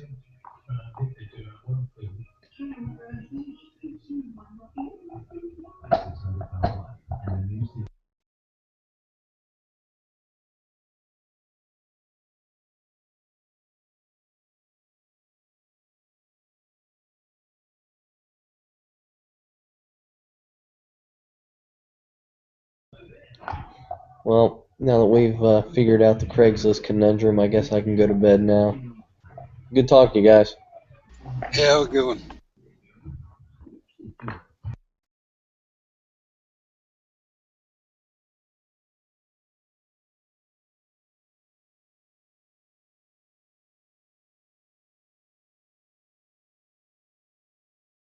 Where you been, Yankee? You missed all kinds of crazy chats today.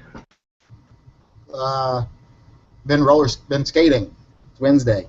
Oh shit! Yeah, it's Wednesday. Okay.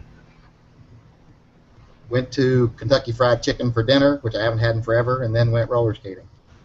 I got a Kentucky Fried Chicken question. Do they still sell stuff in a bucket? Yes, I've got a bucket of chicken in the microwave right now. Okay. I seen one of those signs that it was like big plastic bucket up on the top of the sign. And I hadn't seen one for so long, and I was wondering if maybe I haven't seen them because they quit selling stuff in buckets or something. No, they still do the buckets. Big old bucket of chicken's what I had for dinner tonight. What does it cost to buy a bucket of chicken? Well, I bought, and that's funny you ask that, because I was like, God damn. I bought the 12-piece meal. Is all I got was a 12-piece meal for the four of us, and it was $43.98. But that's with like other stuff, including the chicken. That's like chicken, sodas, 3 sides, and biscuits. Oh, and drinks. So, wow, 44 you said? 45 Ain't bucks? that bad then. Around $44. So that wasn't too bad. It's like $10 a person.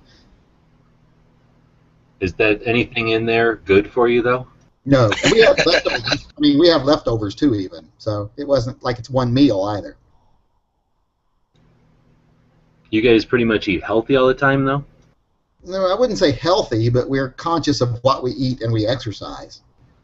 So do you think I guess what I was going to ask is then when you eat something that's just bad for you like KFC, you don't eat so much because you get filled on it? Or no, when I eat something bad like KFC, I make sure to do it on a night where I'm going to go skating and burn 1,200 calories. Okay. So you just didn't want to eat. You could have ate.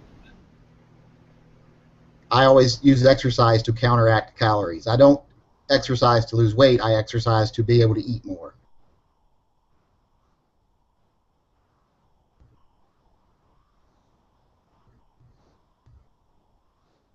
Like I'm one of these people that say I can have 2,000 calories a day. If I eat my 2,000 calories and then I do a little bit of extra exercise that burns an extra 500 calories, I don't say, well, great, I'm going to lose an extra quarter of a pound today. I go home and go, great, I can eat another 500 calories worth of food.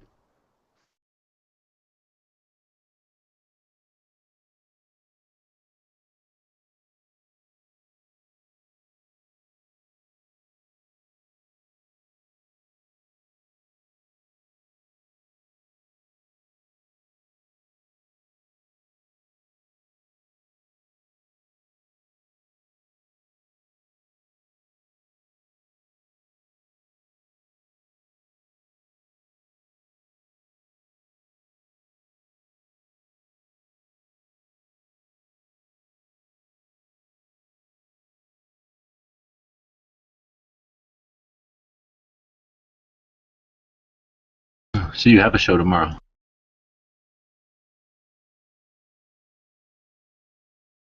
Yes, tomorrow's the show.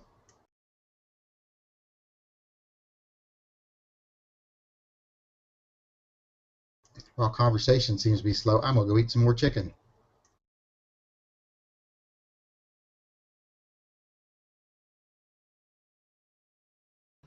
One of the reasons I quit eating that stuff is because we get that stuff and then you wouldn't eat it all or whatever, so you put it in the refrigerator.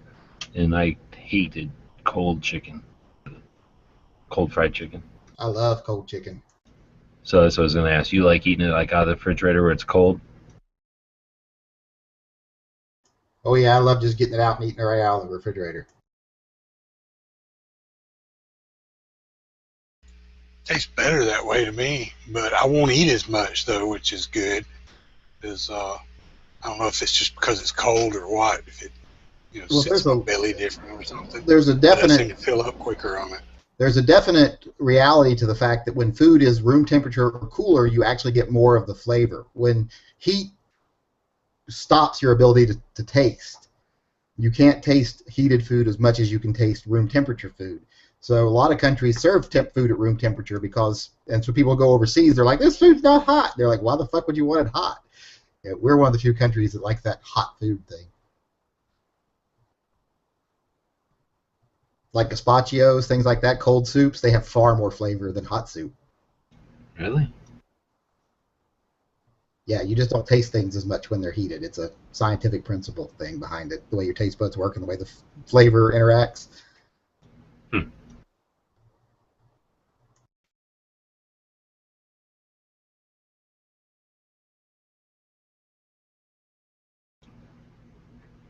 They have those like, I'm thinking like back east, they'll have like towns or like villages or whatever set up, like doing stuff like the old days. But I can't remember. I guess they did. I was gonna say I can't remember eating that food, but I guess I did. But I was also a little kid, and food was more real back then. I wonder if you ate just like old-fashioned food, how much different it would taste compared to all the stuff we eat now.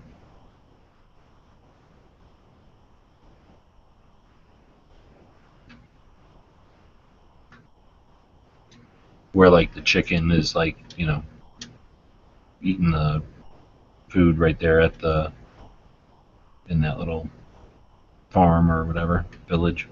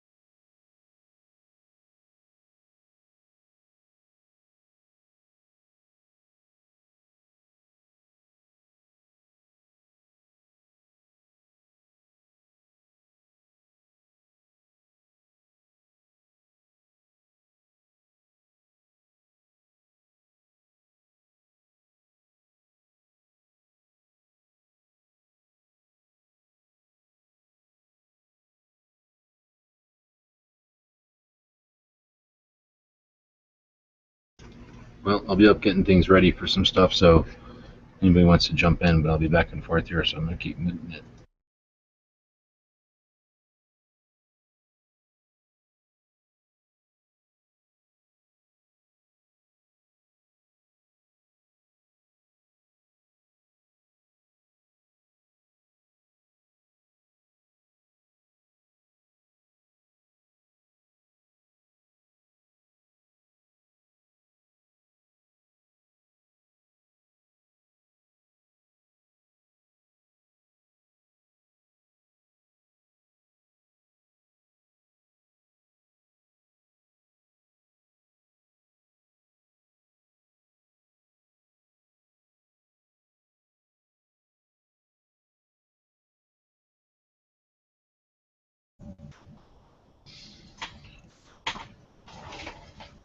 How's it going, guys? Hey, Flav.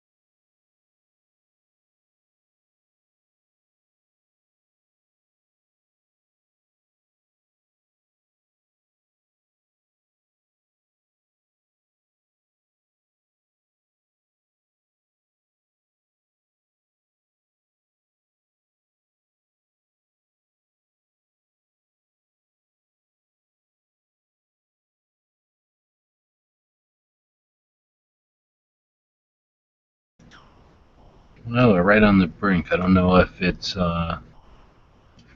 too late or if it's the beginning of a all-nighter. So there'll be some lag, and then we'll see who says something in the chat or not.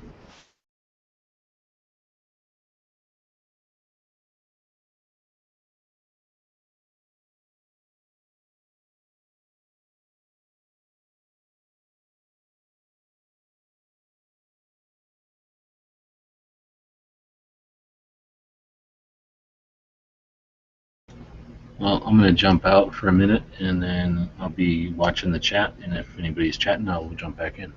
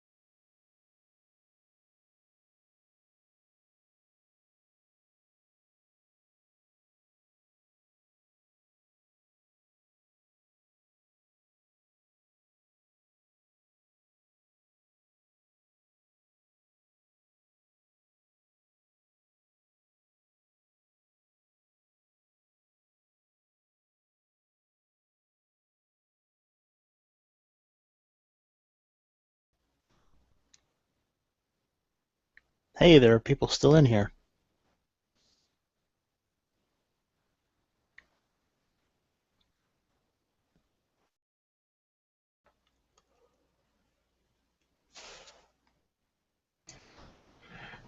Yep, I'm here at least.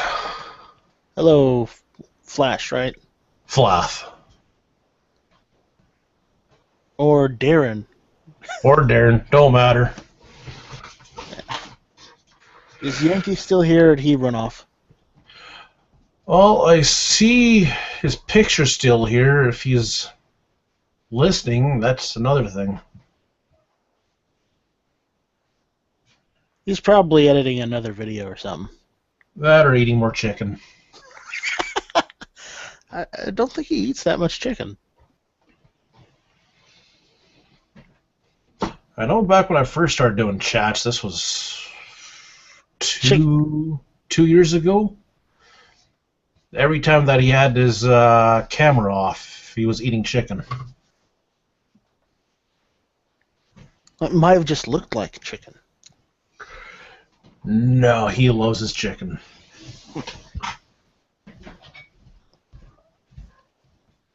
Awesome.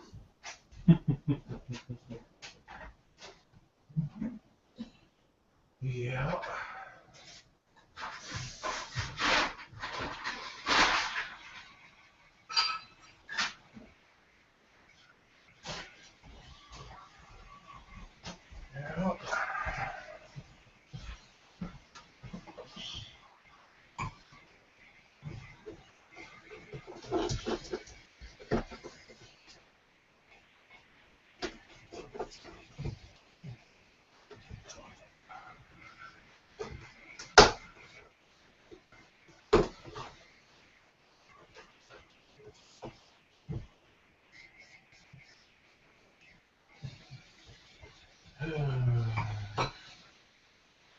It's been pretty quiet for about an hour or so I don't know. Yeah, it was pretty rowdy earlier, and then everyone had to go to sleep or elsewhere. Yeah, it seems like I always miss the good rowdy days. Or at You least should be on for like the weekend chats then. I try to be on, but I try to spend some time with the wife. Or remember, some of us are on East Coast, so you know the really good chats are in early in the evening East Coast. So I'm talking time zone. So you know the later nights, unless everyone wants to burn the midnight oil, you know, hang out with the West Coast crew. And then, you know, it depends on whether the West Coast crew is on or not. At least in me being here for a few months and noticing it. Yeah, no, usually Hawaii. Yeah, Hawaii is on. And mainly, he's a West Coaster like me, so we're pretty much on the same time zone, give or take an hour. Yeah, but he doesn't like. He's told me before he doesn't like joining the lobby chats too often.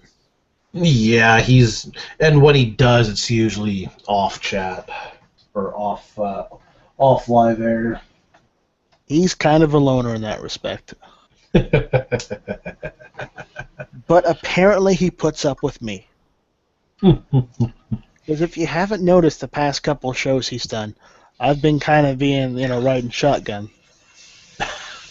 Yeah, no, I haven't really been watching too many videos. I've been slacking around the house And Mosley, you know, he said, you know, I don't mind. Just, you know, if you want to join in, just join in. You know, hey, an invite to join a live show, why not, right? Yeah. I always enjoy participating, even if I don't have that much experience in a certain field. You know, it's always nice to hear it firsthand. Yeah. Yeah, no, I don't know everything, and usually being able to jump in and ask questions is usually the best way to learn. Yep.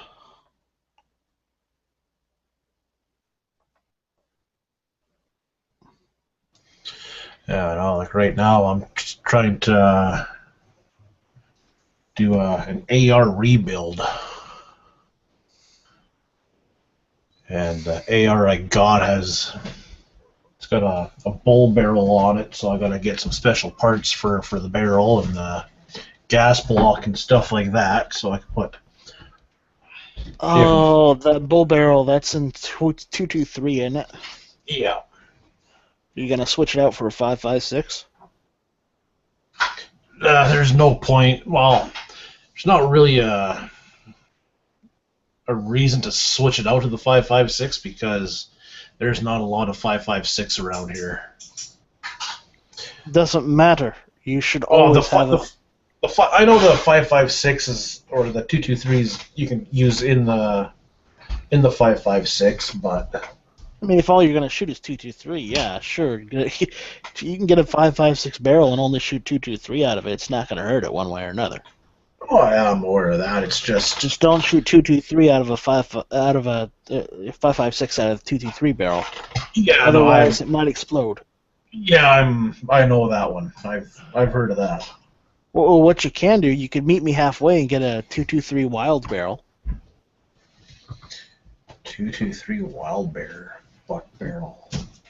223 wild barrel. Basically, it's a 223 barrel that allows you to shoot 5.56 out of it, but it's not a 5.56 barrel. So it's a in-between thing. Yeah. It's designed to accept the pressure of a 5.56, but without it being a 5.56 barrel only. Interesting. Yeah. I don't know. I think I'll just. Most Mini 14s come with a 223 wild barrel these days. Yeah, I bought this one here 6 years ago. So. Yeah. Honestly, if it's just an AR-15, I'd just buy another upper. You know, and, yeah, granted, you can take it and take apart the upper and do all the work on it yourself. But the point is, it really goes down to whether you want to do all that work or not. Oh, like just to replace a barrel that's probably going to cost as much as a cheap upper is. Yeah, so let's see here. I could go with a Daniel Defense upper. And remember, you're not replacing the charging handle or the bolt carrier grip. You're just replacing the upper. Yeah, but that's still going to run me about $500. Where do you live? Canada. Yeah. Yeah, in Canada you're pretty much screwed. And now with our lower dollar, it's even more now, so. I think all I'm going to do is just. By the way, send me one of those Norinco M14s. Everyone says that, but if I ever get caught, that would be. Trust me, I would not tell anyone. I think that would be a minimum of 5-year prison sentence. I wouldn't tell anyone if you wouldn't. I was talking to the gun store about that today.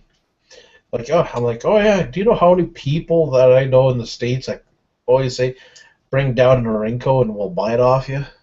He's like, well, if you do that, you can get in trouble.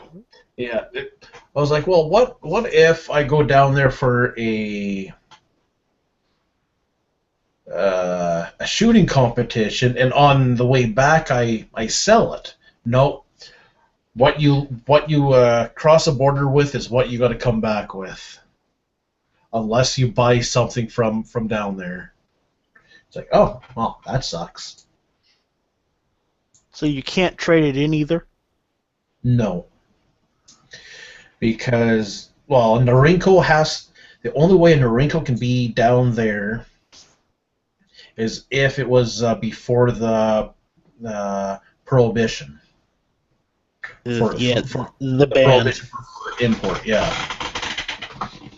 And I could also see, like, if you guys are caught with a newer Norinco, I can only imagine Actually, I don't even know what would happen. I don't want to know.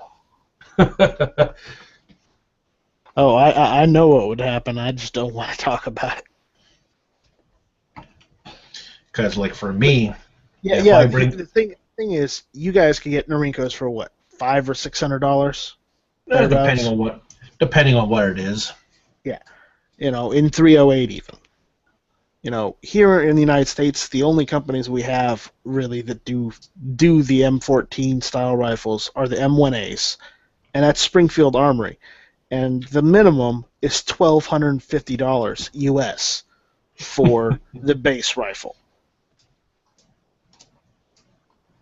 Tell me, how fair is that?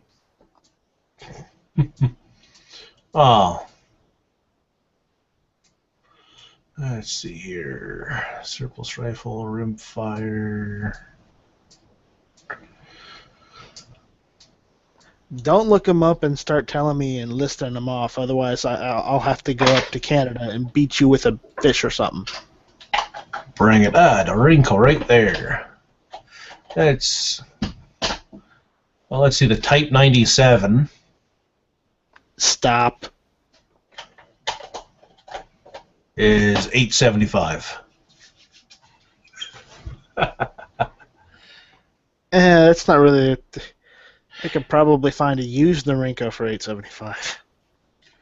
And then the Type 97 NSR is just under $1,500. I'm talking like the M305s.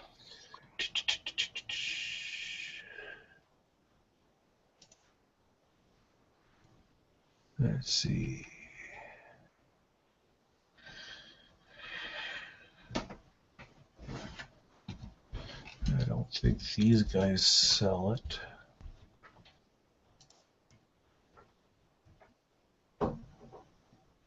Yeah, let's try.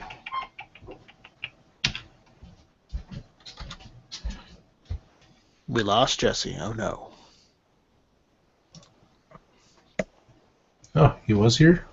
Yeah, he popped in and then he left. P&D Enterprises.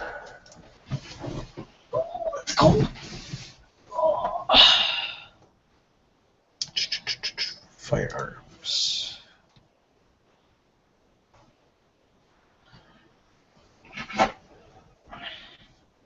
Center fire, not restricted. Hey, get your mitts off my apple.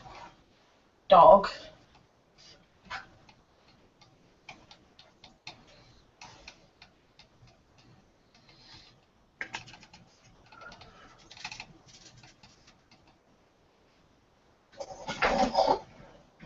Norinco M305, 22-inch barrel, 308, $590. Here. Okay, stop, or I will beat you with the trout. And then Or I'll there's... sprinkle maple syrup over you or something. Or what is it Canadians like? Poutine. There we go. Yeah, but the thing is, we'll just eat it. Okay, well, there's the Norinco M305 M14 Deluxe. I just want a base one. Blued satin walnut stock, top handguard, 2 mag sling, 20-inch barrel for $870. Okay, that's enough. Stop. Talk about something else, please. Oh, wait. I know how to piss you off. You know how? How? I have rifles that have 30-round magazines. I could buy my firearms over the internet with Visa. Technically, I can too, but I have to pick them up at a FFL. They come to my door, and the Canadian Post Service will deliver it without having to deal with UPS and FedEx. You can ship the guns. You can ship long guns through How about ammunition? United States Postal Service, but you can't do ammunition. Can't do You can. handguns either. No? Holy crap, that sucks. But hey, I can go in a store, and in 15 minutes I can walk out with a handgun, and I can go and shoot it at any range I want. Oh, depending on the day, I can do that too. Oh, it gets even better. My range is my backyard. There you go. My range is my backyard too. But you can't shoot your pistol in your backyard.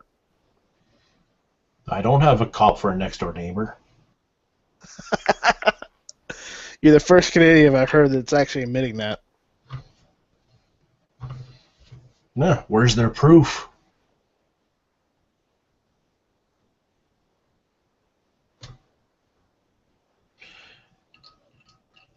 They have to visually watch me commit a crime in order to. Or I need, remember, I need, you live in Canada. You're guilty witness. until proven innocent.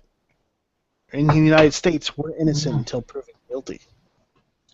No, it depends on what the charge is. You're finally back, Jesse. What happened?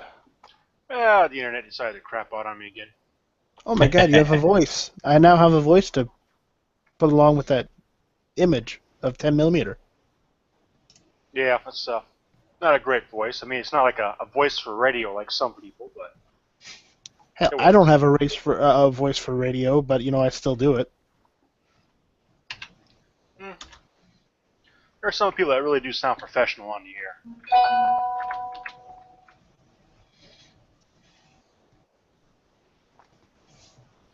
And they put their phones to silent. Nah. Screw it.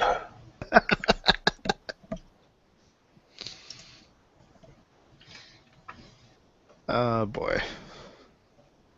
How are all you fine gentlemen doing?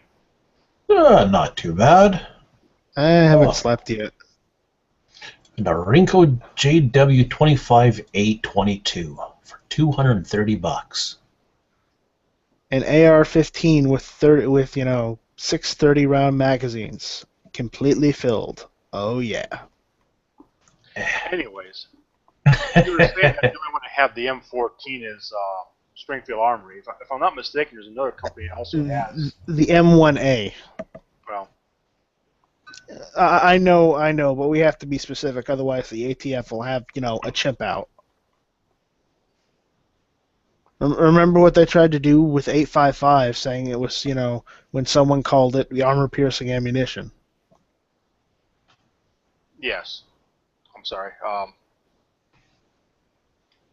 No, I'm trying to think of the other manufacturer that actually makes M1As also. There's LRB, but they're in New York, and I'm wondering how do they make money if they're in New York making M1As? That's a very good question. I guess I don't people in New York. I don't understand how you can have a manufacturer in Long Island, of all places, and make money in New York.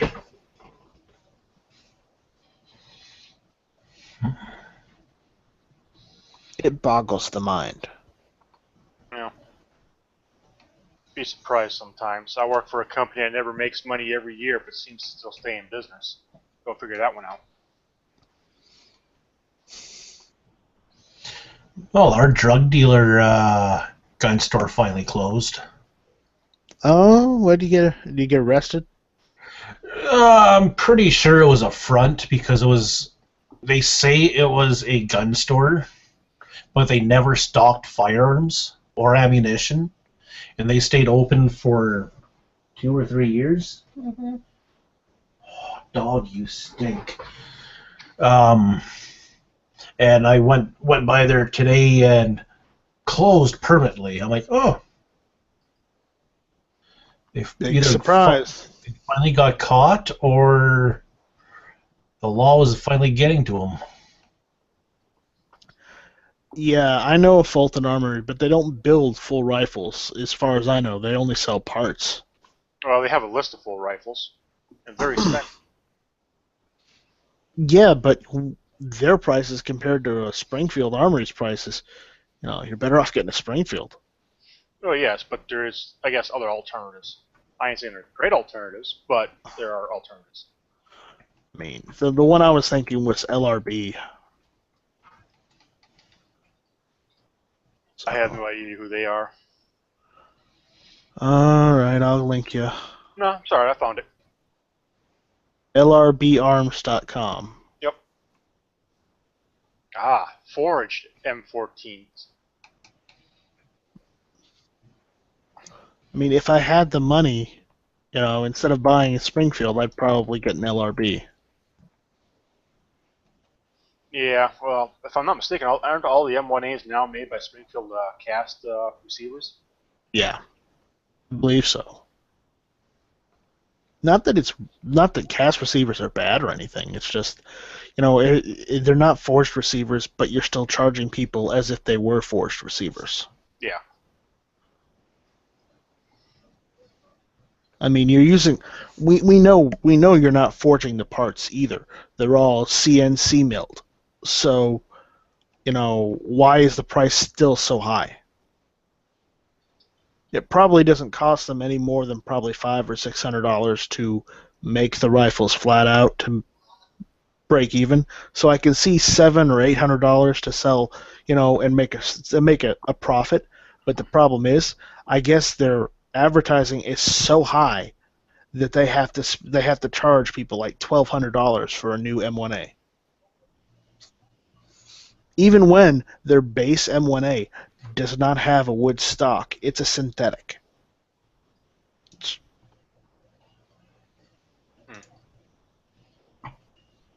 Oh no, I think I'd rather have a CNC receiver than a cast one. A milled receiver is good, but I'd rather have a forged. I think most people would.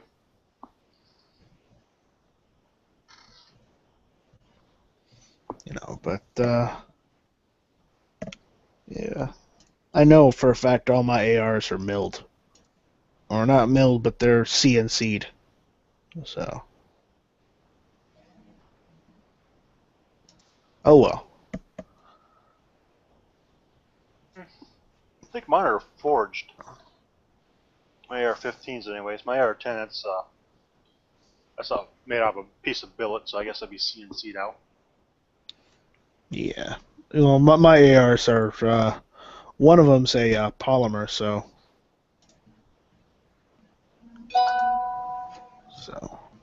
Because I've got Tegra Arms had a sale for one of their carbon polymer lowers, and with shipping included, it was like $35.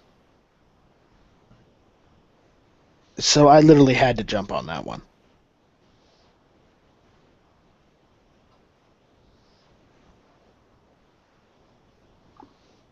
It's hard to pass up a deal. Even if it's like a carbon polymer type thing, $35 for a lower receiver.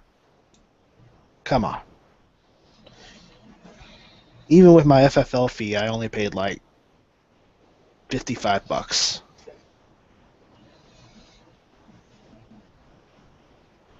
So it's not that bad, considering I didn't have to pay tax. Yeah.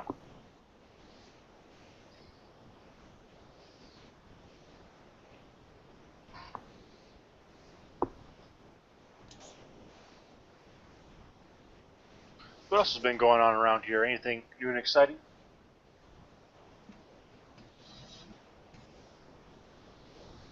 I wish. Not that I'm aware of. No new and interesting gun laws just kind of like pop up out of nowhere? Oh, I know Quebec is trying to create their own long gun registry.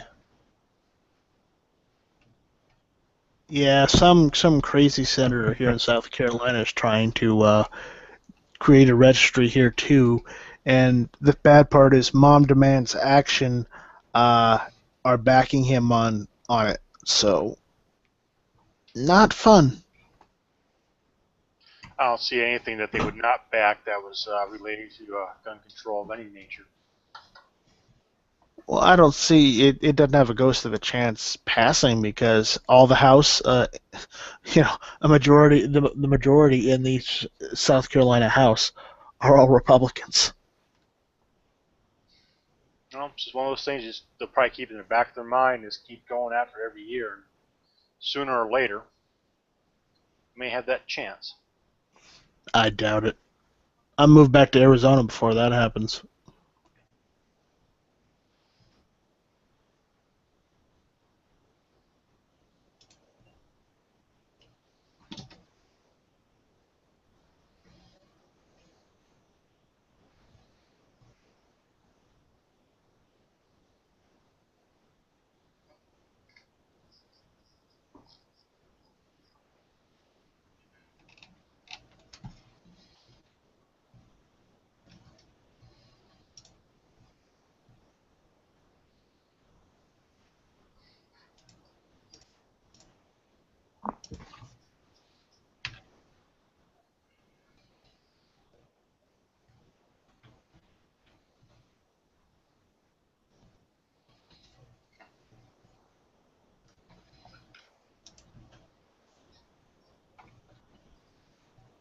So what's going on with you?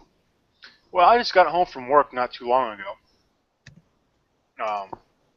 Shouldn't you get some sleep or something? Yeah, in about like 3 hours, I'll get some sleep. Now I'll wake up around 1:30 or so and probably go try and call Palmetto State Arms again. Uh-oh, what did Palmetto State Armory do? Oh, well, they're very quick at getting me my upper receiver, but I don't think they put the right barrel on it. And there's some anodizing missing off of the actual lower or from the receiver. Who knows? So, have you done much with Palmetto State Armory by any chance, or? I live in the Palmetto State. Yeah. I understand you're from the same state, but I don't know if you ever deal with anything from them. If I buy anything from them, it usually comes within like 2 or 3 days. I don't have to wait the 2 or 3 weeks. Okay, so what have you bought from them before? Let's see, 2 PTAC uppers,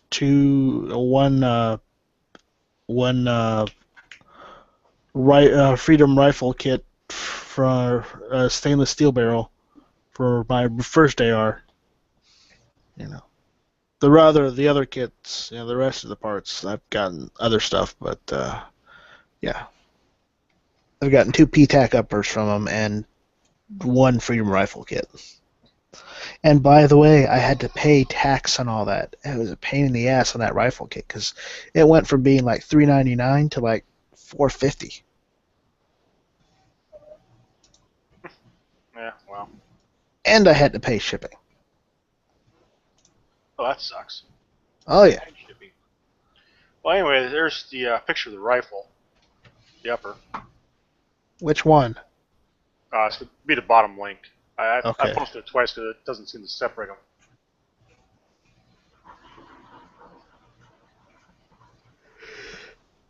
Oh, Photo Bucket.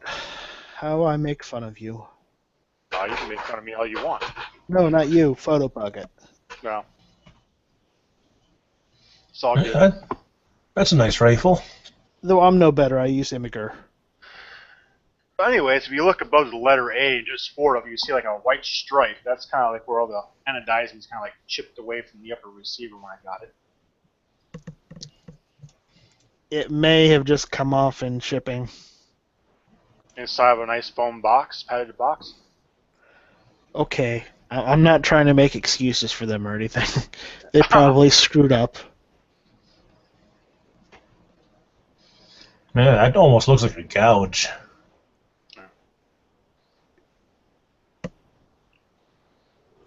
I'll have to actually swing a picture of the barrel over here. It's, from what I understand, it's a hammer forged barrel, and the top of it should actually have the CHF stamped in it for the cold hammer forging.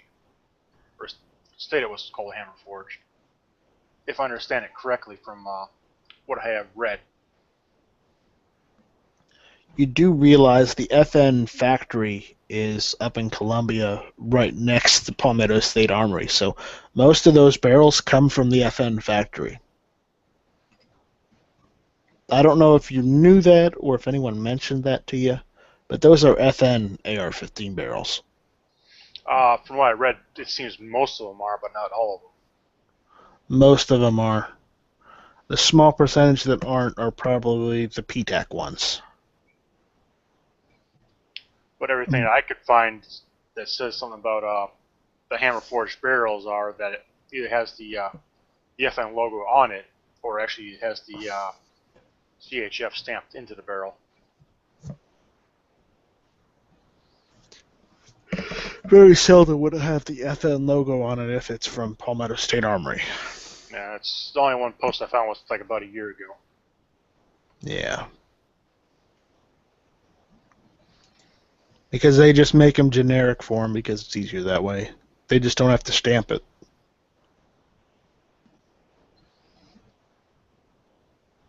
And when they're making so many for the United States government anyways, why not? Well, that's very true. Well, that's why I kind of want to make sure I get what I actually ordered. Right. Let me see my pictures.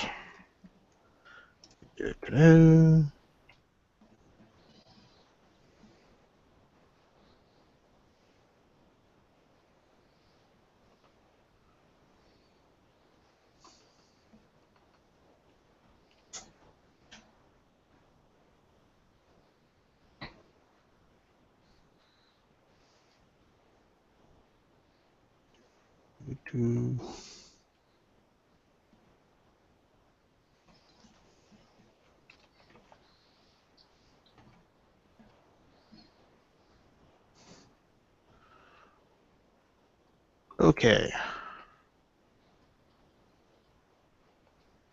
This is what my rifle looked before I messed with it, when I first built it.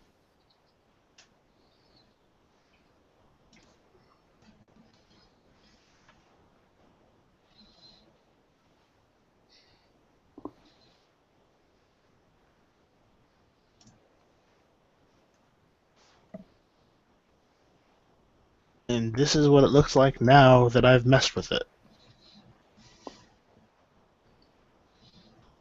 I like the now picture better than the other one.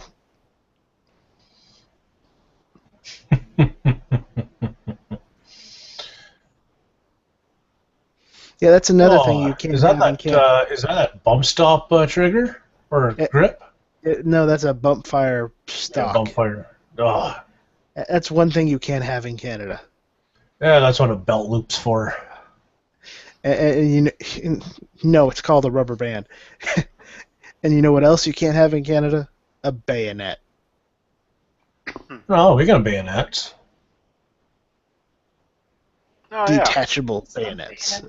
The slide fire stock, huh? No.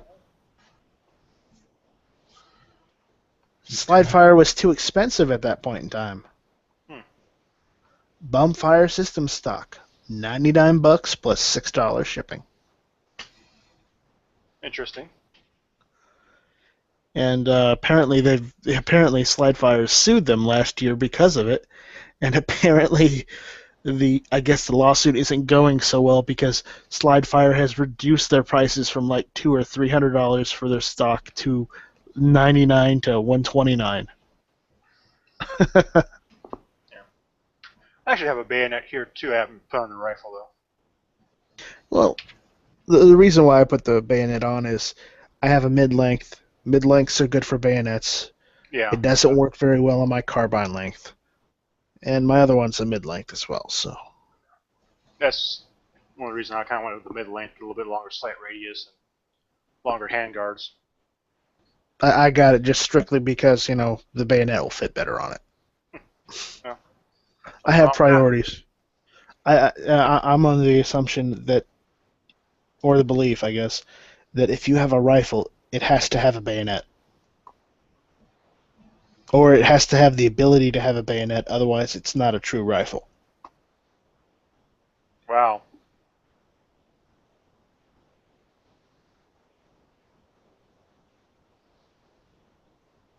It's just me.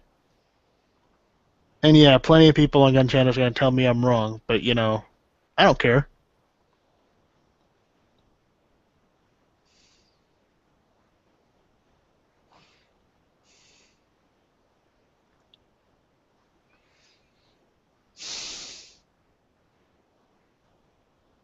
What else? So, do you have an AK or an SKS? Who, me? Either of you. Yeah, I got two SKSs. I got one earlier this year. They're pretty fun rifles. They're more accurate when you have the bayonet extended. Oh, yeah. Not at all. There we go. It's not a great picture of it, but mine is beat up to all hell, so... Mine came without Cosmoline. It just came covered in rust.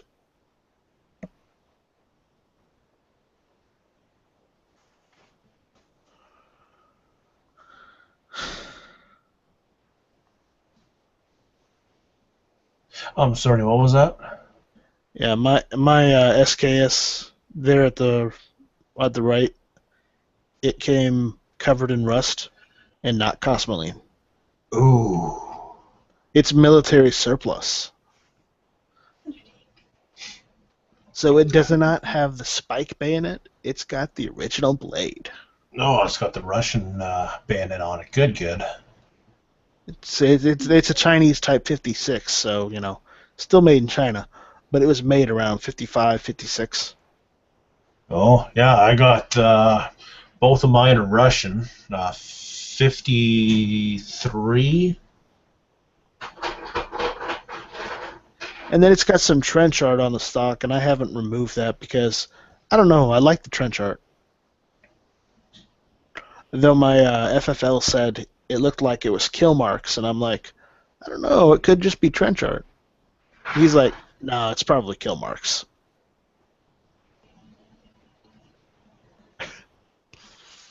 I don't know how many SKSs he's seen, but, you know.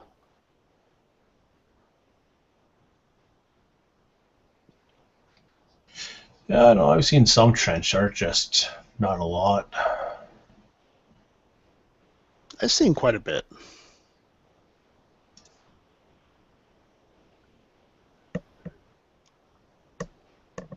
Especially going and looking for SKSs.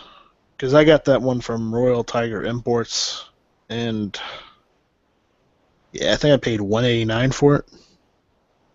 Yeah, that's not bad. Back in April.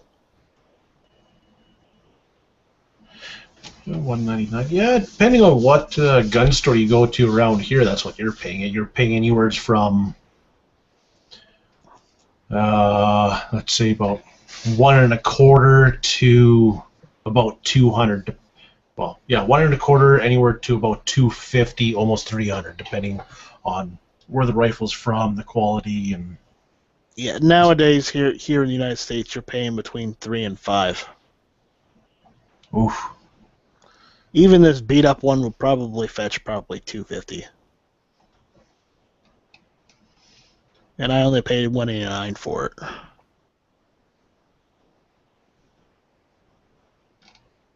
But I'm not selling it. I might have work done on it, or I might do the work on it myself, but I'm not selling it. I like my rifles. I realize some people like to sell the rifles after a certain amount of time, or they just don't. They want to upgrade. It's great. But every gun I buy, I want to keep.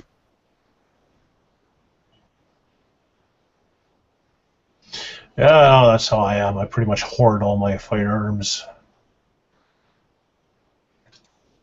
And yes, I don't have that many firearms to begin with, but I at least have some. Well, there was a recent study here in Canada that said that the average Canadian, with the amount of firearms bought since the gun registry first started in '97, that the average Canadian firearm ownership went from 2 rifles per household up to 8. And I'd like to say I'm well above my 8. You're a little bit above, yeah. A little bit. Yeah, what do I got? I got. Well, I got another thing that might make you jealous. I don't have to store my ammunition and my guns in separate lockers. Neither do I. I heard in Canada you store the ammo in a separate locker. As long as the ammunition isn't in the firearm, you can store it in the same gun safe. Well, see, I can store mine within the firearm, too. Figure that one out. Oh, depending on what it is. If it's my lever action or my 12 gauge, I can leave the ammunition in it. But if it's my pistol or whatever... What about your AR? Well, my AR is classified as a pistol. You and those SIG braces. Well, no, it's a rifle, but it's in the restricted category, which kind of makes it a pistol. That's just so hacks. Yeah.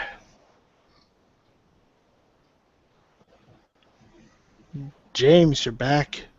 Yes, I am. You keep popping in and out. What, you getting bored? No, my internet connection's like failing. Are we not entertaining enough? You're entertaining just fine. It's always nice listening to the Canadian. It kind of reminds me of being back home. You live that far north, huh? Used to. Where what is it? The moose and the polar bears roam. Well, around here it's moose. Polar bears are still quite a ways north. No. You got polar bears up there too. Yeah, but where I'm at, polar bears are much, much further north than where I am. I was going to think the moose and the caribou. And remember, in Canada, you also have the mounted police that ride horses. Only during parades. I mentioned this before on Gun Channels on air, but I had a friend who got deported by Mounties. I don't know what he did or how he did it, but he got deported by Mounties in full dress uniform. Now, they drag him behind a horse, or... No, they just dragged him by his arms. Oh, he was probably at one of those big border crossings.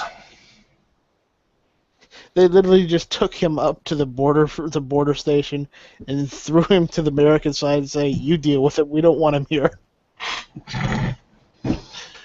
Yeah, no. Usually the Mounties only wear their dress uniform for parades. I know. That's why it was funny. He even had pictures of it. No. He must have done something real serious if he got tossed out while they were in dress uniform. Yeah, not that it's not hard to get kicked out of a country. I mean, just look at Dubai. Well, Canada is pretty lenient because depending on what you do, like, you're not going to really get kicked out of Canada for much.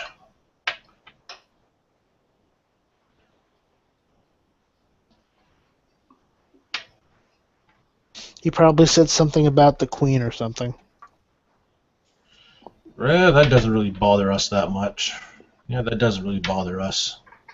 Well, remove her from your money, and then it won't bother you. Oh, she's only on her dimes and on her pennies. No, we don't have pennies anymore. Means on all our currency. Oh, you don't have pennies anymore? Then I guess my pennies are worth something. Well, we got rid of pennies, 2-3 years ago? I still have toonies, too. No, we still have toonies, yeah. Toonies, but no pennies. Toonies, but no pennies. Yeah, well, it costs too much to make pennies. I'm assuming a toonie is like 2-cent piece, right? No, it's $2. Oh, all right. You know those bills you throw at strippers? 2 of those. No, it's a $2 bill. I know Jesse James has seen a $2 bill before, and if he hasn't, he's lived a sheltered life. Oh yeah, I've seen plenty of $2 bills. It's basically basically a coin in Canada that represents a $2 bill. Hey, we used to have a bill that was $2. And then it became too much money to print them out, so you switched to coins. I can't remember what it was about. Well, probably something like that. Probably. I mean, when does it become too much to print pennies out? What the hell? Well, it was costing us 1.5 cents per penny to make. So we were losing half a cent for every penny we made.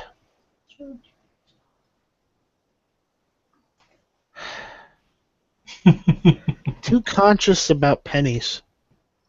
Just make the pennies, damn it. Yeah.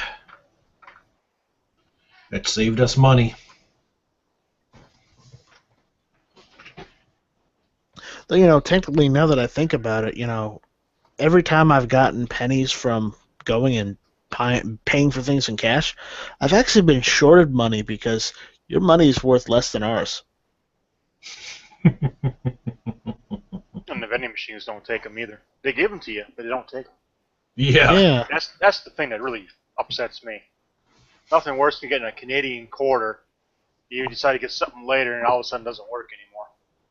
Oh, Christ, I watched it was a YouTube video a couple of years ago, and it was some kid just losing his shit about receiving let's just say Canadian change, and not being able to spend it in his vending machines. Oh, it was hilarious. Just going right postal. It's like, holy crap. Calm down. The problem is that, you know, in your country you expect to have your currency when you go and pay for things. Oh, we accept your currency. Well, no, what I'm saying is when you're in your own country, you expect your own country's currency. You don't expect some other country's currency to be given to you in your currency. Usually once a week I get American dimes or nickels. How about American pennies?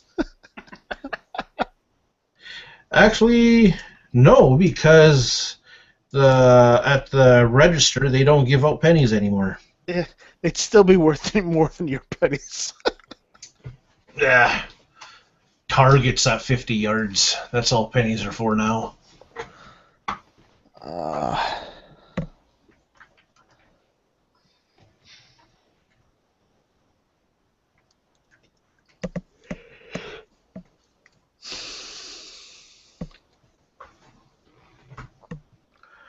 Now, currency would be worth more if you didn't print so much of it.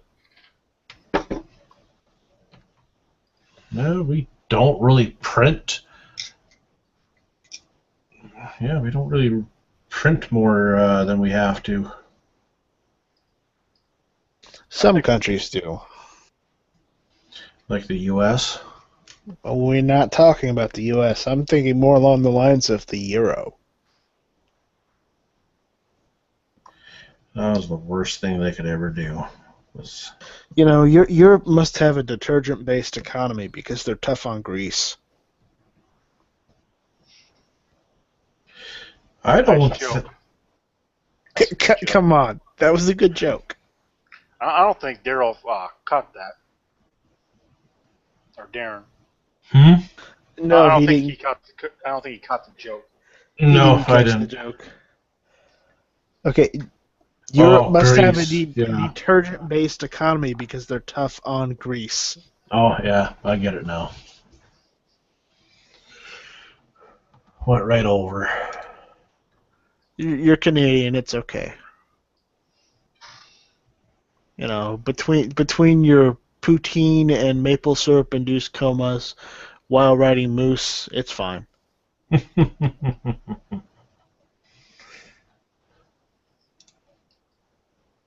You know, while singing "Oh Canada" in the background. Oh, you guys are just pissed off that you didn't come up with poutine first. No, because we don't want that shit. That shit looks nasty. Oh, I have no idea what it is. It's You don't so want to know. good. You don't want Oh, it is French fries with gravy and cheese curds. All melted together. Oh, so delicious. You know, No. I could probably try that. You know what's better? Curds is something local where I'm from, or used to be from. You know what's better? It's called chili cheese fries. And it's an American staple. Nah. I don't know chili cheese fries either. Poutine is a Canadian staple. I know, I dislike it. They're biscuits and gravy. No, don't you even try and say it's like biscuits and gravy. Biscuits and gravy is its own thing. No. Oh, biscuits and gravy. Poutine is Canadian biscuits and gravy, as the wife said. Fries. Oh, but it's so good. Biscuits and gravy does not have any fries or potatoes in it whatsoever. It's just regular biscuits and gravy and sausage.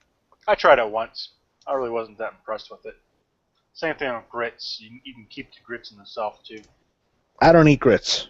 Biscuits and gravy, though.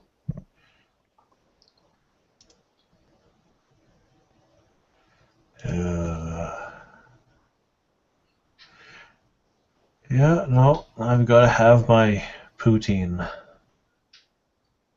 Well, at least you didn't say blue. You can What was have that? your poutine. Don't knock it till you try it. Well, I ain't never having blue, and I never tried it, so never It's gonna happen. poutine has too much glutens for me. Oh, you shouldn't be gluten intolerant then. You know, we have to make the gluten joke here on Gun Channels.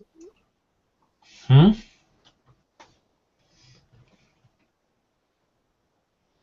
I don't know anything about the gluten jokes, but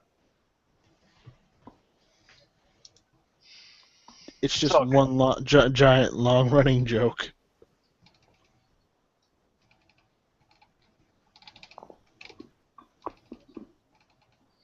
seems to be like more of a fad that popped up in like the past year or so. Of course it is. Technically, people saying they're allergic to gluten, they're not actually allergic to gluten. It just gives them the shits. That's all it does. It doesn't kill them. It doesn't give them a rash. It just gives them the shits, but they say they're allergic to it.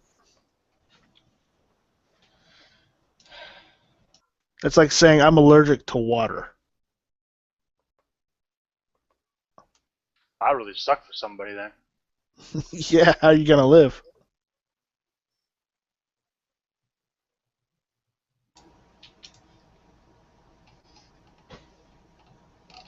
Depends on how.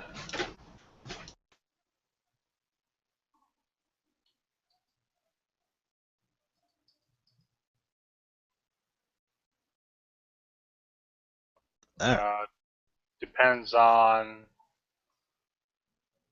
Certain things in certain situations and what is yada yada yada. so basically everything. Oh, the wife was just telling me that depending on your severity, like it's more of a celiac thing. That your minor thing is diarrhea and upset stomach to going into shock and dying. Yeah, right. Okay. I don't believe that for a second.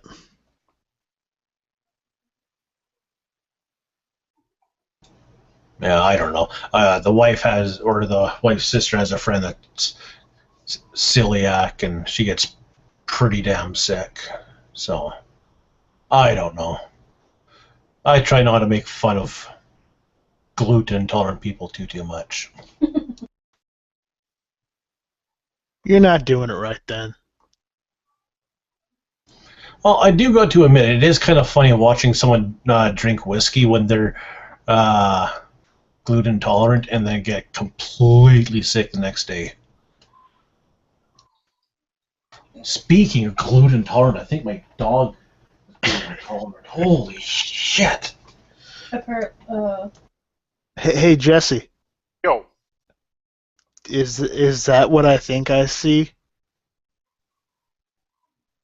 What you think you see. Yeah. Tootsie Roll to me. Hey, it's a Yankee. Yeah, it's got strings, and it's from the South. Oh, banjo? It's banjo. Yeah, it's a banjo. So, do you come from Alabama with a banjo on your knee? No. The state of Indiana is the southest I ever been. Where you see a banjo? It's in his folder. His folder? What are you talking about? All I see is a gun. He's talking about my photo bucket. Oh, okay. Yeah, he's just press the right directional key on your keyboard. I don't think he's actually in the photo bucket. I'm not in the photo bucket. I thought you were talking about his avatar. Oh, damn it, Yankee.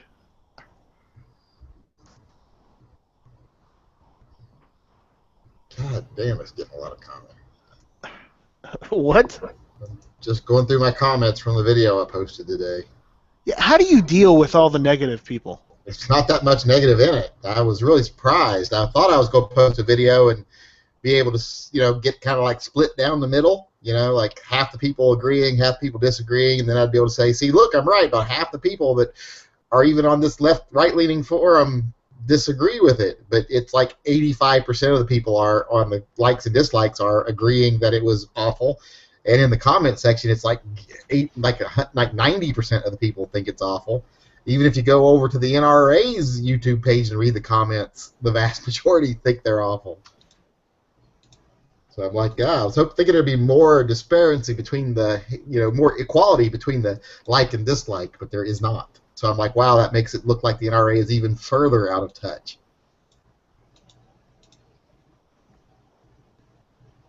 Is there a new video you posted today that I'm not aware of?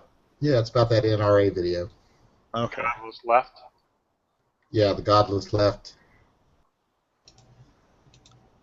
Because the newest one I've seen was the one about your Berettas. Oh no, this is newer than that. Yeah, that one was from 2 days ago, 3 days ago. It's been up since 4 o'clock my time today, so 7 o'clock on the East Coast. It's already got 20,000 views and nearly 1,000 comments. Overachiever. And I thought, well, it'll be split about 50-50. I even made a note at the beginning of the video that isn't going to piss off at least half the people, probably more. But right now, it's got 1,488 people have thumbed up or thumbs down it. And out of that 1,488, 1,220 have given it a thumbs up. So it's desperately on the side of thumbs up. But then you go over to the page for the NRA, they're running about 40% of the people giving them a thumbs down, and most all their comments are negative. Figure this one out. I went to bed last night, and I only had like 10 subscribers on my YouTube channel. Now I've got 15. Woohoo, that's a 50% increase. You should just say I had a 50% increase on my YouTube subscribership. You got to learn how to spin the numbers. Yeah, well, I'm not worried so much of the numbers. I'm just worrying about, I've had this one guy who's been basically trolling every video I have. Oh, that's when it gets fun. Oh, no. Oh, yeah. No. This is bad because he's got an avatar with a chick with a dildo in her mouth. Oh, well, I just block people like that. If they're tasteful trolls, I enjoy a tasteful troll. But if they're just someone that's stupid and garish, I just get rid of them.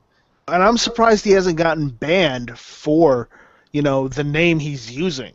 Yeah, I just ban people like that. I don't even respond to And it for when the they block avatar.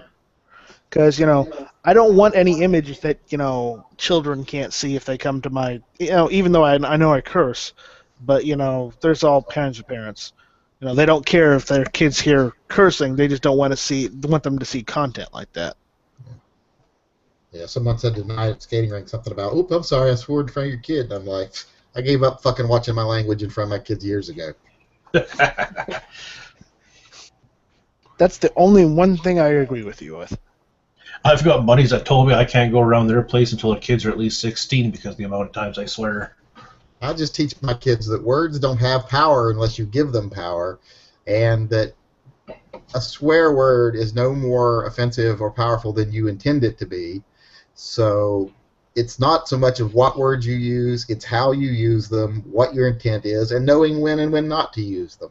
So I don't really demonize words. It's like I would rather someone lovingly call me a faggot or a dickhead or a jackass than I would someone to sarcastically say something condescending to me, that wasn't vulgar. Because isn't that what we normally do on gun channels? Huh? Isn't that what we normally call you on gun channels? Well, see, it's like I say, it's words, intent is what matters. If someone lovingly calls you a dickhead, that's way better than someone that hates you, saying something backhanded that isn't vulgar. And I'm just poking fun at you, okay? I'm not being serious. I mean, you're one of the few of us that has the most subscribers on your YouTube channel, so we have to poke fun at you, otherwise we don't get any subscribers. We chased off Jesse James. No, his internet's been spotty. Yeah. So, but, yeah. What was he? Though we gained an owl. What are you still doing up? Oh, bored. I just finished watching that Childhood's End miniseries. How was it? It was pretty good. It was about what I expected, but it wasn't much different than the story. The book. So.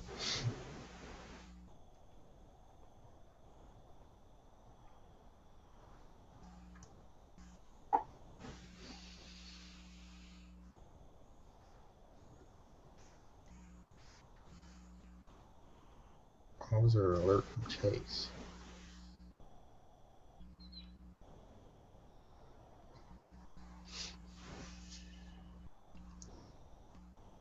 So, Yankee. What? Are you the type of overprotective parent that would put a GPS tracking signal on your children? I have that on my children. Okay. Their phones are tracked.